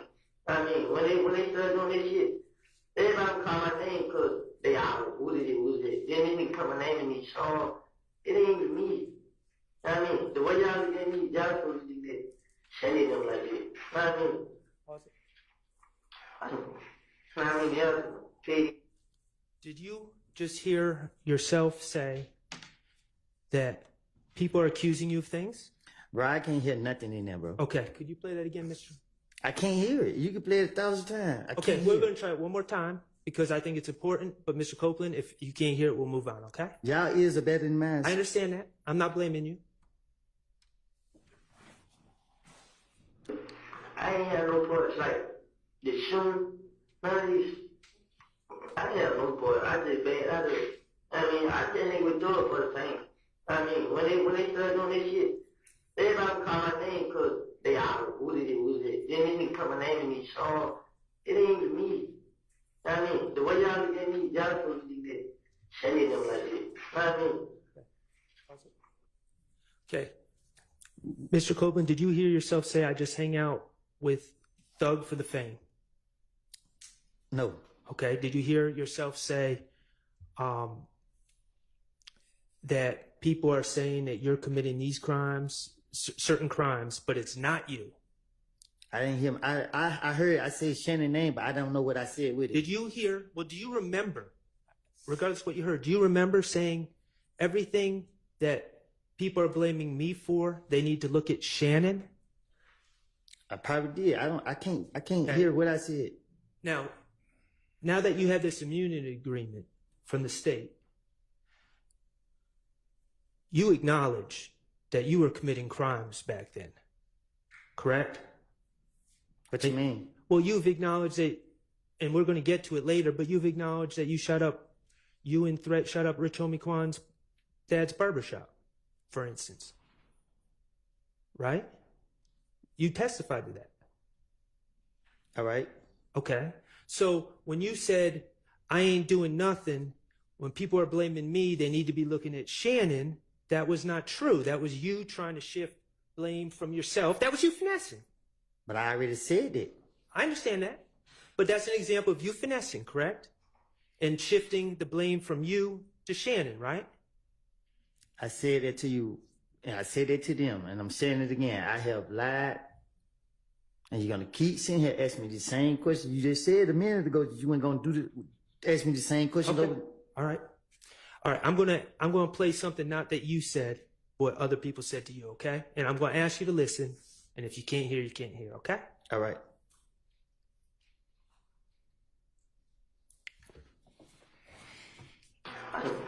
I mean, there's some kids.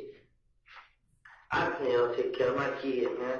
I mean, fuck that, man. I ain't did nothing. I ain't shoot the houses. I ain't shot nobody. I mean, man, only I had a gun because the teller told me, man, I had the right to defend myself. Because the same night he got killed, I came down here. I was going to tell him, but guess what I was just thinking, like, man, these niggas throw got a lot of power, man. Even right now, I'm still thinking about it. Like, shit, man, I just fucked myself up, man. Just worse and worse.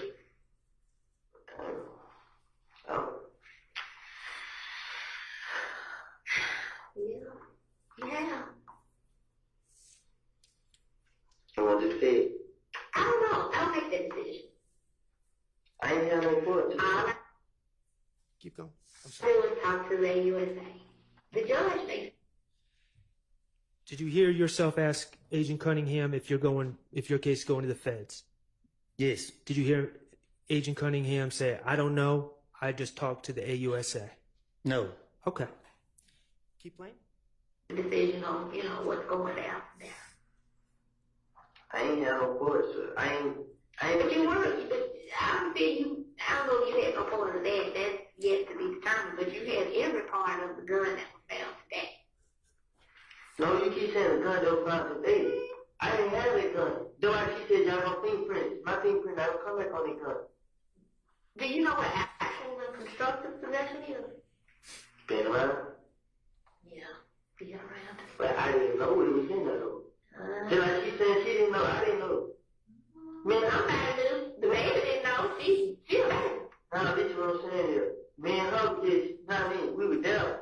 But I wasn't there yesterday. But you were there this morning when they found it, sweetheart. You know how I got there this morning? You know how But that's irrelevant. You were there. When they came and brought you up, it was there, you were there. That's all I need. That's on you. So what you need me to do? I don't know, I'm just trying to decide. I mean, that's on you. This shit is on me. It ain't no way I can get out of it. Help yourself. I'm trying. Help myself, you. That's you talking. That's a good start.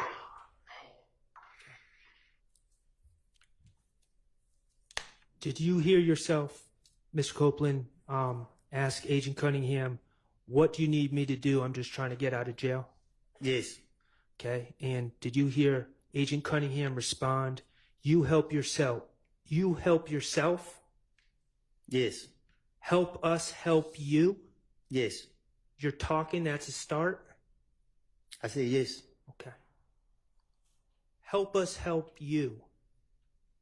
Did you take that as it was time for you to finesse, to start telling stories on others, to get yourself out of the situation? Yes. I got one more clip I'm going to ask you to listen to, Mr. Copeland. And this is actually from February 21st, 2015. Ms. Kokomo, I'm going to ask you to publish what's already DS-24A, which is already, it's a clip from States Exhibit 378 Yankee Delta from 433.33 to 436.11. And again, that's from the February 21st, 2015 interview with Investigator Gaither and Detective Thorpe, okay?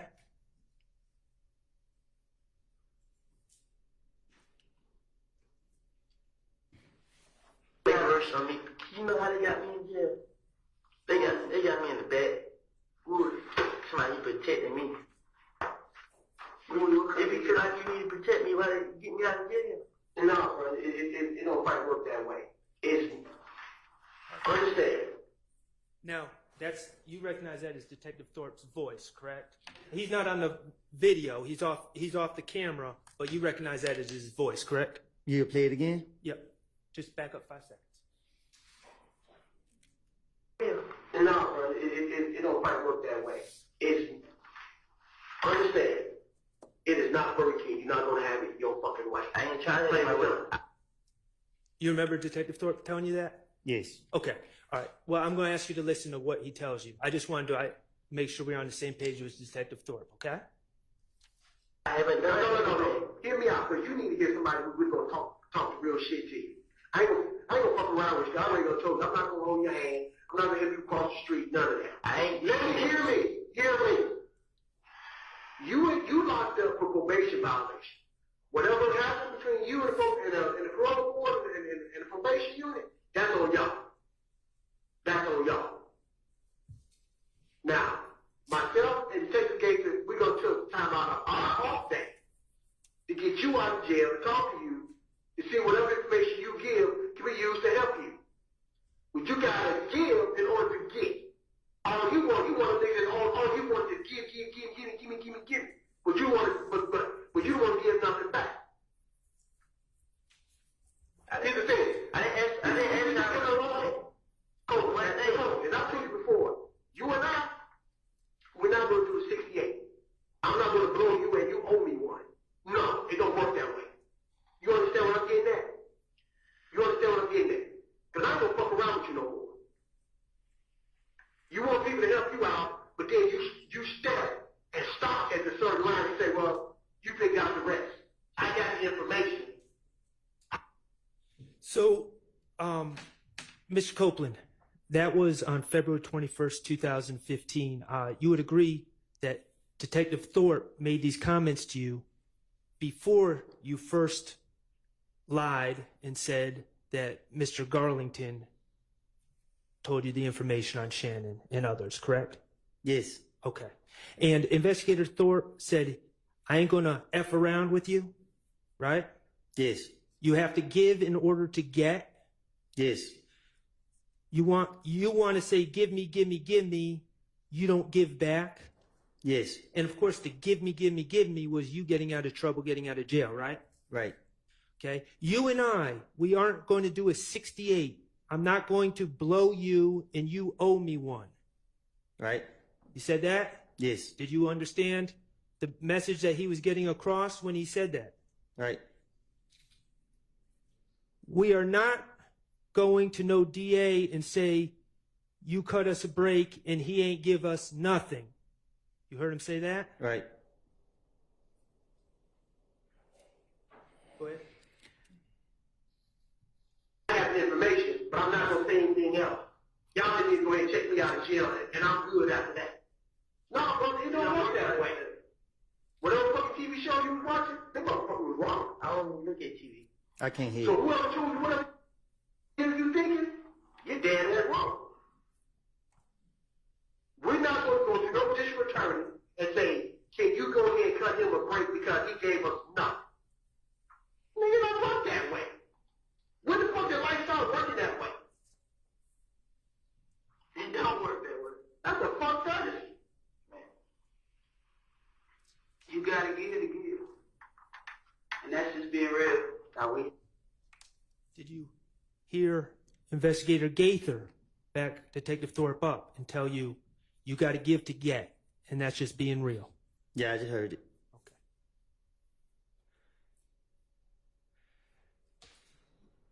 Ms. Copeland, these are just some examples. The reality is the detectives in this case had been encouraging you to tell stories on others to get yourself out of trouble, correct? For the 100th time, I've been telling you that. Okay. You knew how to finesse on your own, right? But the detectives were also encouraging you to finesse, correct? Well, they were tricking me.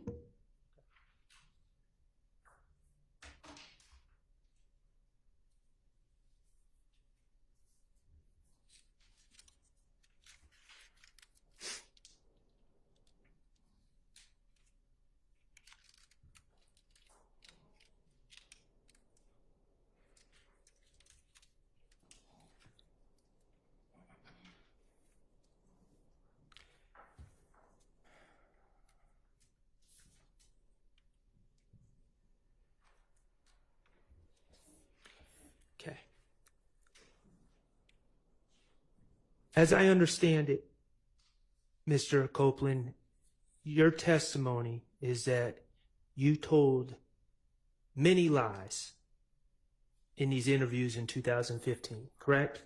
Yes. Okay. I would like to just review with you some of the lies that you told, okay? All right. All right, thank you. First of all, I want to talk to you about the gray infinity. Okay? I'm listening. All right.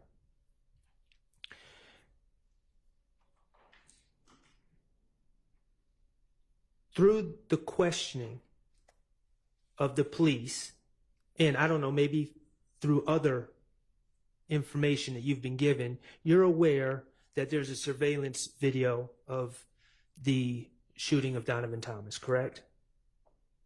Yes. Okay. And you're aware that the surveillance video shows a gray sedan, correct? Yes. And you're aware that the police believe it to be an Infiniti, correct? They put it on the news. Okay. Your Honor, I'm going to ask Mr. Kokomo to publish DS-19A, which is a clip from States 378 Yankee A, which is the January 11, 2015 interview, from 3/18/47 to 3/19/38.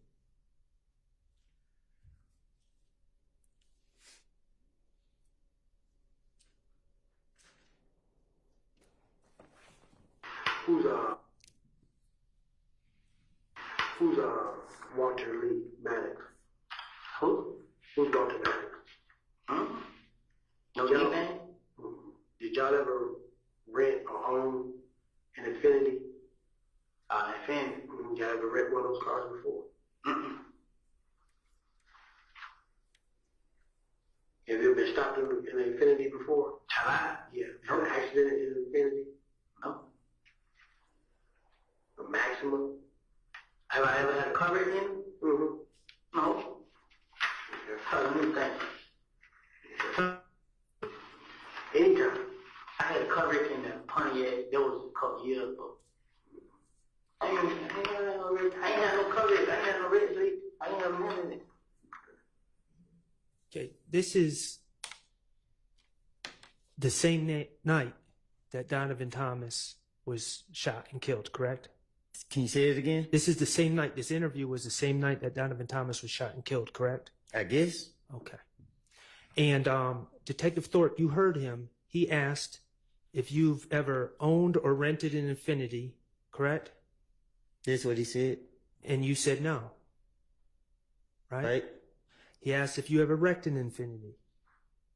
Right? Right. And you said no. Right. Okay.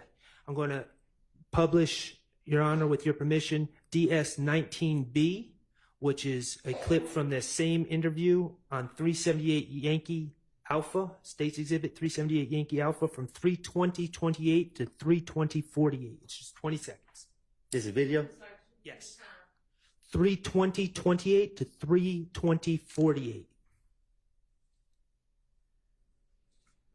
Y'all ever had a Infiniti Gray? He's not playing. Gray? Y'all ever? Is it up now? No. Okay. Could you start it over? Y'all ever had a Infiniti Gray? A gray Infiniti Q45 before? A truck? No. A car? Yeah. Not I know of. Actually, brother, maybe his car. It would be a car he had rented or something like that. That's cool. That's cool. Okay. In that clip, again, Detective Thorpe asked you about whether you ever had a gray Infiniti, correct? Right. And you said, not that I know of. Right. Okay. Those were your statements on January 11, 2015, hours after Donovan Thomas was shot, correct? Right. Okay. I want to talk to you about the reality. The reality is that you asked Jeffrey Williams to rent you a gray Infiniti, correct? I'm listening. Or I should say, you asked him to rent you a car, and it ended up being a gray Infiniti, correct? I'm listening. Okay. The reality is that on the night of June 9th, going into the morning of June 10th, the same day that Donovan Thomas was shot, you were driving that Infiniti on the highway, correct?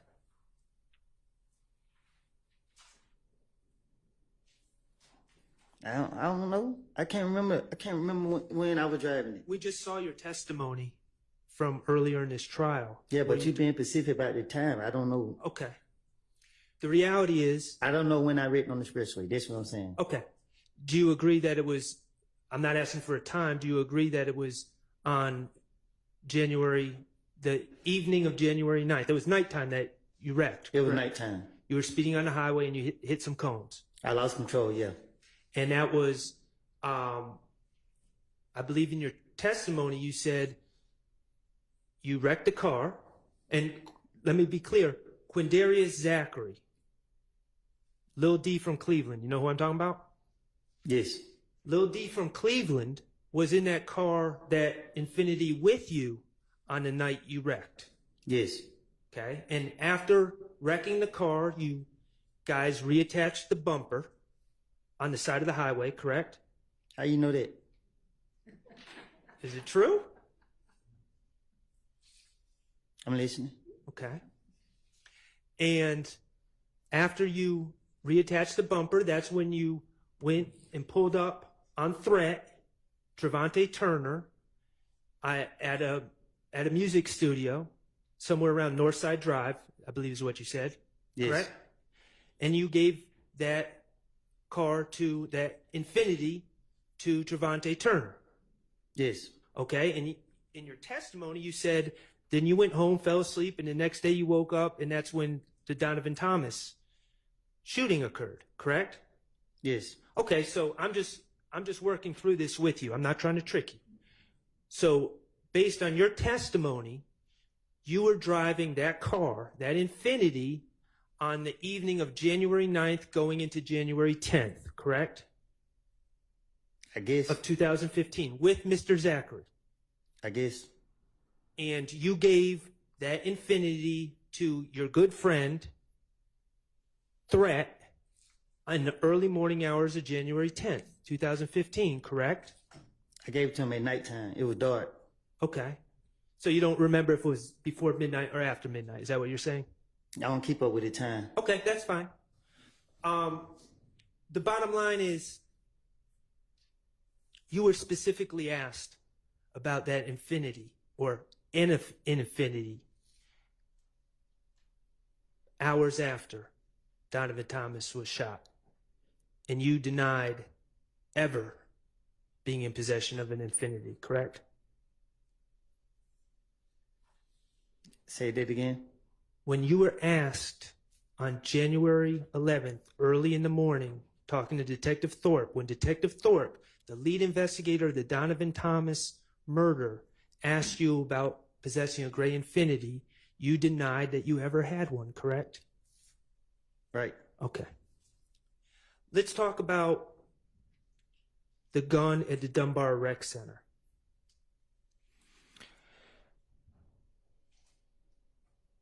As I understand your testimony, or as I understand your statements, let me back up. I'm sorry. At the Dunbar Rec Center, we're talking about a Diamondback .223 assault rifle, correct? Mm-hmm. Yes. Okay, so we're not talking about a handgun. We're talking about a semi-automatic machine gun? Is that a fair assessment? A chopper. A chopper. Okay. And in your statements back in 2015, you repeatedly denied possession of that gun, didn't you? They put it on me.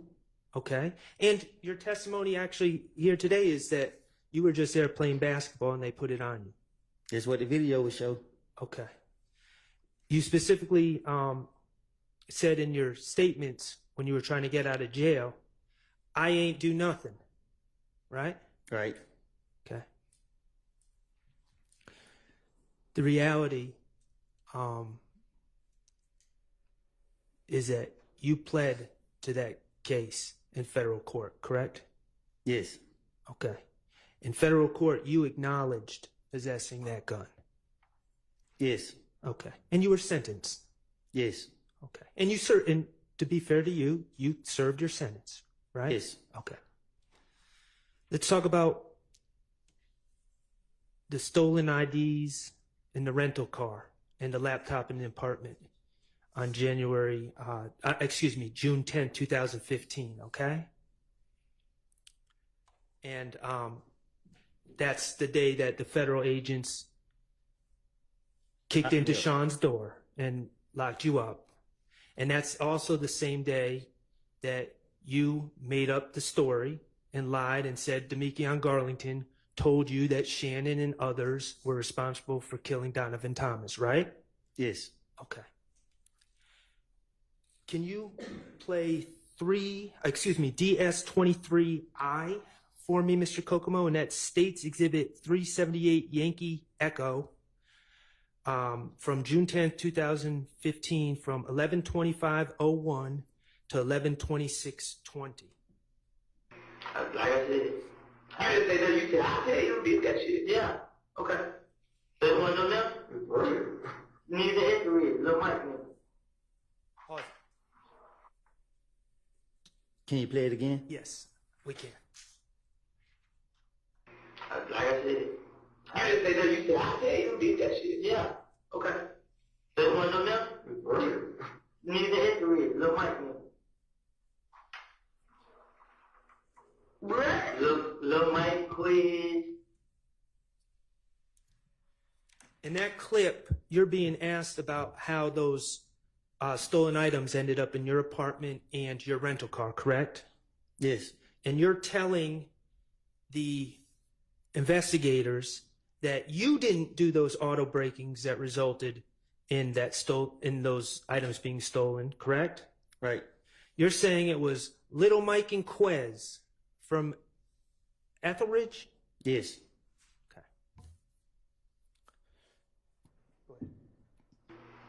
You ain't never heard of them? You ain't never heard of them? They wild him. Whatever they call yourself out there. Put it away. You pull out the other day about 5 o'clock y'all and nothing. There's gonna be a lot of motherfuckers out there. How am I gonna know it's them? You. Well. Why you got it though? I don't know it. Why I got it? Yeah. How time jewels out for them? What that mean? Make me some money out for them? What, sell somebody out there? Nah, just like, I mean, just like, What's the burger you make money out for them. How? How did you get it? How did you get it? Shit, then I got it. When they bought the cup, Tay bought the cup at me. Wait a minute, you let Tay borrow the Jeep? Yeah. Lil D, bro. No. You know what I'm about. You talking about Trevante? Yeah. You let Trevante use the car? Yeah. He's supposed to go to him. You know what I'm saying? But when they pull that car, I didn't know. Okay.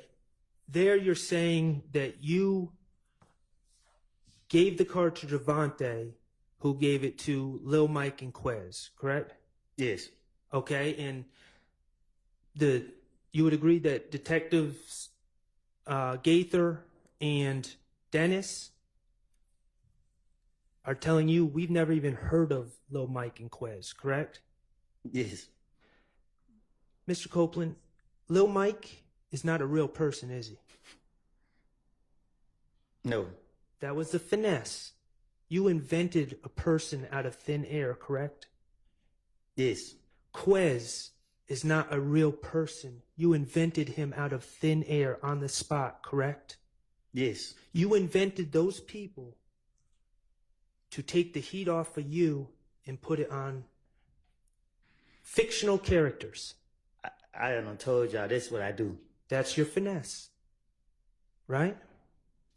The reality is that stolen merchandise was found in your apartment and in your rental car, and you invented fictional characters to take the heat off yourself, right? I know you're going to say, I told you that's what I do. I guess. But I got to ask the questions. You understand? Okay. Yes. Okay. October 27, 2021. Okay. Your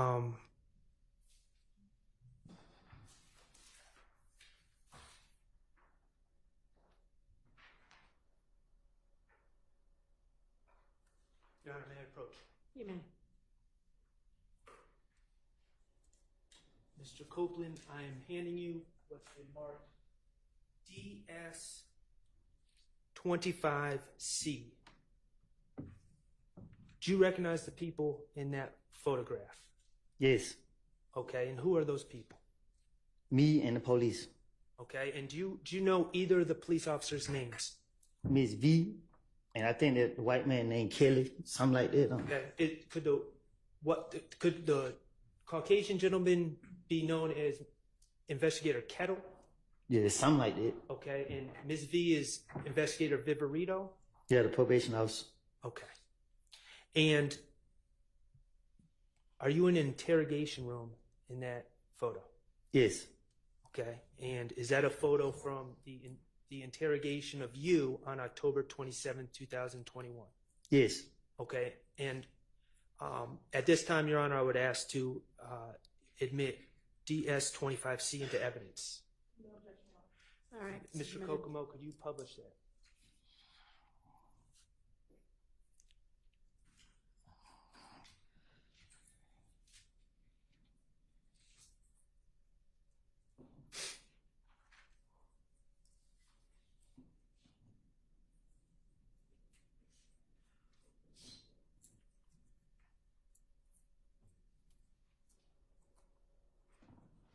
Okay, and like I asked you about the photo from June 10, 2015, I'm going to ask about this photo as well. You don't appear to be wearing a Fulton County blue uniform, are you? No. Okay, and I can't tell if were your arms shackled together during that interview? My leg. All right, and we see you're wearing Timberland boots, and we see a chain right next to the boot, correct? It's on my leg. Right, and that's shackling you to the ground. Yes. You are under arrest in this photo. Yes. Okay, and you know that you are soon to be wearing a Fulton County blue uniform, correct? That's what they told me. Okay. And the allegations of that case were you were pulled over at Atlantic Station in Atlanta, correct? No. Where were you? Walking. Okay, you were walking. All right. According to the police, they searched a car that they were saying was yours, right? Yes. And they found a handgun under the car seat, correct? That's what they claim. Okay. And you were a convicted felon, so you're not allowed to possess the handgun. But I was walking. Okay, I understand that's what you're saying. But you were charged with reckless conduct and possession of a firearm by a convicted felon, correct? Yes. Okay. No.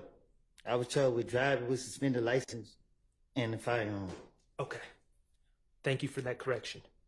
When you say firearm, you're talking about possession of a firearm by a convicted felon? Yes. Okay.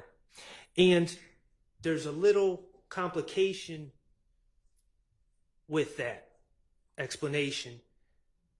You were, in fact, searched after you were arrested, correct? I was tased and everything. Okay. And when the police searched your clothing, correct? Yes. And they actually found a magazine in your pocket, and bullets in your pocket, correct? That's what they say. In the pocket of the pants you were wearing, correct? That's what they say. Okay. And when I say a magazine, that's a component of a gun that holds the bullets, correct? I guess. Okay. All right. Mr. Kokomo, could you play DS25B, which is from 10/27/21 interview from 2/23/05 to 2/23/58? I don't think that video has been tendered and admitted. Has it? Do you know? It has not. I am asking to, well, I'll go about this a different way. Thank you, Ms. Hill. I don't have an objection. So I'm just saying it's not admitted. I might not need to play the video. Mr. Copeland, do you remember in that interview you were asked about if that's not your gun in the car and if you were just walking, why do you have a magazine with bullets in your pocket? Correct? You remember them asking you that? Can I speak to my lawyer? Yes.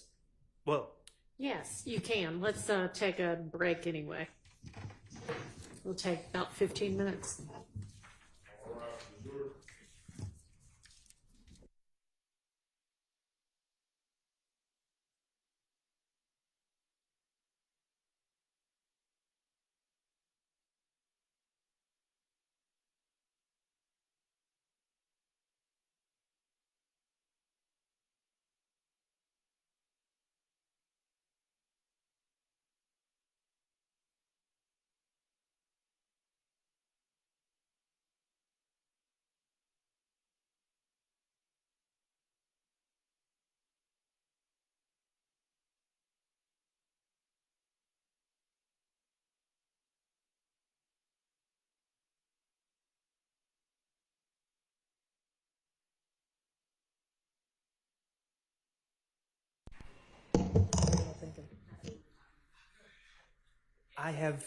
I have approximately an hour more, maybe an hour and a half.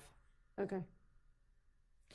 And Mr. Williams, were you going to do any cross? No, Your Honor. Okay. All right. We'll break.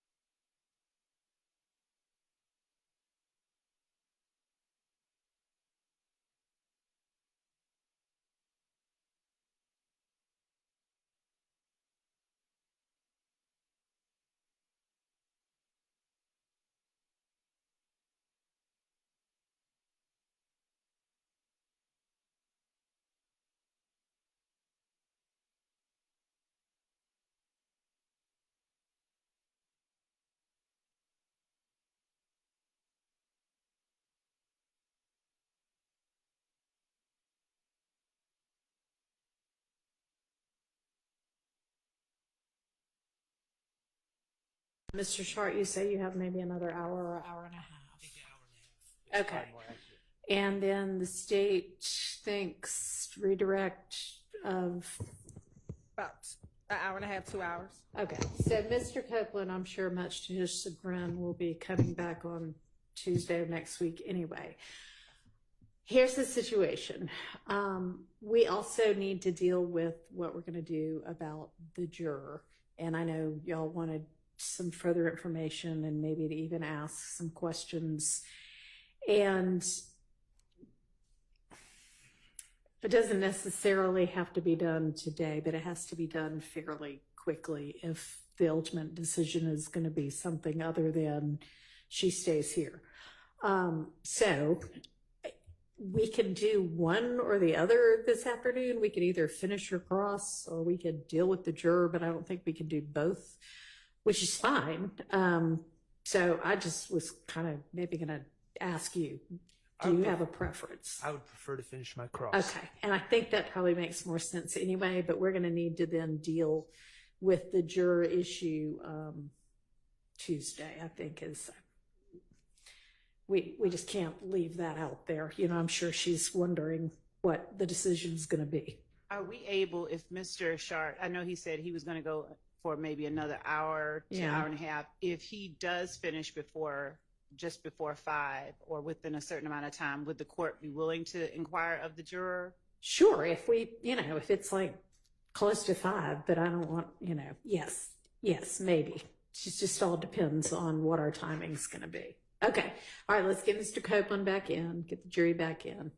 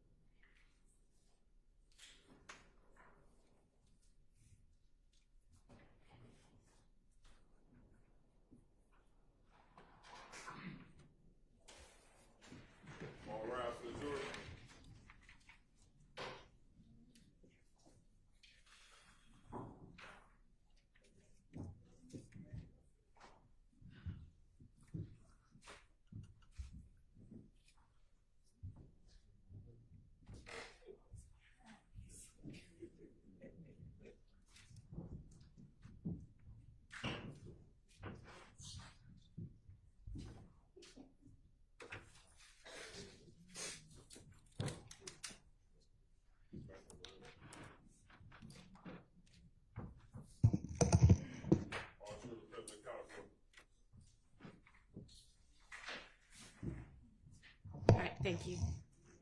Go ahead, Mr. Sharp. Thank you, Your Honor. Mr. Copeland, before we broke, we were talking about the October 27, 2021 interview with Investigator Viverito and Investigator Kettle, correct? Okay. And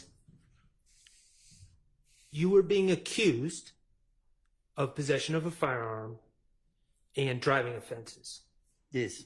And in that statement you gave on October 27, 2021, okay, you were denying possessing the firearm that was found in the car that they said was being driven by you. Yes. Okay. And what I was asking you about is about your pockets being searched after your arrest. Right? I'm listening. Okay. And the reality is the police did search your pockets and they found a magazine and some bullets. And Investigator Viverito told you that, correct? I don't recall. Okay. You told Investigator Viverito that the magazine and the bullets were in your pocket because you had just grabbed someone else's pants and put them on, correct? Yes. Okay.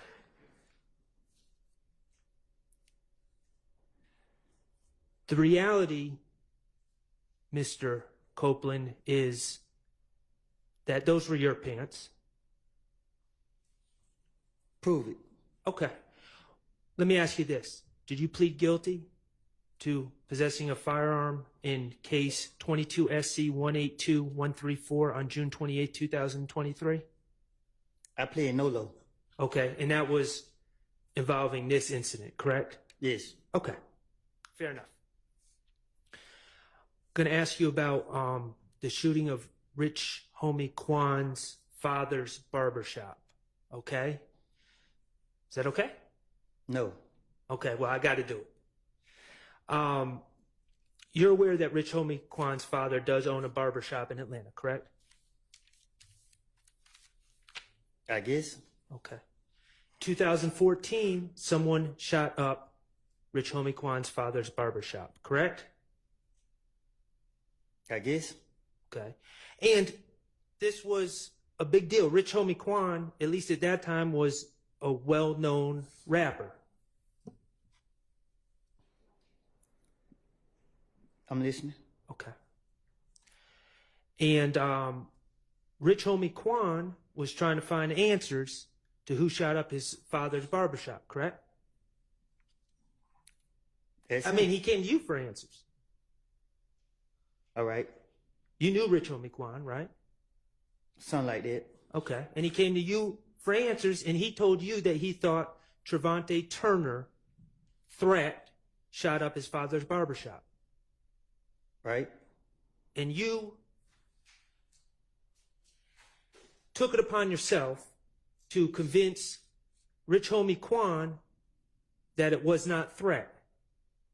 Right. And you did that, at least partially, because you knew that Rich Homie Kwan was thinking about putting money on Threat's head, correct? I'm listening.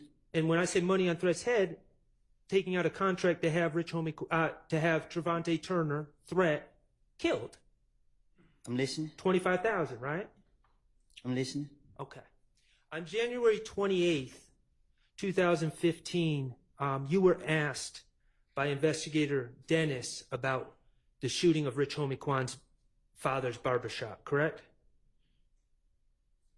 You said when? January 28th, 2015, during the interviews that we've been talking about. All right.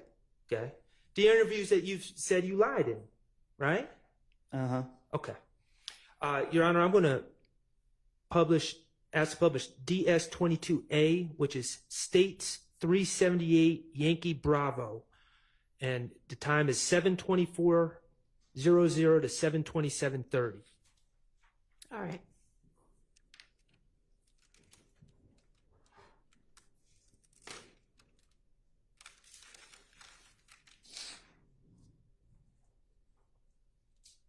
Okay, and on the screen, that's you, Investigator Dennis, and Investigator Gaither, correct? Yes. Okay, thank you. Then Rich Homie Kwan, like, you got 25,000 have Tate killed. It's like From the picture you just showed me? Nah, Tate who just got shot the other night. Oh, in the car over there. Okay. He had 25,000 have. We're going to get to Rich Homie Kwan's father's barbershop in a second. Trevante Turner is now sadly deceased, correct? All right. When you were talking about him being shot back in 2015, he was also shot in 2015, correct? Yes. Okay. And that was Shell Kel who shot? I'm not for sure who shot him. Okay. Tate killed. Who did? This Rich Homie Kwan shit. Cause he be telling me. So I'm telling Rich Homie Kwan like, but you got any niggas in your house, these same niggas that shut up my house, bro. Right. Rich Homie Kwan like, he like, bro, they just look like that, bro. He like, we the same shit. I'm like, but still, bro, you out here hating these niggas this and that. So Rich Homie Kwan like, bro, it ain't dead. We saying shit, I just can't turn my back on. Like, it ain't dead, bro. You support these niggas, bro. So the more you support them, the more they gonna come out and do that. If you leave them alone. And in there, we still haven't gotten to the barbershop part, but in there, you're talking about conversations with Rich Homie Quan and his problems being linked to the Bloods, correct? I guess. Okay, and Rich Homie Quan not really being built like that. For sure. Okay. And the fact that he was scared to leave the Bloods, but in your opinion, they wanted to use Rich Homie Quan for his money. I'm talking to the police. Okay. But that's what's being discussed. All right. I'm not saying it's the truth. That's what's being discussed, though. All right. Okay. Then everything gonna go away. Yeah. Then you're like, just protect me, bro. We need y'all, bro. I need y'all to protect me. How the hell we gonna protect you? You and these niggas out here doing it. Then you're like, so you shot my truck, bro. That side of the truck. Man, you been, you know what I mean? You been around. Like, nah, I'll just ask you in there like this. What did he have a 25 on the dude say here, bro? Say, his daddy got shot. Recon. Recon. It's barbershop. So like how they say my name? On Bankhead, they say Tay name. They saying Tay did. I know Tay. And just so we're clear, you said Rich Homie Quan's daddy got shot. So it wasn't just a barbershop that was shot. His barbershop was shot, but he actually got shot in the barbershop, correct? I don't know nothing about all that. Okay. Well, that's what you said. You said that Rich Homie Quan. I'm talking to the police again. Okay. Ain't do it. You know what I'm saying? Then I don't lie and start saying Tay said like his mom. I know Tay ain't do it. Right. You know what I'm saying? Because the night before we just hit the party. Yeah, who did it? Somebody else did some. Spit it out. You know what I'm saying? But it's supposed to be some niggas that had money over there. You know what I'm saying? Niggas over there got money. No, I'm talking about Bankhead. A lot of niggas over there got money. So when I started thinking, I couldn't think of the name, but this nigga supposed to have paid somebody on Johnson Road on one of them streets over there to do it. Mm-hmm. You know what I'm saying? To kill him and retaliate, to get that Quan? Or to start his daddy? Like the same day, we like, I was in the studio, I seen Quan crying. Like, oh, bro. And he tried to kill my dad. You know what I'm saying? But him and Tay didn't have a problem. So that's why he think. Okay. And you just, about 15 seconds before we paused it, you were talking about who shot up Rich Homie Quan's barbershop. Rich Homie Quan's father's barbershop. And you said a man from Bankhead with money hired someone from Johnson Road to do it, right? I'm listening. Is that correct? Is that what you said? That's what I said. Okay. Somebody from Bankhead, and when you say Bankhead, you're talking about Donald Lee Hollowell Road, right? I guess. Okay, well, you said it. Bankhead means street. Bankhead mean that area. Okay. That area off of Bankhead. And he paid someone from Johnson Road to shoot up Rich Homie Quan. I ain't pay nobody to do nothing. I didn't say you. Oh. The person from Bankhead with money, according to you in this interview, person from Bankhead with money paid someone from Johnson Road to shoot up Rich Homie Quan's barbershop. Again, I'm talking to the police. Okay. Tay. Right. Him going through it, him and Tay murdered each other. But he don't even know that Tay. Right. How y'all have a problem? But Tay messed with school, but and they feel like they for retaliation. Man, that ain't. But I couldn't say him because no matter how many times I tried to speak up to Tay, he always had it in his head. Tay did. Right. So like, man, y'all tripping, man. So that's what that was about the other day. I called Tay, you know. I was gonna hesitate, but I had Tay pull up on me like probably like Friday or Thursday or Friday. Tay pulled out like, hey, bro, Rich Homie Quan got 25,000 on your head. Why so much? He don't need the jealous Tay. Yeah. He real scared. He's scared of Tay. So I said, Tay, I'm like, bro, he trying to face my then Rich Homie Quan's supposed to go and kill her. You know what I'm saying? So I was feeling like that's what he did because the whole time he been had the money on Tay's head and he ain't do it. So when he going the man out, that's what happened. That's on him. You feel what I'm saying?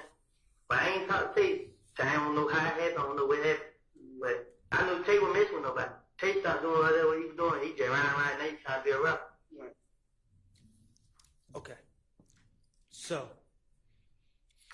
let's unravel. And I'm not saying, Mr. Copeland, please understand, I'm not saying that's the truth. I'm just talking about what you told the police. I told the police anything. I understand that, okay? But I'm just want to talk about what you said. I'm not saying it's the truth. In that story that you gave the police, you were saying that Rich Homie Quan was convinced that Trevante Turner, Tay, shot up his father's barbershop. What I'm saying is, you think I'm letting somebody hurt my partner? So if I'm having a conversation with Rich Homie and he trying to put some money on my friend, you think I'm gonna really have that conversation with him? It don't make any sense. Okay, but can I finish my question? So what you told the police, not saying it's the truth, what you told the police is that you talked to Rich Homie Quan and tried to convince him that Tay did not shoot up his father's barbershop because Rich Homie Quan had $25,000 on his head, right? That's what you told the police. Never put the police on what's going on. Mislead the police. That's always the mindset. I got you. All right, you keep talking about what I told them. I understand. I think we're all on the same page. We can't be. Okay. Let me ask you another question. Okay, let's play the next clip. DS-24B, which is 378 Yankee Delta. It's from February 21st, 2015, from 4/12/10 to 4/16.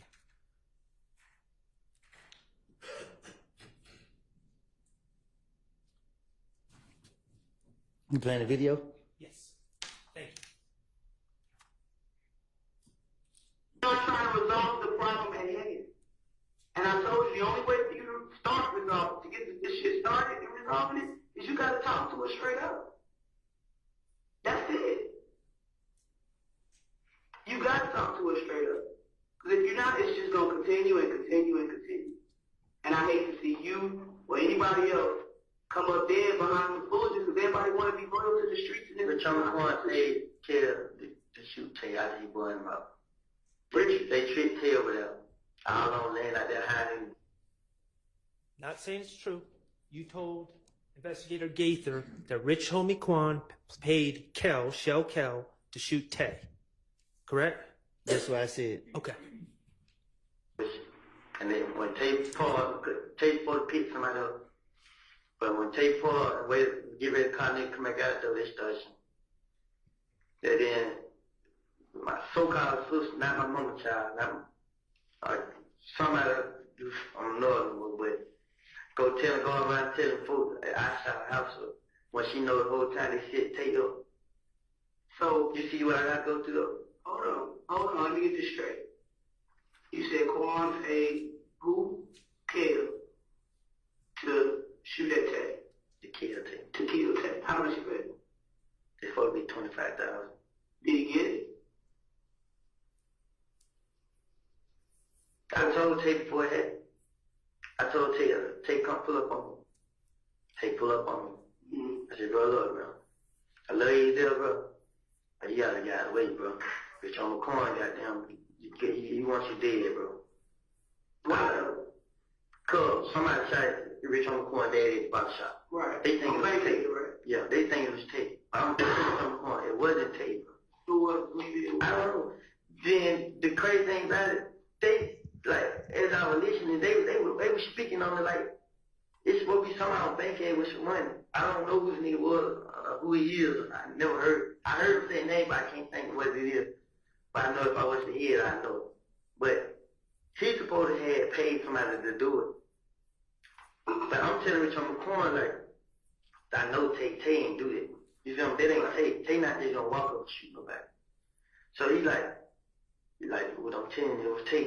I'm like, no, it wasn't. He like, man, I'm telling you. I'm like, I know it went, but I'm not gonna lie. All right. So in that interview on a different day, you're again talking about the shooting of the Rich Homie Quan's father's barbershop and of Rich Homie Quan's father, correct? I'm listening. Okay.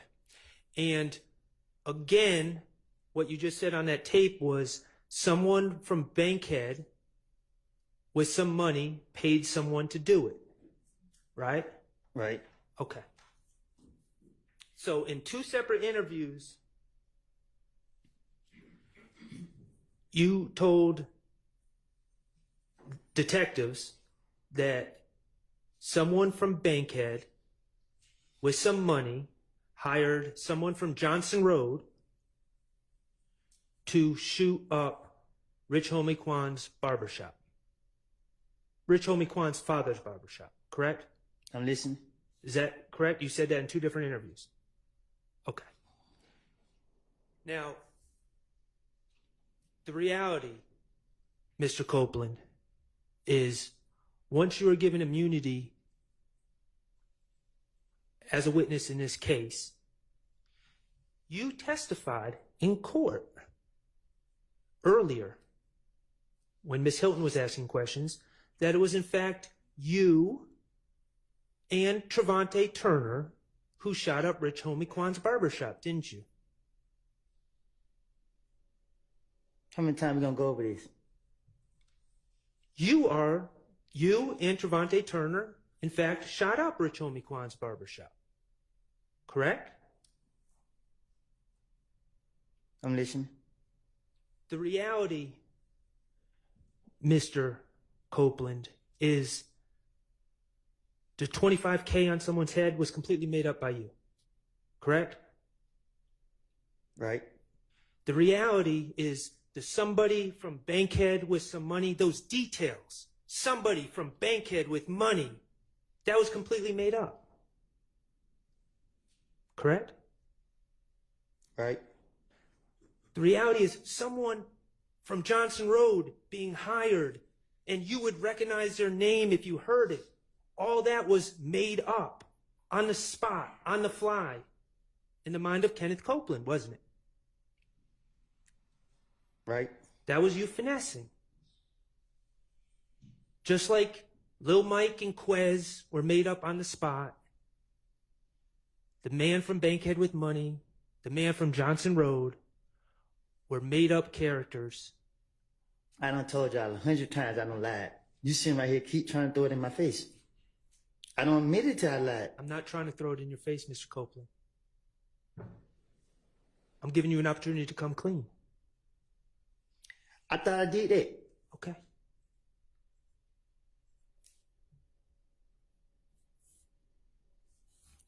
Are these the type of details? You remember when you talked about details make your lies more believable to the police? Lil Quez from Etheridge, Mike, or Lil Mike from Etheridge, Quez from Etheridge, man on Bankhead with money, man from Johnson Road. I would remember his name if someone said it. Are those the type of little details that you add to your finesse to make it more believable to the police? Sound like that.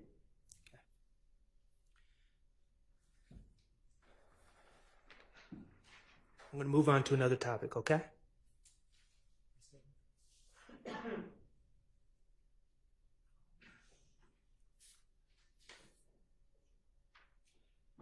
Your Honor, may I approach the witness with DS-30?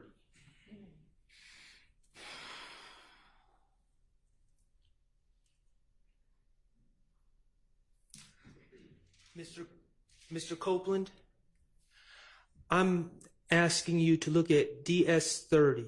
Do you recognize the person on the right of that photograph? On who right?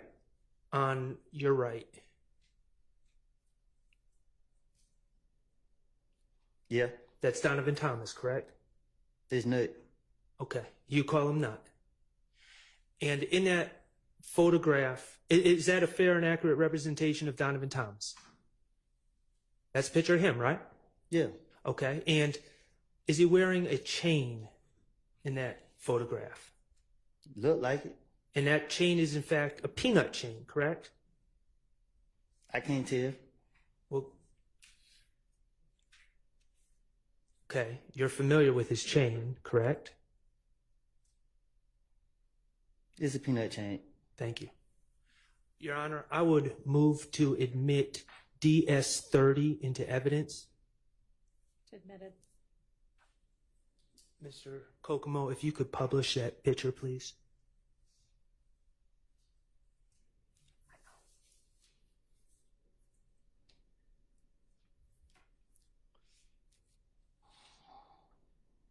Okay. Hanging from Mr. Thomas's neck is essentially what the Planter's Peanut Man. It's a chain of the Planter's Peanut Man.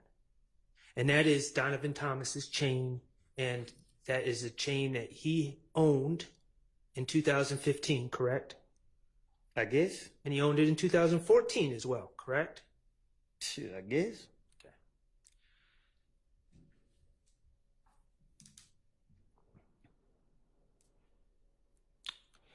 You are aware that in late 2014, Donovan Thomas's chain went missing, correct?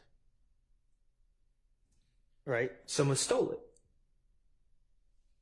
If that's what you want to call it. Okay. Do you remember on January 11, 2015, the day you went to talk to Detective Thorpe? Detective Thorpe asked you about your relationship with Donovan Thomas, right? I'm listening. Okay. Mr. Kokomo, could you publish DS 18A, which is States 378 Yankee Alpha, it was January 11, 2015, 3:14:23 to 3:14:36. It's just 13 seconds, if you could listen.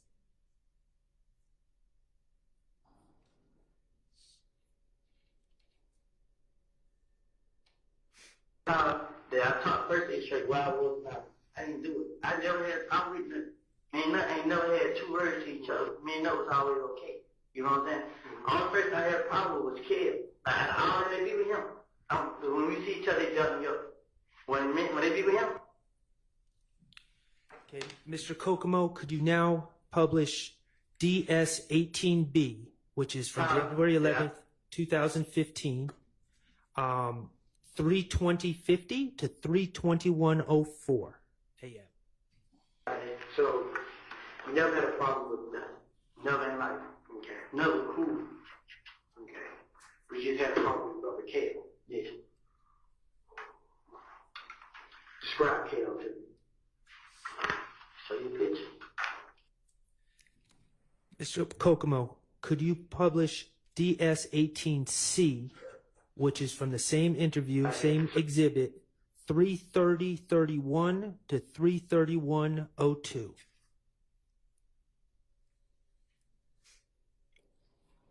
I switched up on them, so they got you.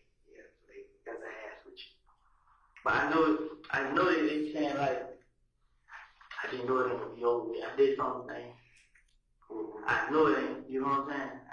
I ain't trying to go to jail, I ain't trying to be dead, I ain't trying to go to nobody's funeral, I ain't like none of this. Me and nothing ain't never had a problem. You know what I'm saying? Somebody, I will show it to you. A person come on my Instagram page and say, you gonna die tonight. They come on my picture and say, your Instagram? Yes. You gonna die. And finally, Mr. Kokomo, could you play DS 18D, which is from the same interview, 3:41:50 to 3:42:45 a.m. I don't know what to do. Like, I didn't do it. Like, I'm lost. Like, right now, man, I really am, man. I'm scared. I'm lost. I always say, all the money, I can't even think, man. Like, I don't know what to do, man. I don't, man. Because my name come back and everything, I'll be the same with it. But now somebody's dead, and I didn't know. I know how it feels to lose one, you know what I'm saying? I lost my closest friend. You know what I'm saying? And now, these niggas, they show up at mama house and stuff like that, bro. Like, and it ain't even dead. It's a game. It's the whole clip. You know what I'm saying? They deep. You know what I'm saying? That's the only thing put fear in my heart, because now I gotta watch out for everywhere I go. I have to watch out, and it ain't nothing I can do about it, man. I didn't have nothing to do with this. I didn't kill him. I didn't have him killed. I ain't never tried to fight him. I ain't never tried to rob him. I had never done nothing to nothing. In that January 11th interview, you stated to Detective Thorpe on 4 different occasions that you never had any problem with Nut, that you and Nut were okay. Correct? I'm listening. Okay. You specifically said, I've never tried to fight him. I've never tried to rob him. I've never tried to do nothing to Nut. Right. Okay.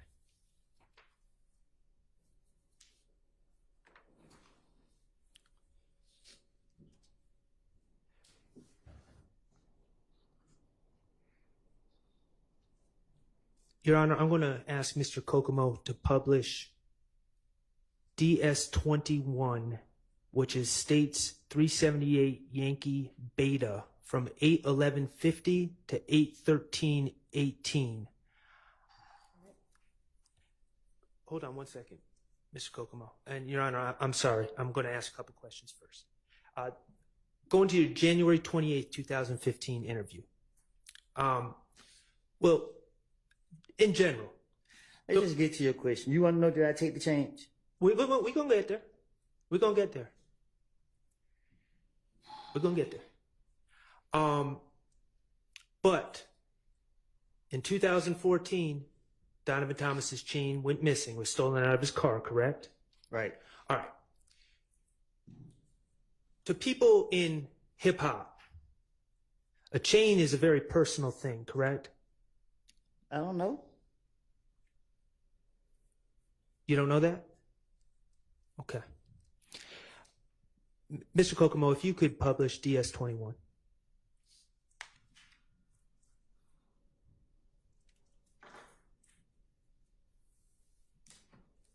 Like, and then, like, they would have somebody broke in that car and gave me the phone and the jury. Because when I realized I took it, you know what I'm saying? What the hell? This nut shit. Right. I called him nuts. Hey, man, I got your shit right here. Pull up on me. He come pull up on me. But before I gave back to him, I already hit 10 minutes. And he was texting the kid like, come on, bro, I introduced you to these folks, bro. You just took them out. And he was like, he sent a big paragraph and Kelly just saying like, man, nigga, look, nigga, what up? You know what I'm saying? Like, nigga, I'm out here, nigga, you ain't doing it for me. Yeah. This one reading. You know what I'm saying? So, nuts and big paragraph, more paragraph, more paragraph, more paragraph. Kelly, man, like, he ain't say back, like, man, nigga, fuck you, whatever. You know what I'm saying? But nut pull up. Don't nobody know it. You know what I'm saying? Nut pull up. Him and Grease. Man, nut got each other up. Like, bro, here, your stuff right here. You know what I'm saying? Right. He like, how you get it, bro? I ain't want to tell him. One of the young niggas from the video broke in the cup. Okay. In that story, you were saying that someone stole a chain from Nut, correct? The peanut chain. Yeah. And that person, and not only his chain, but his ID, his wallet, his phone, correct? Right. And that person happened to give you Donovan Thomas's belongings. Right. And you said, you told the police, you realized it was Donovan Thomas's chain. And you called Nut and wanted to return his stuff. Right? And specifically, right before we paused it, you said you didn't want to tell Donovan Thomas who took it. Right? Right. You wouldn't want to tell Donovan Thomas who took it because Donovan Thomas is what some people might say is the big homie. Right? He's a gang leader. You don't just take Donovan Thomas's chain and it's all cool, correct? I don't know. Well, that's why you wouldn't want to tell Donovan Thomas who took it, correct? You'd want to protect whoever took that chain. You wouldn't want Donovan Thomas gunning for that person for disrespecting his property, right? Right.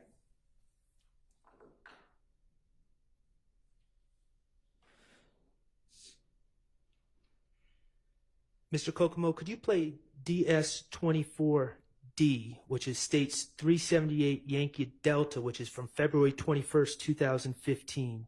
And this is from 5:37:44 to 5:40:26.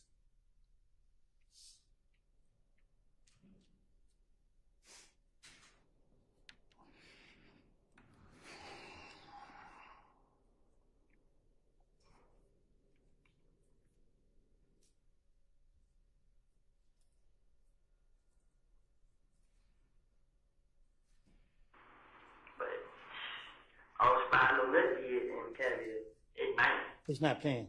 He told me to pull up there one day. Is it popped up now? No. You started again, Mr. Kokomo. There you go. Thank you. I was spying on that kid in Canada at night. He told me to pull up there one day. Somebody had one of my little punk broke in the car. Stole his chain, his phone, his ID, my driver's license. And I gave it back to him. Like, you know, I got it. Man, it's not shit, nigga. Yeah. But I really thought he was going to give me some back for it. I called him like, hey, man, I got the shit, bro. Like, for real, bro? Like, yeah.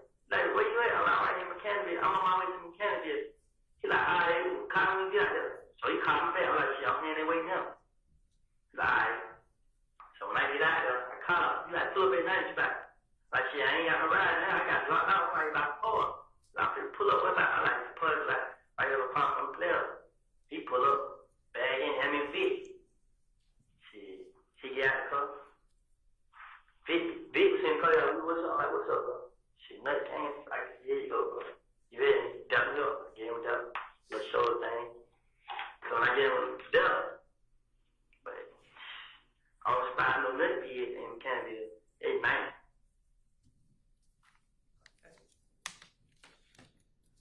Again, on February 21st, 2015, you're telling that investigator about your partner stealing from Donovan Thomas and then giving you the chain and the phone and the wallet, and then you returning it back to Donovan Thomas, right? And you dapped him up, and you and Donovan Thomas were all good, right? Okay. January 11th, 2015, you repeatedly said you had no problems with Donovan Thomas, right?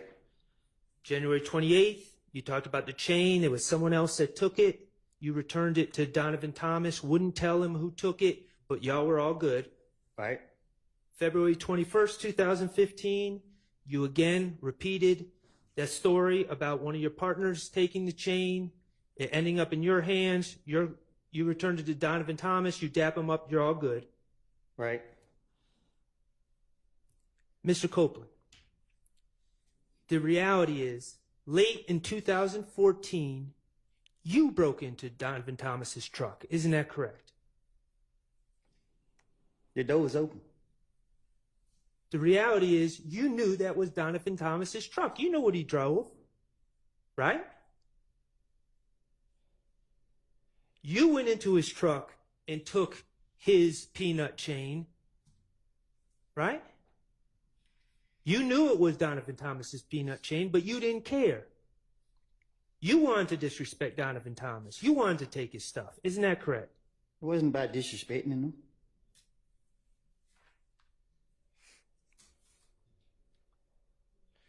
The reality is,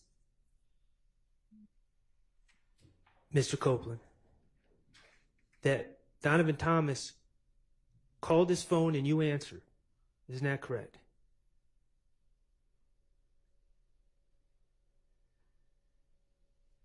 Yeah. The reality is, you knew that Donovan Thomas knew that you stole his stuff. I ain't steal it. Objection, speculation. Sustained. The reality is that you knew you bit off more than you could chew. What you mean by that? Donovan Thomas was coming after you. Objection, speculation. Based on the evidence, relevance. Sustained. The reality is, you made up this whole story about returning his chain, about your partner breaking in, and all the rest to try to throw Donovan Thomas off of your scent. Correct? But Donovan Thomas knew. Objection, speculation. Vague. Sustained. When you told Detective Thorpe on January 11th, 2015, that you ain't never have no problems with Donovan Thomas, that you and Nut were cool, you never brought up the chain, did you? For what? When you said you ain't never tried to rob him, you ain't done nothing to Donovan Thomas, you never brought up the chain, did you? That ain't robbery. You and Donovan Thomas were far from cool.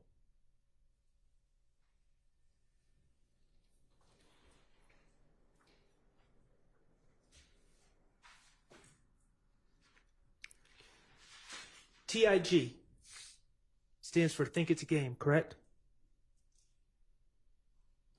Ms. Copeland, TIG is Think It's a Game, correct? You know it. Okay. That's a record label? I guess. That's a record label that Donovan Thomas was associated with, correct? I guess. It's run out of Summerhill I don't know. neighborhood in Atlanta. Mr. Bennett, also known as Lucci, rapped under that label. Think It's a Game, correct? I guess. Okay. Think It's a Game had a studio on Metropolitan Avenue in Atlanta back in 2015, correct? I guess.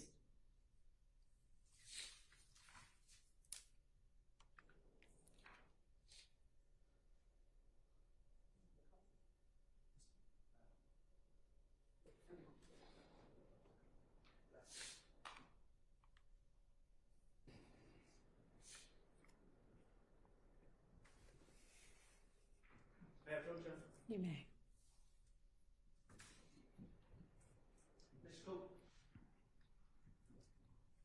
Mr. Copeland, I'm going to ask you to look at DS31. Is that, do you recognize DS31? Yeah. Okay. That is the building that housed TIG Studios back in 2015, correct? I guess. Okay. Your Honor, I'm going to ask that DS31 be put into evidence, be admitted as evidence. All right, it's admitted. That's the studio that Lucci went to make songs, correct? I guess. That's the studio that Donovan Thomas would be at, correct? I guess. That's the studio that Rich Homie Quan would be at, correct? I guess. Okay. You are aware that on January 8th, 2015, late at night on January 8th, 2015, the TIG studios were shot up, correct?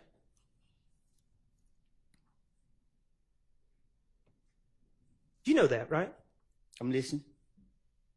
You are aware that Rich Homie Quan's truck was struck by bullets on January 8th, 2015. His windshield was shot out, correct?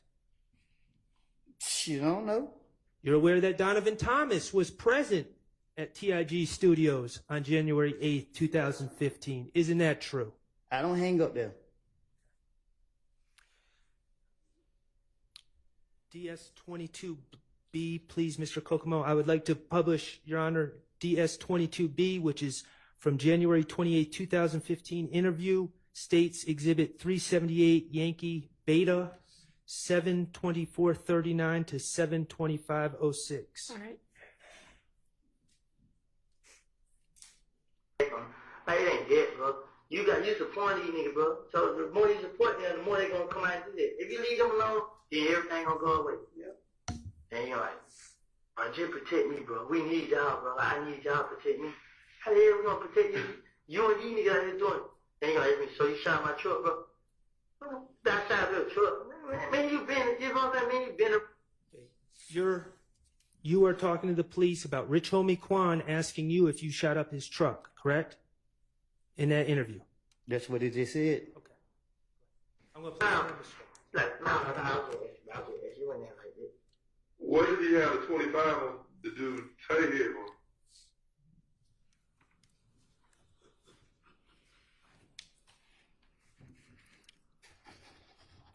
That's it. So, Rich Homie Quan questioned you about whether you were the person that was outside the TIG studio shooting up in that studio on January 8th, 2015. Isn't that correct? You can't question me. Okay.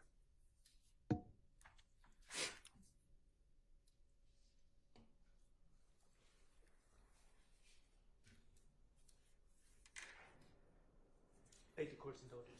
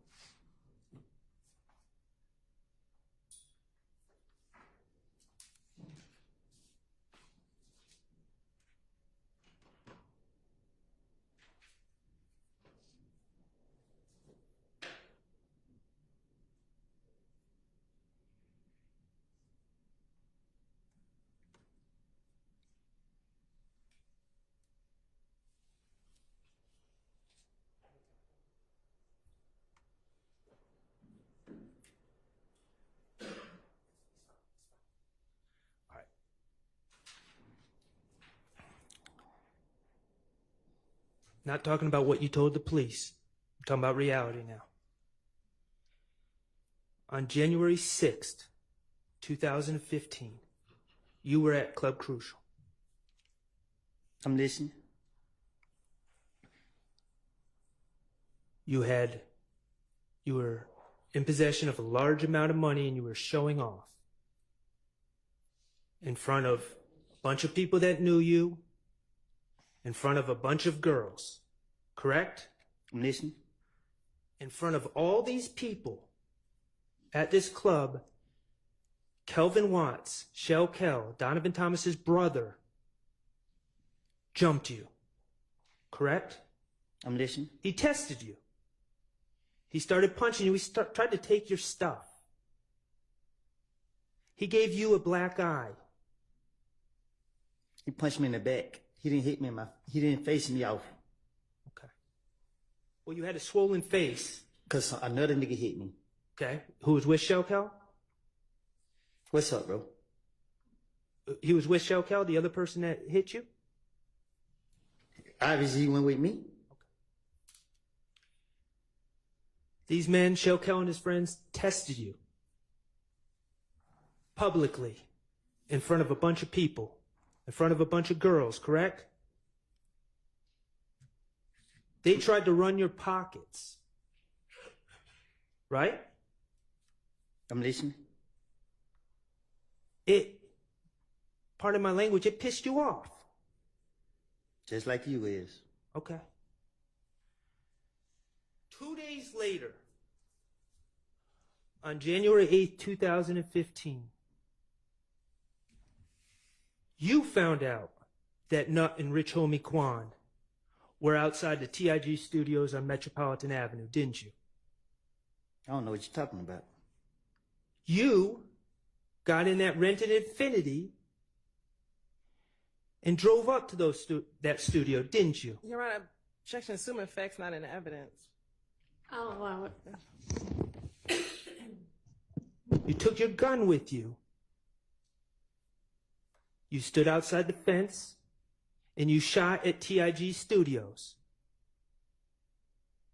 And you put a bullet in Rich Homie Quan's truck. Did you not? You got proof?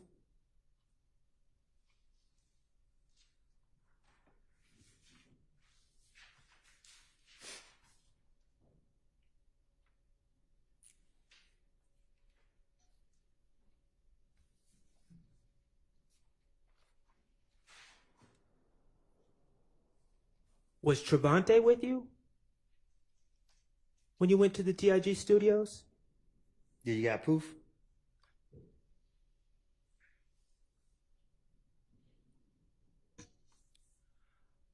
All right, we're going to change the subject, Mr. Copeland. All right. To your understanding, now you pled to the possession of a firearm case from 2021. You pled to that recently. This year. Say that again? You pled to that case this year, correct? Earlier this year? The possession of firearm that you were interviewed about on October 27, 2021? I don't know if it was this year or last year. Okay, fair enough. To your understanding, you still have a pending matter in front of the Fulton County District Attorney's Office, correct? Shit, I ain't no telling. I don't know. Well, you discussed it. You gave an interview with the Danza Project recently, right? Right. All right, and you discussed a pending matter where your understanding is you are charged with filing a false report. Oh, yeah. Okay. To your understanding, you're charged with false report of a crime and false statements, 2 felonies, correct? Right. And the allegation is that while you're at the Fulton County Jail, Relevance as to the specific conduct or the specific, an improper impeachment as to the specific extrinsic evidence of the specific incident that occurred.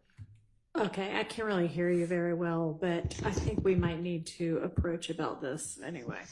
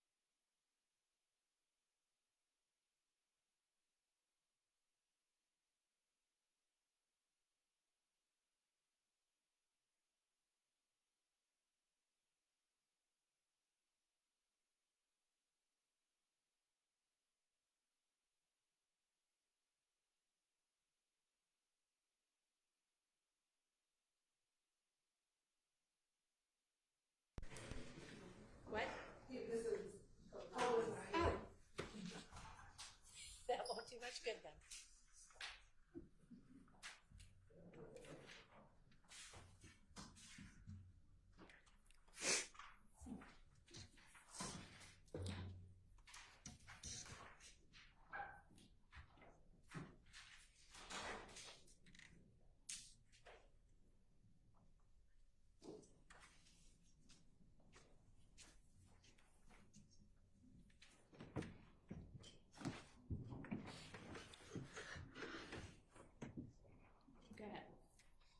Your Honor, may I approach You may. DS-27A and DS-27B? Yes.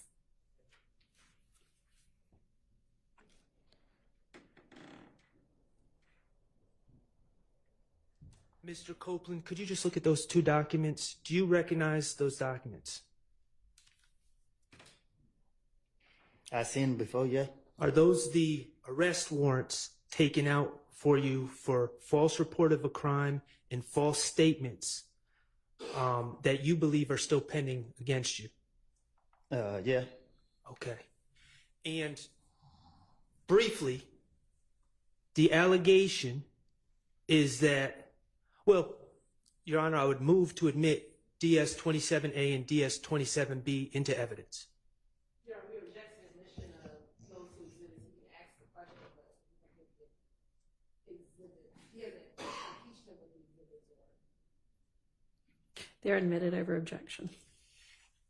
Mr. Copeland, briefly, the allegations against you that you believe are pending are that you accused a jail worker or a deputy of spraying with OC spray at the jail. Right.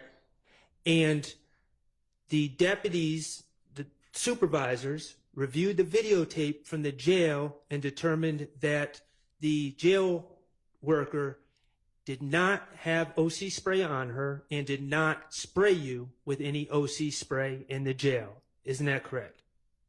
Right.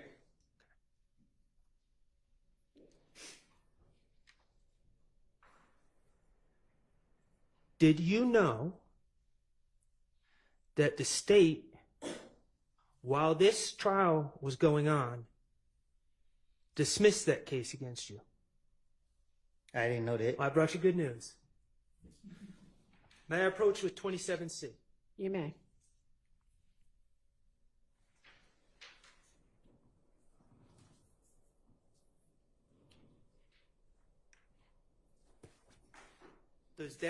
Does that document say State of Georgia versus Kenneth Copeland? I think. Okay.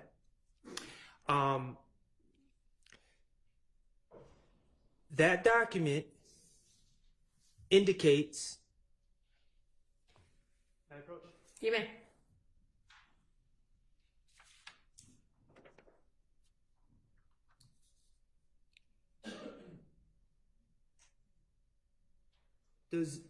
Correct me if I'm wrong, does this document say the facts of this case have been reviewed, and although it appears that probable cause existed for the defendant's arrest, the decision of the district attorney at this time is not to prosecute the above named defendant? Is that what that says? Yeah. Okay. It says the reasons for this decision are as follows: prosecutorial discretion. Correct? Mm-hmm. And yes, the person whose name is on this document is Fonnie T. Willis, correct? yes. Okay.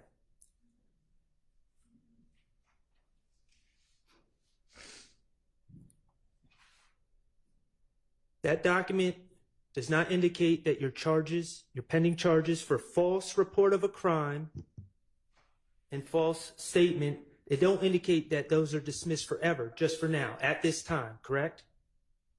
I guess. Okay. And nothing in that document says we dismiss this case because we were wrong, Mr. Copeland's innocent. It said prosecutorial discretion, correct? What they mean? Okay. It means they just made the decision to do it.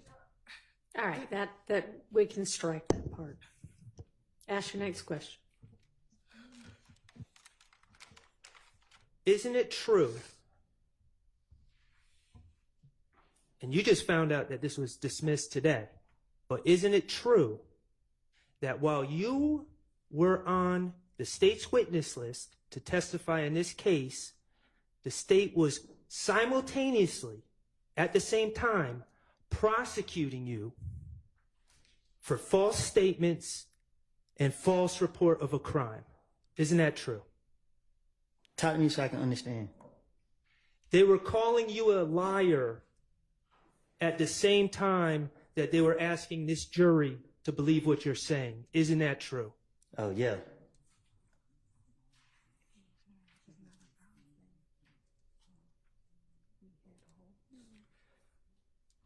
Let's talk about your immunity agreement with the state.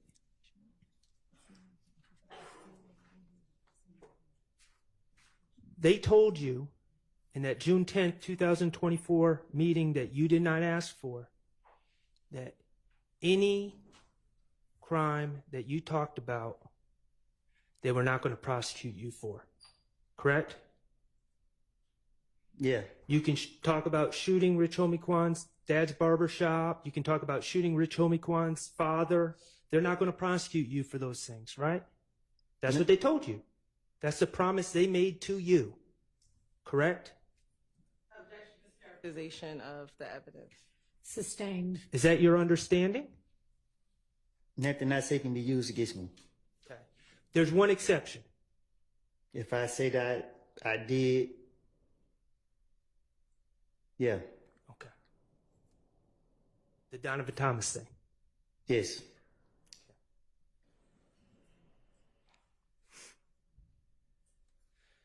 Mr. Copeland, you don't know any of these gentlemen back here to have a personal beef with Donovan Thomas, do you? What you mean? Back in 2015, you didn't know any of these gentlemen to have a personal beef with Donovan Thomas. I never said I did. Okay.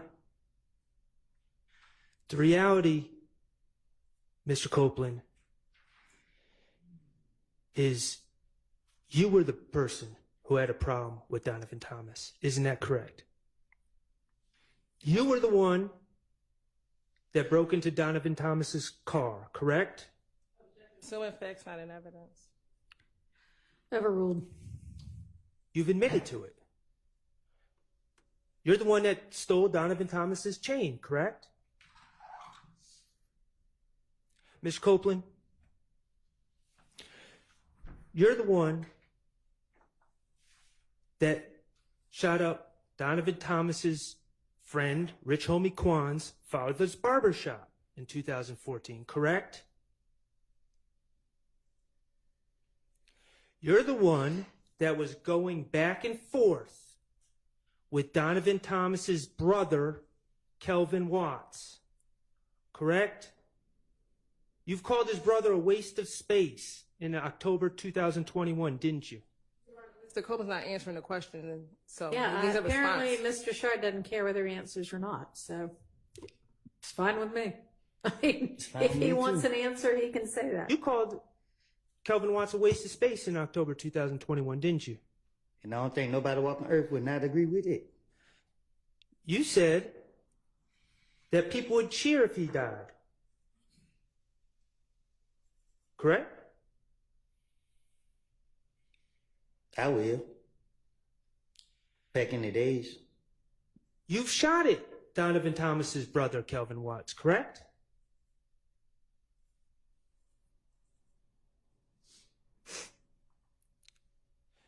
You're the one who got jumped by Donovan Thomas's brother on January 6, 2015 at Club Crucial, correct?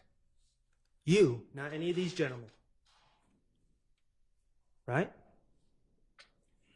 And you're the one that shot up TIG Recording Studio on January 8th, 2015. Isn't that correct? Let me ask you something, Mr. Copeland. You were asked about the Green Store by Attorney Steele, right? The Green Store, you're familiar? Yeah. That's actually called Mommy's Grocery and Deli on Glen Street, correct? I guess. Okay. You estimated that the driving time is 5 minutes. The truth is, to get from the Green Store to where Donovan Thomas was gunned down, you have to drive a couple hundred feet on Glen Street and take a right onto McDaniel, correct? That's how you get there, right over the tracks. The truth is, it takes less than a minute to make that drive. Isn't that correct?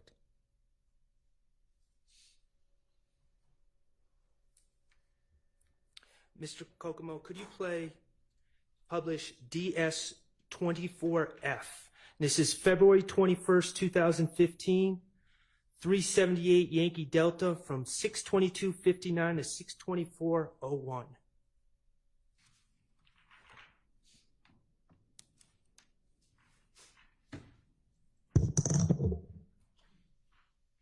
I got somebody, I don't know his name. He can tell. He ill and he called the night. Well, I forgot what day they got killed with. And we're going to start it over, Mr. Copeland, because I didn't provide any context. You spoke on a gang meeting that the Bloods had about you on that Thursday before Donovan Thomas was killed, correct?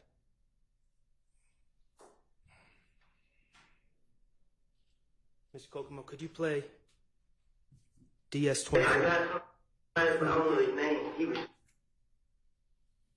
I got somebody, I don't know his name. He can tell. He ill and he called the night. Well, I forgot what day they got killed with. It was a Friday night. It was a Thursday night. Mm-hmm. They had a barbecue. But a barbecue just about it was a blood meeting. Everything ain't blood meeting. Mm-hmm. Then the whole meeting was based upon me. They was all in there talking about this and this, talking about this and this. So the nigga Mo was on the phone. So Mo told everybody, all I need, every last one of y'all, whoever 90s scraps here, whoever that other nickname, supposed to kill me. They gave all them guns. The same night, they gave every last one a gun. Say, treat me to a gas station and kill me. I forgot what else. But he called and told me everything. He said, is this person a friend of yours?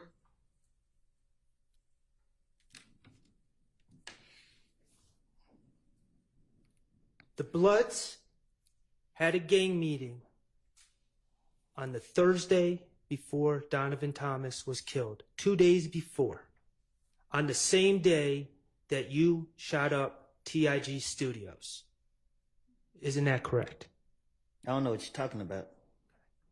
In that statement to the police, you said that the whole meeting was based on me. Not them, on you. That Mo, from behind the wall, had put the green light on you. Not anyone else. He put the green light on you for what was going on with you.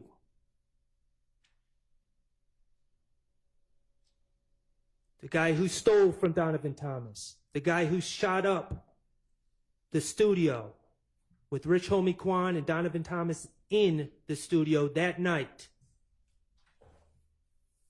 Yeah, objection, I was assuming facts not in the evidence and harassment of their witness. Overruled. You've told the police at that meeting, Donovan Thomas went whoop, approved of the orders to kill you.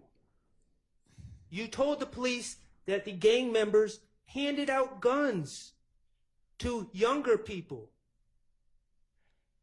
And the plan was to trick you to come to the gas station. And the only reason you were killed is because someone told you about it.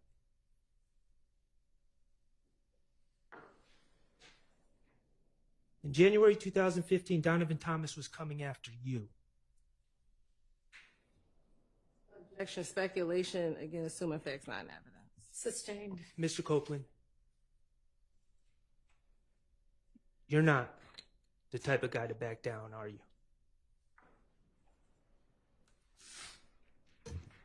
No further questions. All right. Okay, I know that the state is going to have redirect, but I think it's going to last longer than we've got for this evening. So we will come back on Tuesday of next week to finish up with Mr. Copeland.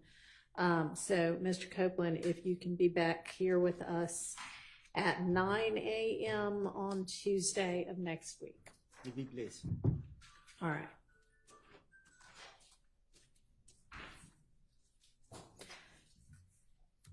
Okay, so I am going to excuse y'all, except I'd like for you to stay after for a minute, if you don't mind. The rest of you, with the reminders to not discuss this case with anybody. Don't let anybody discuss this case with you. Don't talk about it amongst yourselves. Don't look at and, in fact, avoid any media accounts of this case or anybody involved in it, including anything on any kind of social media. Don't try to find out any information about the case or anybody involved in it from any source outside of what we all hear together in this courtroom. Okay, I want y'all to enjoy your long weekend and your holiday break, and I'll see y'all back on Tuesday.